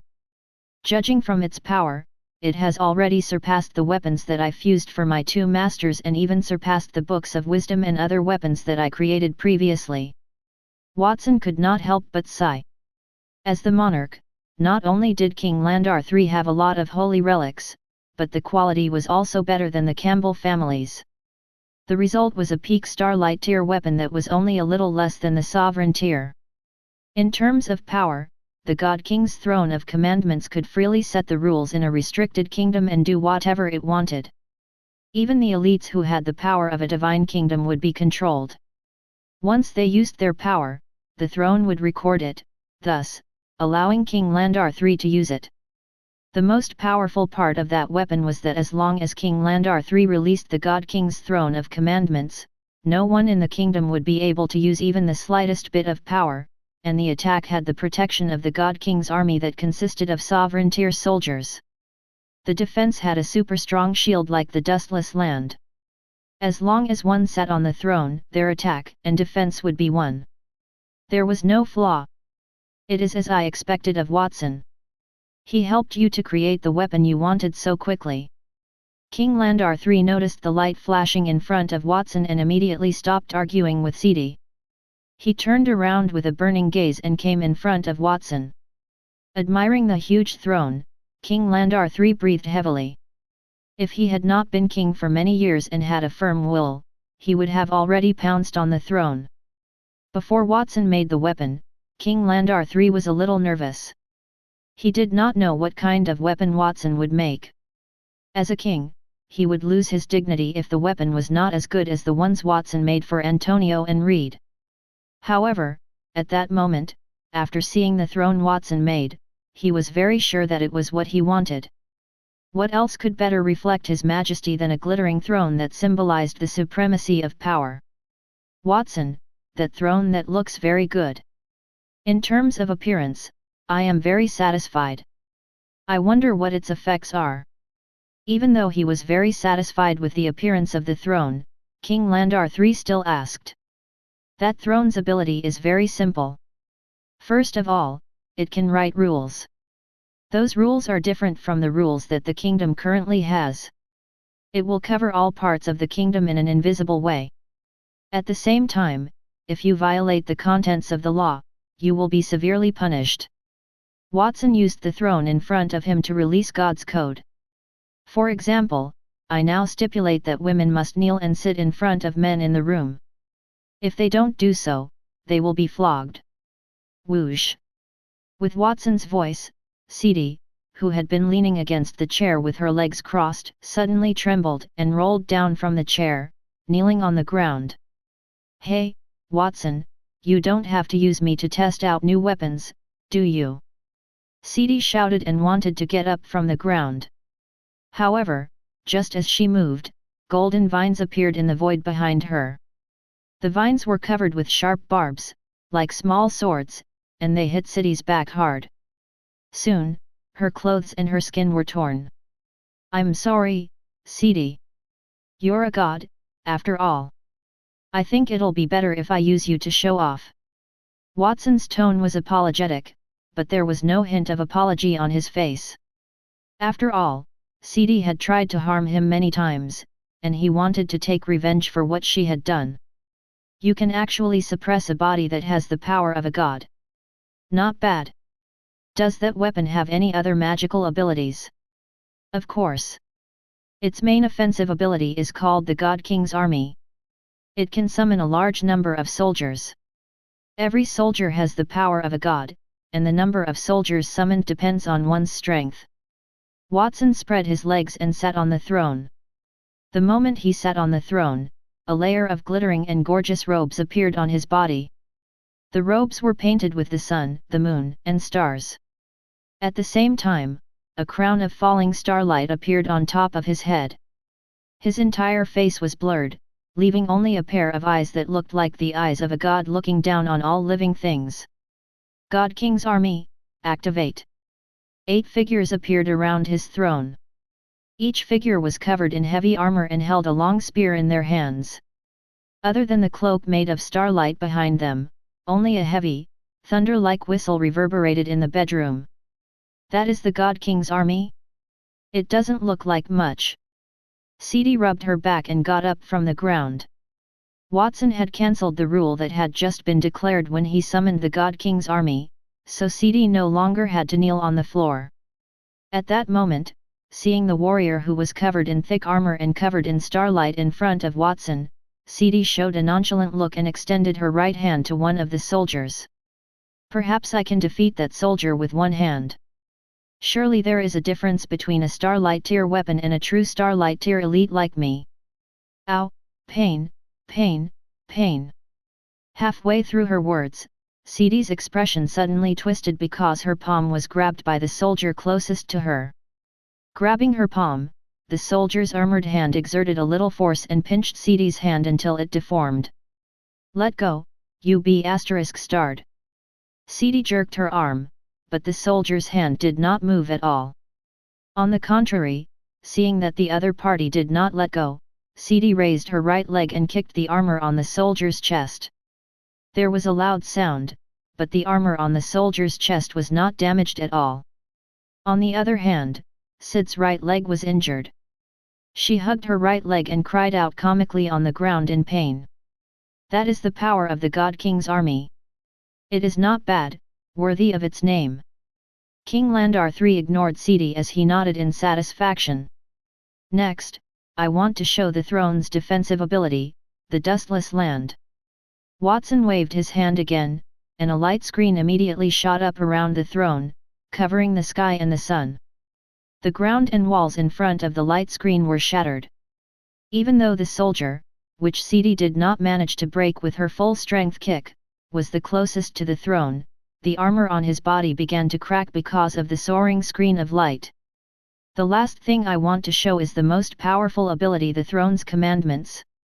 Watson opened his hands, and an invisible wave spread out from his body. After that wave appeared, the energy wave in the entire air disappeared. Sidi was originally in a sorry state because of the God King's army. At that moment, she was shouting, "A god's phantom summoned by a mere weapon dares to be impudent in front of me." A divine kingdom formed by shadows and covered with tentacles appeared under her feet. Each of the tentacles held different types of potions. She was about to use the tentacles to surround the God King's army and use the potions to melt the heavy armor on them. At that moment, the invisible wave from Watson and the throne swept over her body, making the divine kingdom and the potion on the tentacles disappear. "Hey!" Sidi knelt on the ground again. The soldier pinched her fingers until they creaked. She grimaced in pain. "Stop pinching me. I was wrong. I was just joking." Arg. After testing the ability of the throne, Watson walked down from the throne. When he saw Sidi kneeling on the ground begging for mercy, he waved his hand to dismiss the God King's army. "Your Majesty, those are the basic abilities of the weapon I made. What do you think about it?" "Good, I like it very much. As your reward for making such a good weapon, you can stay in the palace to eat and get closer to my daughter, Kiana." "Your Majesty, let's forget about dinner." Watson's face turned bitter, and he secretly criticized King Landar III for being stingy. He had helped create such a powerful weapon, but King Landar III had only let him stay for dinner with Kiana. That was not a reward but a punishment. However, before he could finish, King Landar III interrupted him. "Watson, what do you want to say? Another fire at home that needs putting out? Even if your house is completely burned today, you are not allowed to leave." "Yes, Your Majesty. I understand." "If you understand, then go change your clothes. Besides the royal family members, there is also a distinguished guest from abroad. You must dress up to show your respect to her." King Landar III urged him with a half-smile on his face. Watson nodded and agreed, thinking that it seemed like King Landar III did not invite him there just to let him make weapons but for other purposes. After he left, King Landar III looked at the throne before him, and his eager eyes gradually cooled. His expression became calm. "Sidi, what do you think of the throne? Who is better or worse than the weapons used by the real gods in the divine realm?" "In my opinion, that weapon is already better than the weapons used by ordinary gods. I don't even have such a powerful weapon." Sidi rubbed her sore arm and said unhappily, "By the way, if there is such a thing next time, can't you get someone else to do it? I am a dignified goddess, but I was destroyed in front of Watson.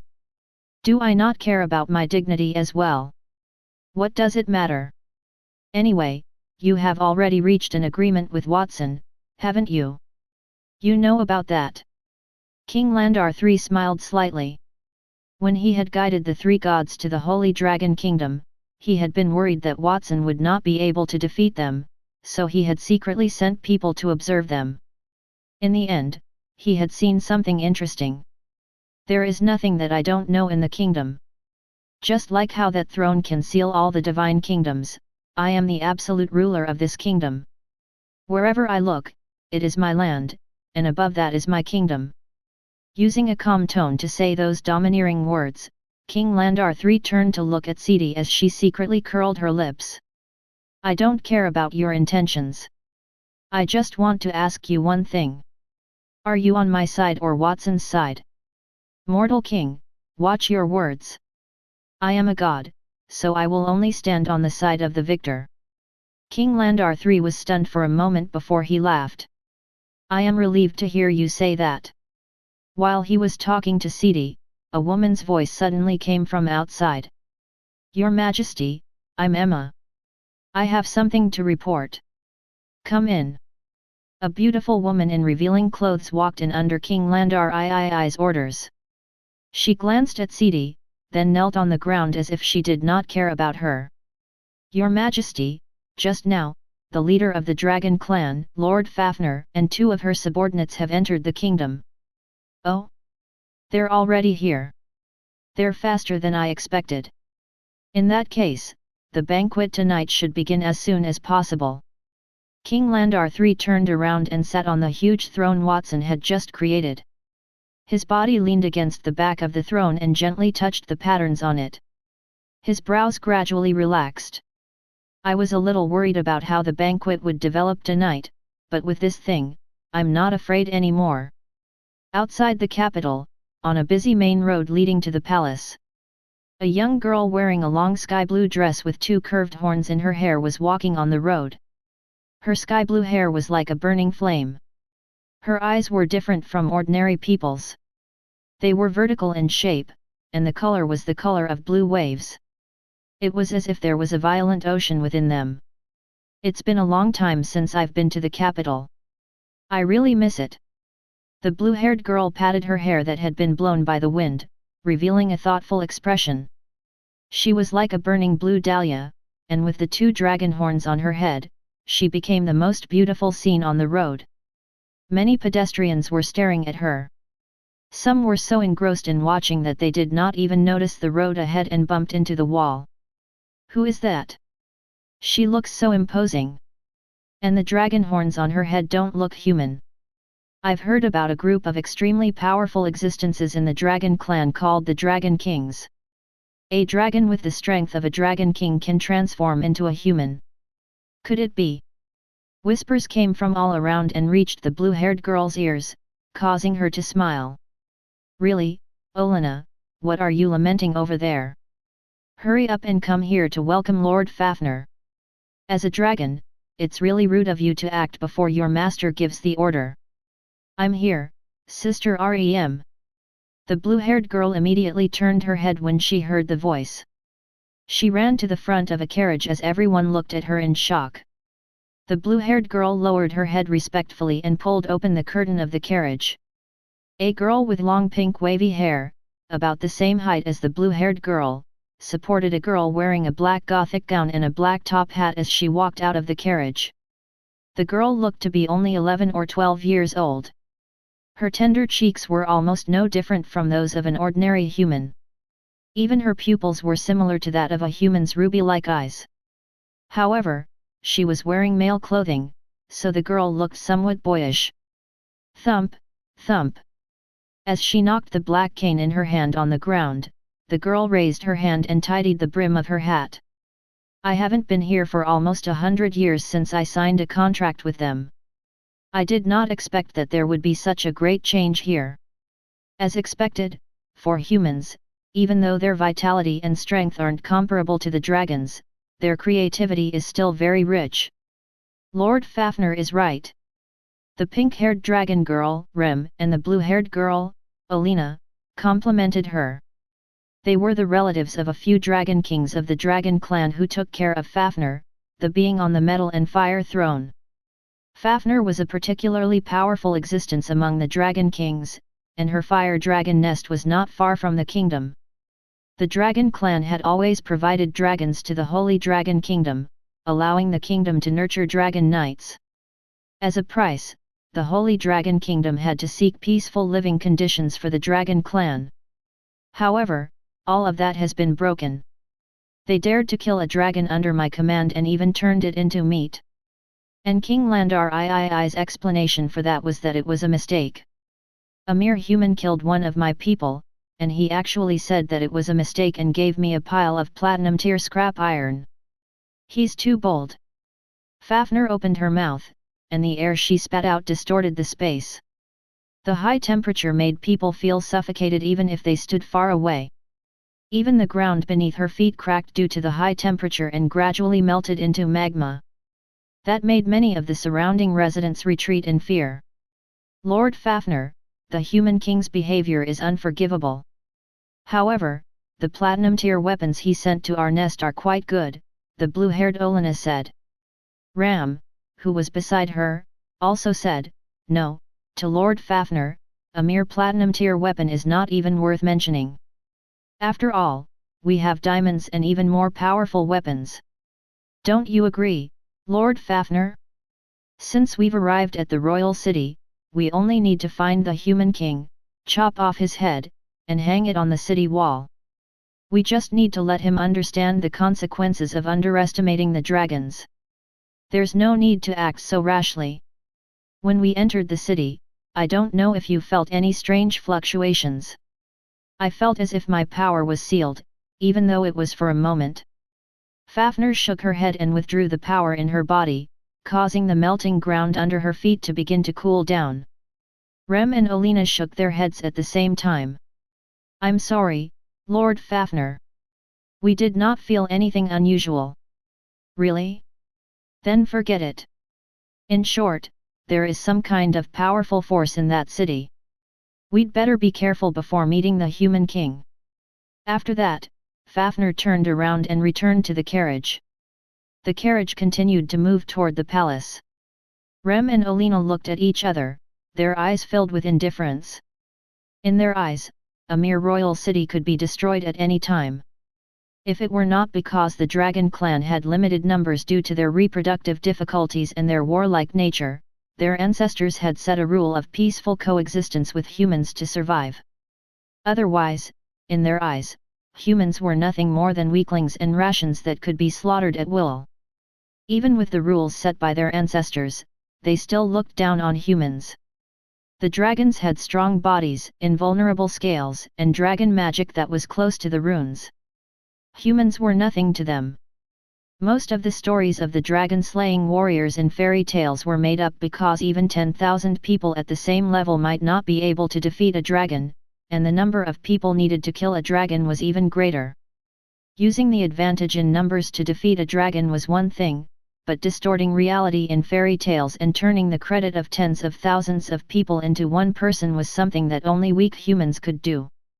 As for the mysterious fluctuations that Fafnir mentioned, Rem and Alina did not feel them. They thought that Fafnir might have been wrong. What danger would they have in the human kingdom? Reed was the only person worthy of praise in that kingdom, but Reed was not a match for Fafnir. Just as they were thinking about that, suddenly a youth dressed in black walked toward them with a displeased expression. The youth's fiery red hair fluttered in the wind, and he did not raise his head. He seemed to be indifferent to the matter in front of him, but he was mumbling something. D***MN Watson. He made me 900 holy relics. I am too ashamed to return to the Campbell family. I believe that annoying Lily has already told everyone in the family about that. How do I get so many holy relics? The young man walking on the road was Augustus. Since he had lost the bet with Watson, he no longer dared to return to the Campbell family. However, the family had used up all the holy relics in order to transform him, but he had incurred more debts. He felt bad. As Augustus grumbled, he was getting closer to the carriage where the three dragons were. Just as they were about to collide, Rem, who was in charge of driving the carriage, said coldly, "Human, don't you know how to watch where you're going? If you don't want to die, get lost." "Hey!" Augustus, who was already upset, raised his head, and a red light flashed in his eyes. "How dare you talk to me like that? I think you're the ones who want to die." Then, Augustus' body exploded with a volcanic aura. The powerful airflow broke through the clothes covering his body, revealing his metal arms that were shining with platinum light. The dagger-like barbs on his arms made Rem, who was about to refute it, suck in a breath of cold air. His body is constructed with magical items. "Kid, who are you?" Not only was Augustus' diamond tier aura incredible, but his modified appearance was also terrifying. "What's wrong?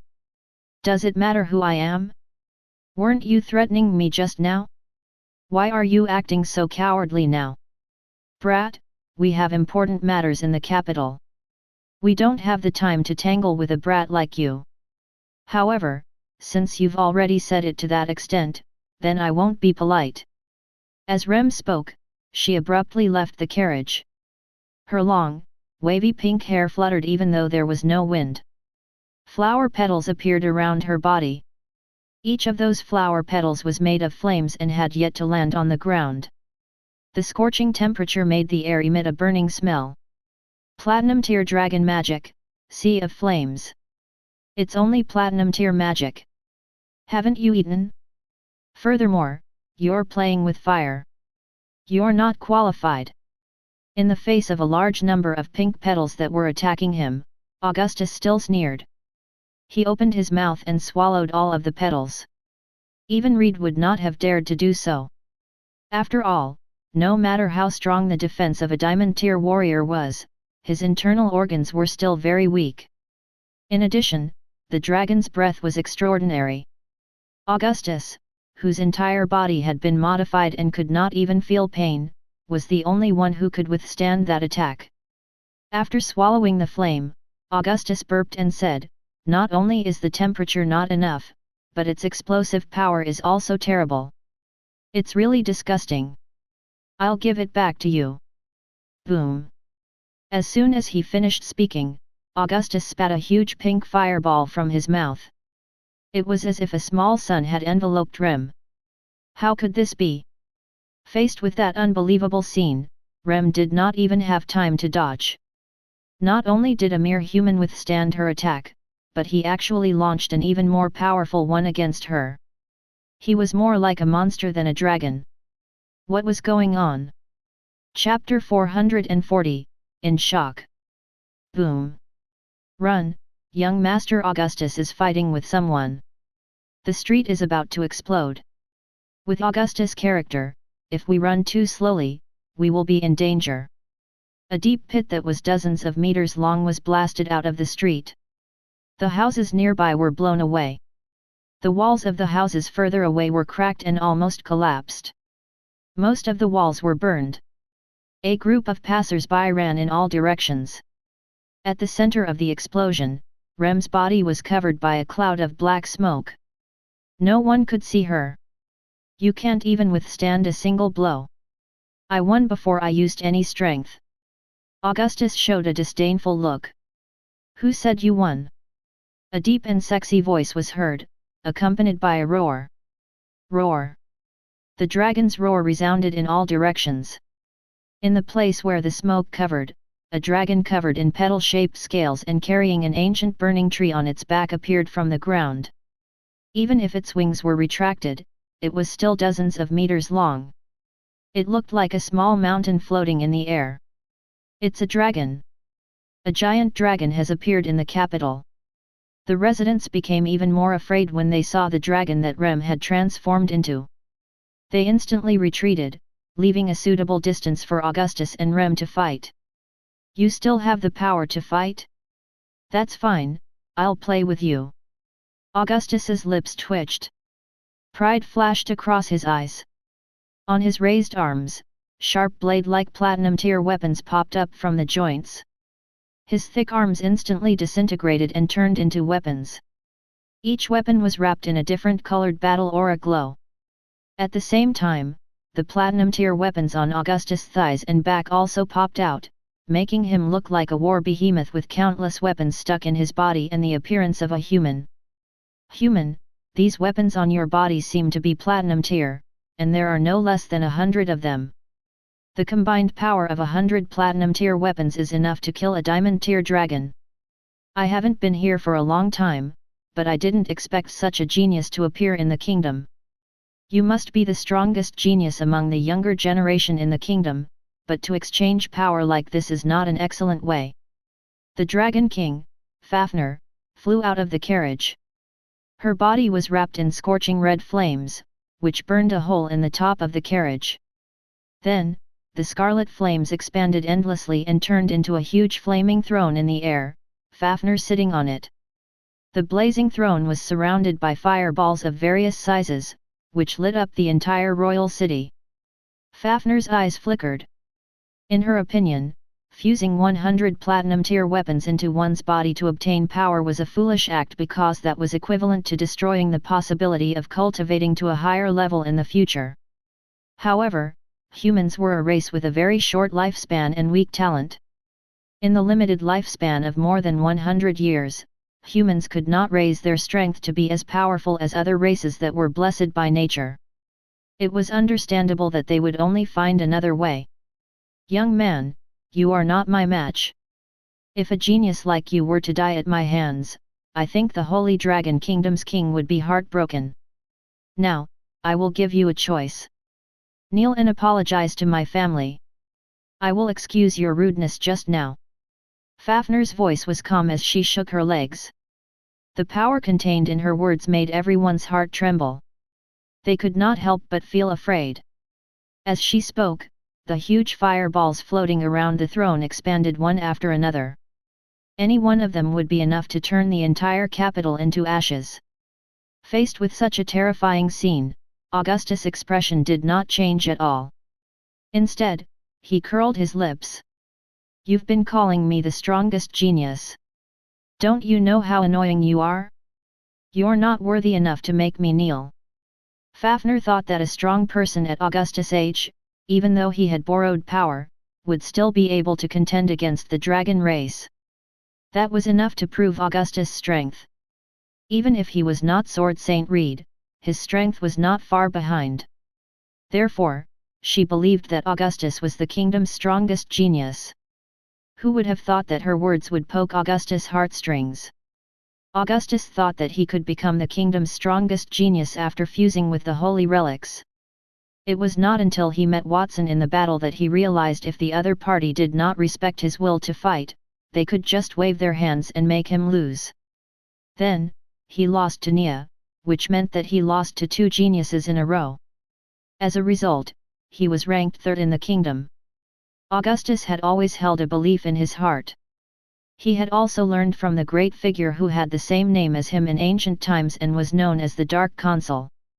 If he were not first, then whether it was second, third, or other rankings, it would be meaningless because people would only remember the first place. As he was thinking, Augustus heard the passers-by talking. What did the dragon say? Augustus is the strongest genius in the kingdom? What a joke!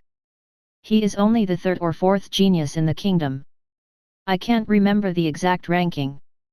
A resident shook his head. He said, these dragons are a little ignorant.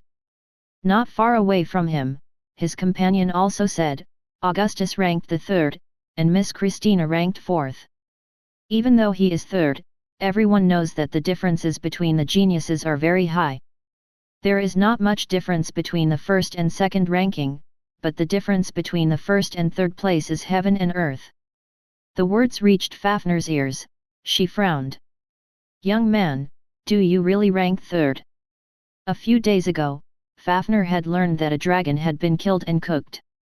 She was there that day because she heard that the Holy Dragon Kingdom had held a competition to rank the geniuses in the kingdom. The ranking had been established through the Royal Academy's competition. A dragon had died, so she wanted the lives of those geniuses in exchange. Fafnir felt like it was good revenge. That was the only way to deal with arrogance, and that was to use violence to stomp them under their feet. That was how the Dragon Clan did things. In Fafnir's view, the Dragon Clan and the Holy Dragon Kingdom had signed a treaty for the Dragon Knights that had not changed for a long time. Their opponent might think that they had tamed them. She was there to correct their ridiculously wrong views. You keep calling me a young man. Aren't you younger than me? Also, your guess was right. I'm the kingdom's third-ranking genius. Although I'm ranked third, it's enough to crush all of you. Shameless boasting.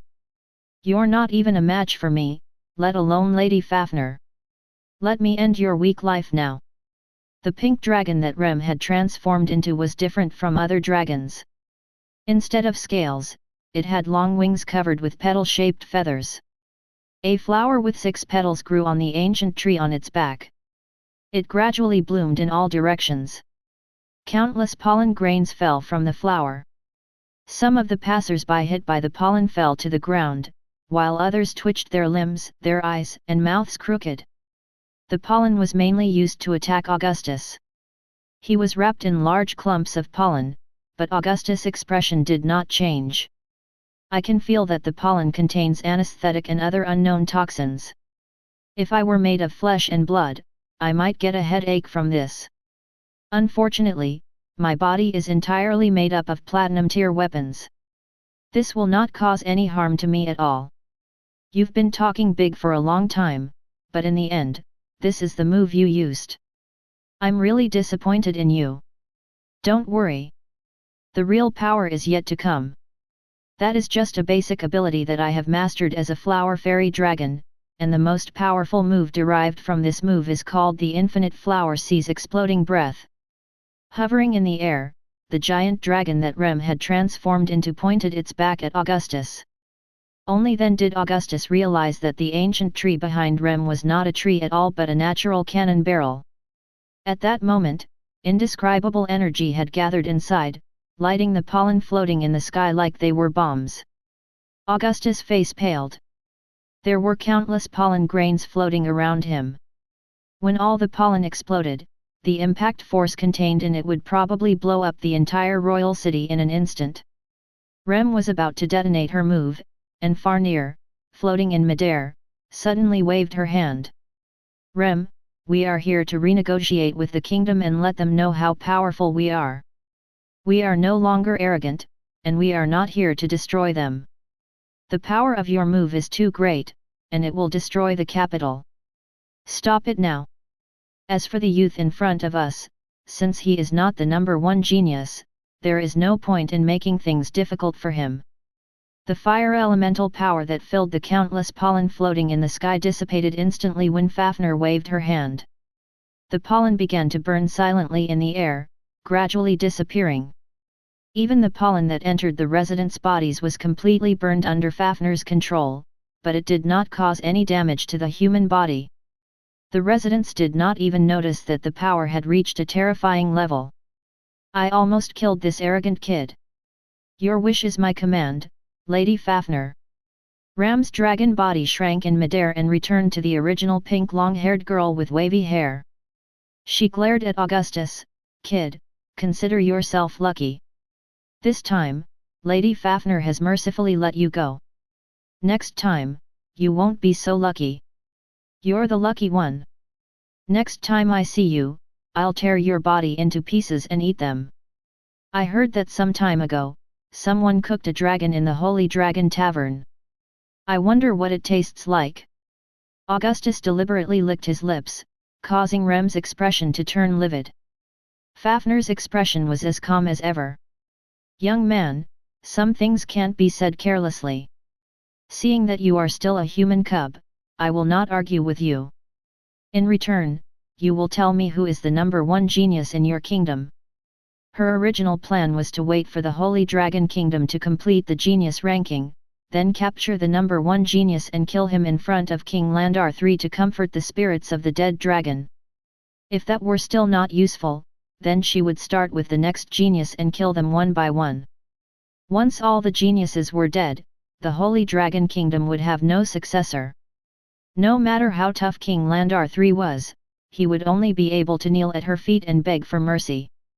In order to do so, the prerequisite was that she had first to find the first genius of the kingdom and control him. How would I know where the number one genius is? If you want to find him yourself. Don't bother me.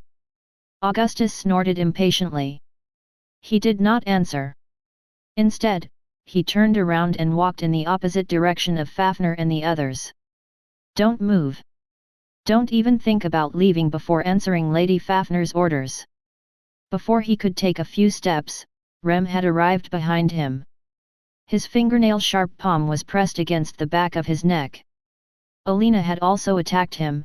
While pointing her palm at him, she said, "There shouldn't be any unspeakable information about who the kingdom's number one genius is. Don't tell me that you have some sort of grudge with the kingdom's number one genius, such as being beaten in a battle or cheated of money." Alina was only probing, but Augustus' mouth twitched because she had hit both of those points. "Stop bullshit. I have nothing to do with the number one genius, and I didn't lose 900 holy relics to him because I lost a bet with him. I'm wandering because I don't know how to repay him." Augustus retorted coldly, but unexpectedly, Rem and Alina, who were behind him, looked at each other, puzzled. How was that not related? It was a feud. Taking a deep breath, Augustus looked at a place not far from the street. "You want to find Watson? I don't know where he is now, but I know where the second-ranked genius is. If you find her, you might be able to find Watson." "Where is the kingdom's second-ranked genius?" "Right there." He pointed at the two people at a certain spot on a nearby street.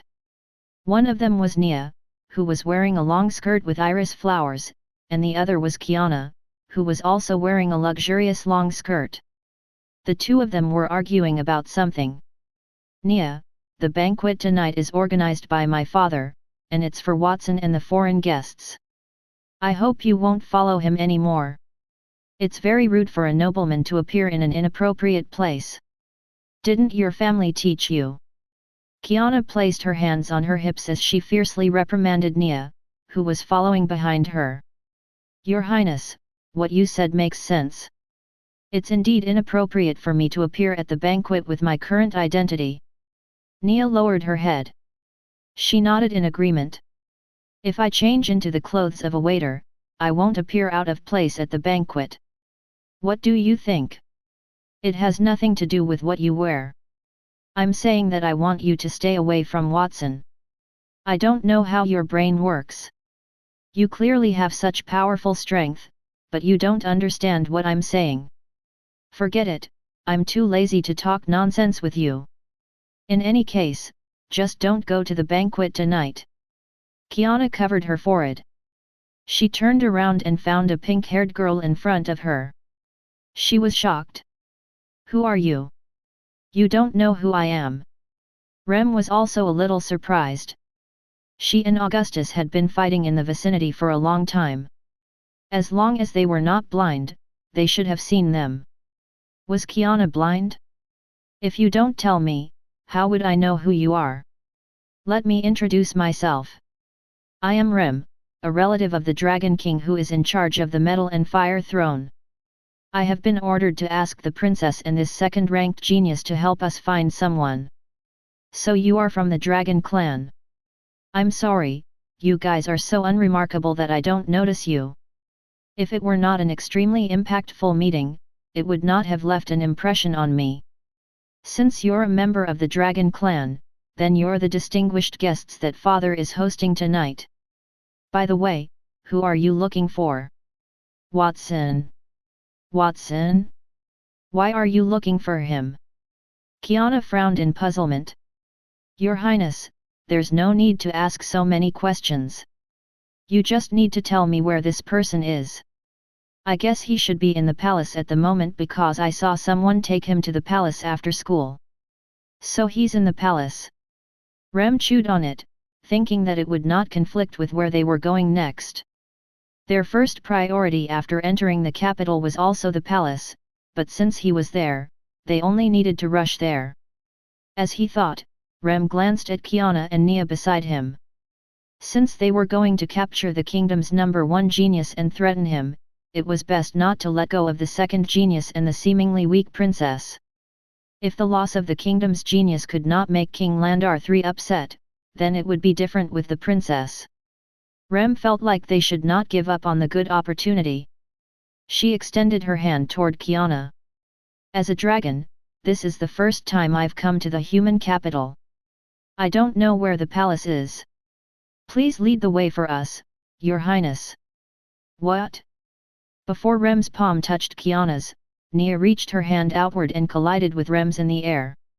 Nia did not move at all.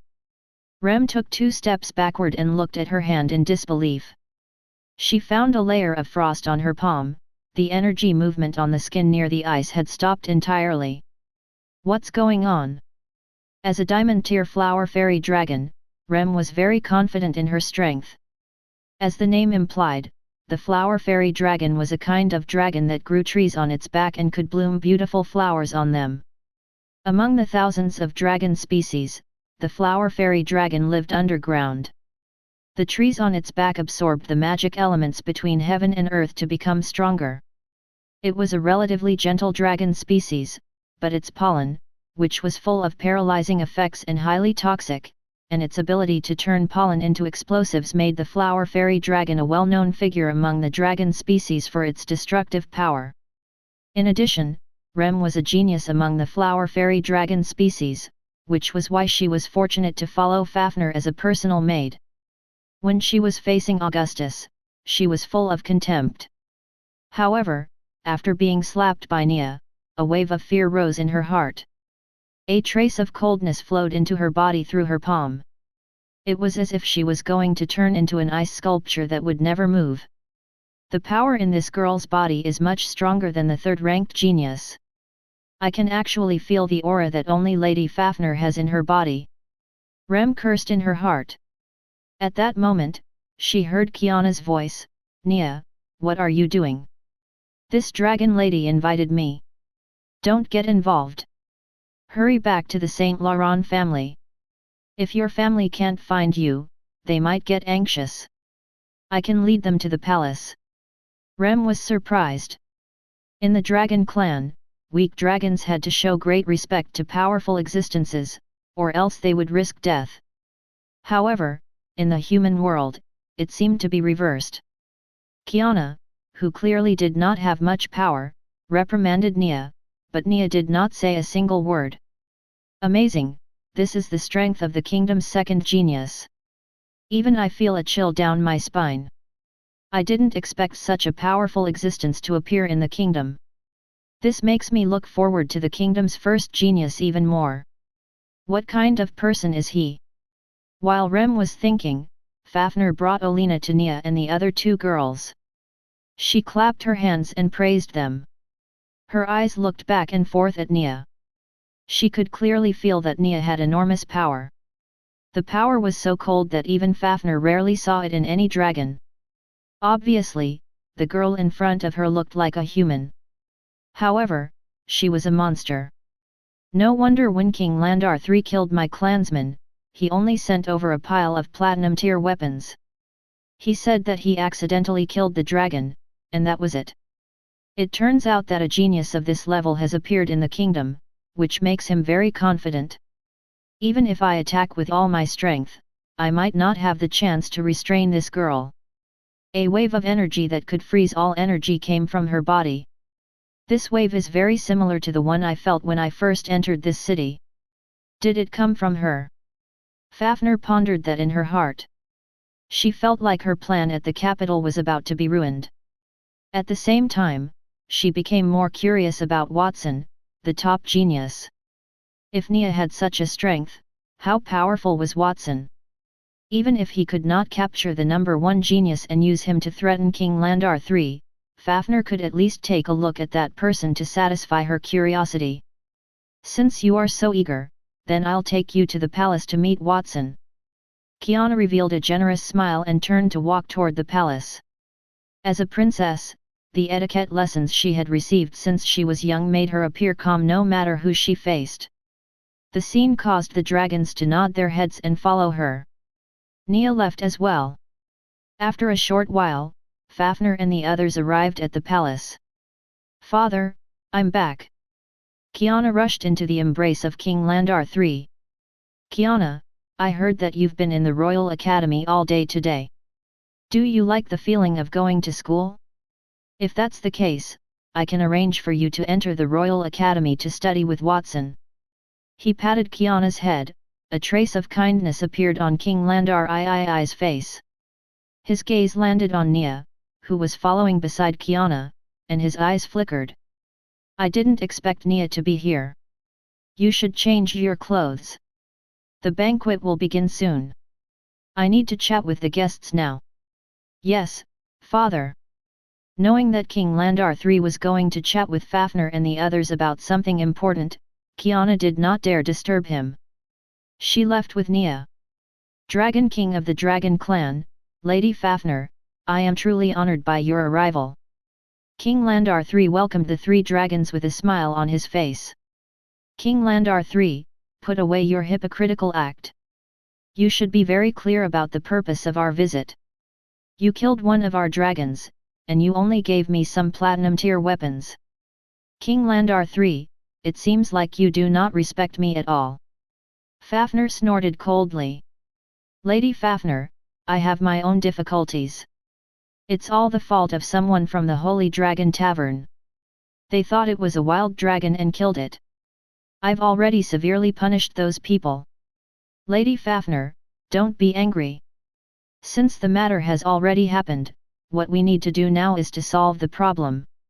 If you're not satisfied with the platinum-tier weapons I gave you earlier, you can restate your conditions. No matter what it is, I'll fulfill whatever I can." "They accidentally killed a dragon from the Dragon Clan?" Fafnir snorted coldly in her heart. The weakest dragon had platinum-tier strength.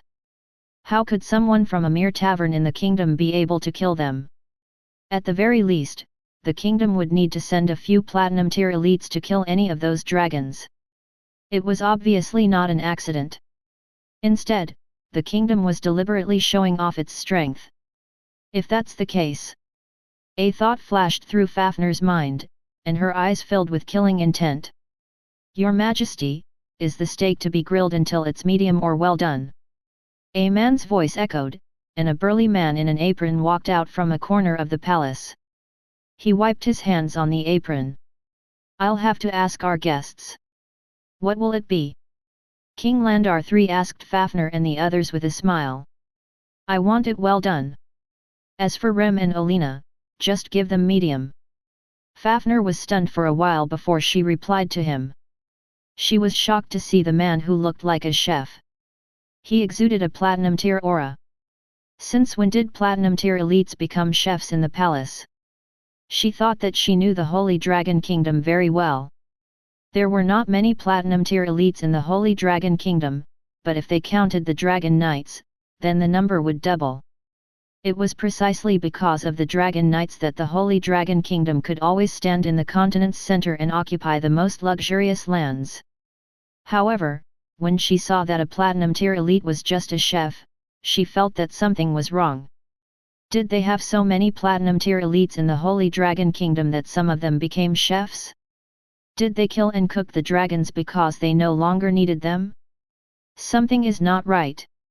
Perhaps the human king knew I was coming, so he deliberately made a platinum-tier elite pretend to be a chef to show off to me. It's not impossible for him to do that. Fafnir was pondering in her heart when she heard the king say, "Bashir, you've heard the requests of our distinguished guests, right? Don't disappoint them." Then, he arranged for the chef to leave. Not long after the chef left, a beautiful girl with snow-white hair and a face that looked like she was from the Winter Nation walked over to them. "King Landar III, I'll participate in the cooking this time. I have a lot of potions that can improve the taste and nutrition of food. Anyway, I have nothing to do now, so I might as well find something to do." Fafnir's expression turned stiff again. Aren't you from the Winter Nation? Your name is Ash? Am I seeing things? Why is the Winter Nation's princess here? Fafnir knew Ash because other kingdoms had tried to sign a contract with the Dragon Clan to nurture dragon knights as well. Still, in the end, the Holy Dragon Kingdom had offered the most favorable conditions to monopolize the training of dragon knights. The Winter Nation had once sent a representative to talk to Fafnir. At that time, the representative was Ash. Most of the dragons were fire elemental creatures, so they could not survive in the cold. Why is the Winter Nation's princess here? Have these two kingdoms joined forces? Fafnir could not help but feel chaotic in her mind. To the dragons, it was better for the human kingdoms to be divided than unified. The humans could crush the other races as there were too many of them. It would be difficult for the humans to fight against the Dragon Clan when they were divided. She had seen too much information. First, she saw two geniuses who were not number one. Each of them was very powerful. She also saw King Landar III treating a platinum-tier elite as a chef. Even the dragon race did not have such luxury. Usually, the elites in the dragon race were the rulers. Only the elderly, the sick, and the disabled would serve other dragons. At that moment, the power displayed by the Holy Dragon Kingdom was no weaker than that of the dragon race. If the number of their elites were even more significant than that of the dragon race, the result would be unimaginable. You know me. Sidi turned her head. She was in Ash's body, but she was still a goddess. I think you look familiar too. If I remember correctly, you should be the guardian spirit of the dragon race, the one who controls metal and fire thrown among the 8 dragon kings under the dragon god, who has been showing off to us.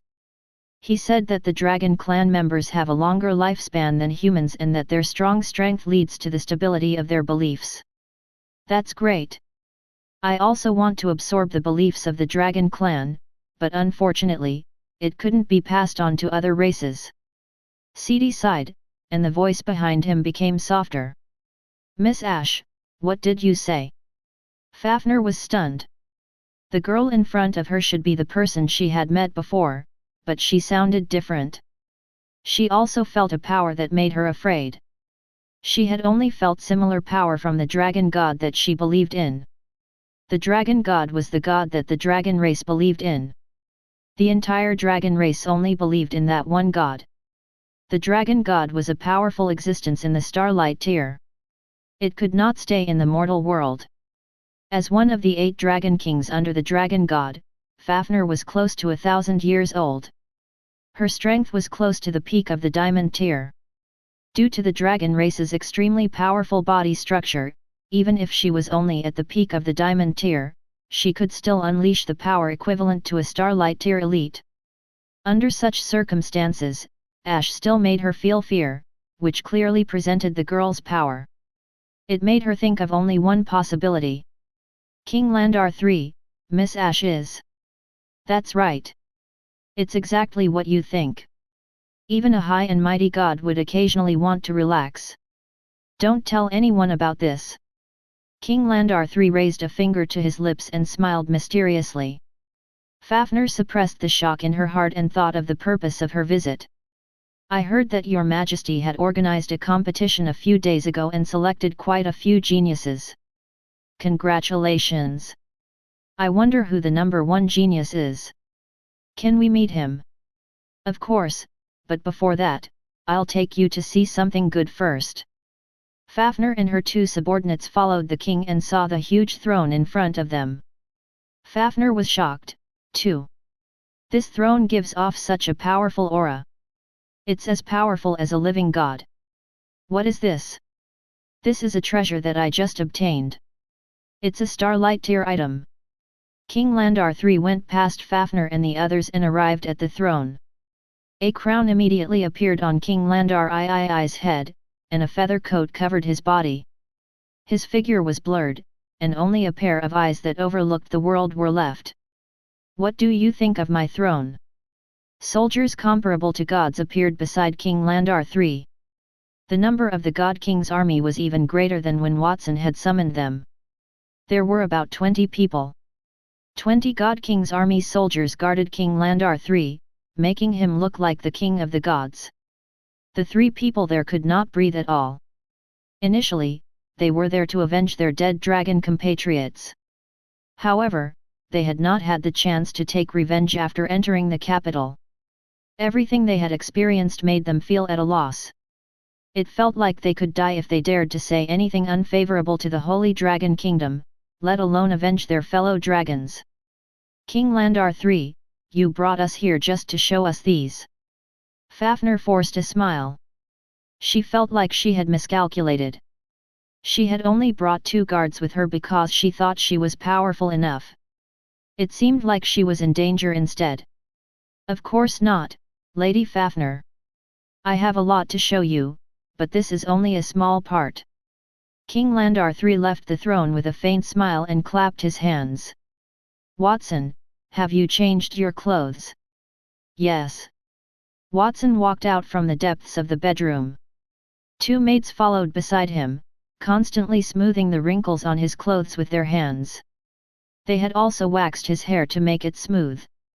Watson was not used to that, his movements were as stiff as a robot. He finally arrived in front of King Landar III with great difficulty and revealed a tired expression. Your Majesty, are these the distinguished guests you mentioned? It turned out to be a few dragons. Watson looked at the 3 dragon women in front of him curiously. That was the first time he had seen a dragon in human form. It was said that the dragon's human form was magic specially created by the dragon race to facilitate communication with humans. Watson had the golden flash and charcoal, the death omen star dragon, but because they were not orthodox dragons, they would not be able to transform into human forms. If charcoal and the golden flash could master the ability to transform into human form, what would they look like? When the dragons transformed into their human form, they could also transform into different forms. Watson imagined what charcoal and the golden flash would look like when they mastered the ability. Little did he know that the 3 dragon women were sizing him up nervously, they looked puzzled. That was especially so for Fafnir. As a powerful dragon at the peak of Diamond Tier, she could feel the Diamond Tier power contained within Watson's body. That power was only slightly stronger than the 3rd genius she had met before. It was far from being comparable to the 2nd genius. How did such a person become the number 1 genius? As if he saw through Fafnir's thoughts, the corners of King Landar III's mouth curled upward. Lady Fafnir, do you have any doubts as to why Watson is the kingdom's number 1 genius? Let Watson show you, and you will understand. I wonder if you have any worthless tools that you don't need. I do. Alina hesitated for a moment before standing up. She took 2 earrings from her ears and placed them in her palm. This is a gift given to me by another dragon when I was young. Its name is Blue Firestorm, and it can summon powerful firestorms. It's a weapon at the peak of Gold Tier. Is this okay? Yes. King Landar III nodded. He took the 2 earrings and handed them to Watson. Come, Watson, show our guests your talent. I got it. He mocked King Landar III in his heart. If King Landar III wanted to establish his power before the dragon race, he could have done it himself. Why did he have to make use of Watson? He just wanted Watson to work for him. Even though he ridiculed him, he still activated the fusion system on the earrings. Fusion system, activate. Congratulations, Master, for successfully fusing 2 peak Gold Tier earrings. You have obtained a Platinum Tier Blue Comet earring. As the sound of a system notification rang in their ears, the 2 rather old earrings in Watson's hands turned into rays of light and collided, turning into a blue jade the size of a thumb. It contained a platinum luster. Then, a powerful Platinum Tier aura suddenly appeared. The scene stunned the 3 guests. Turning 2 Gold Tier peak earrings into a Platinum Tier item in an instant. How is this possible?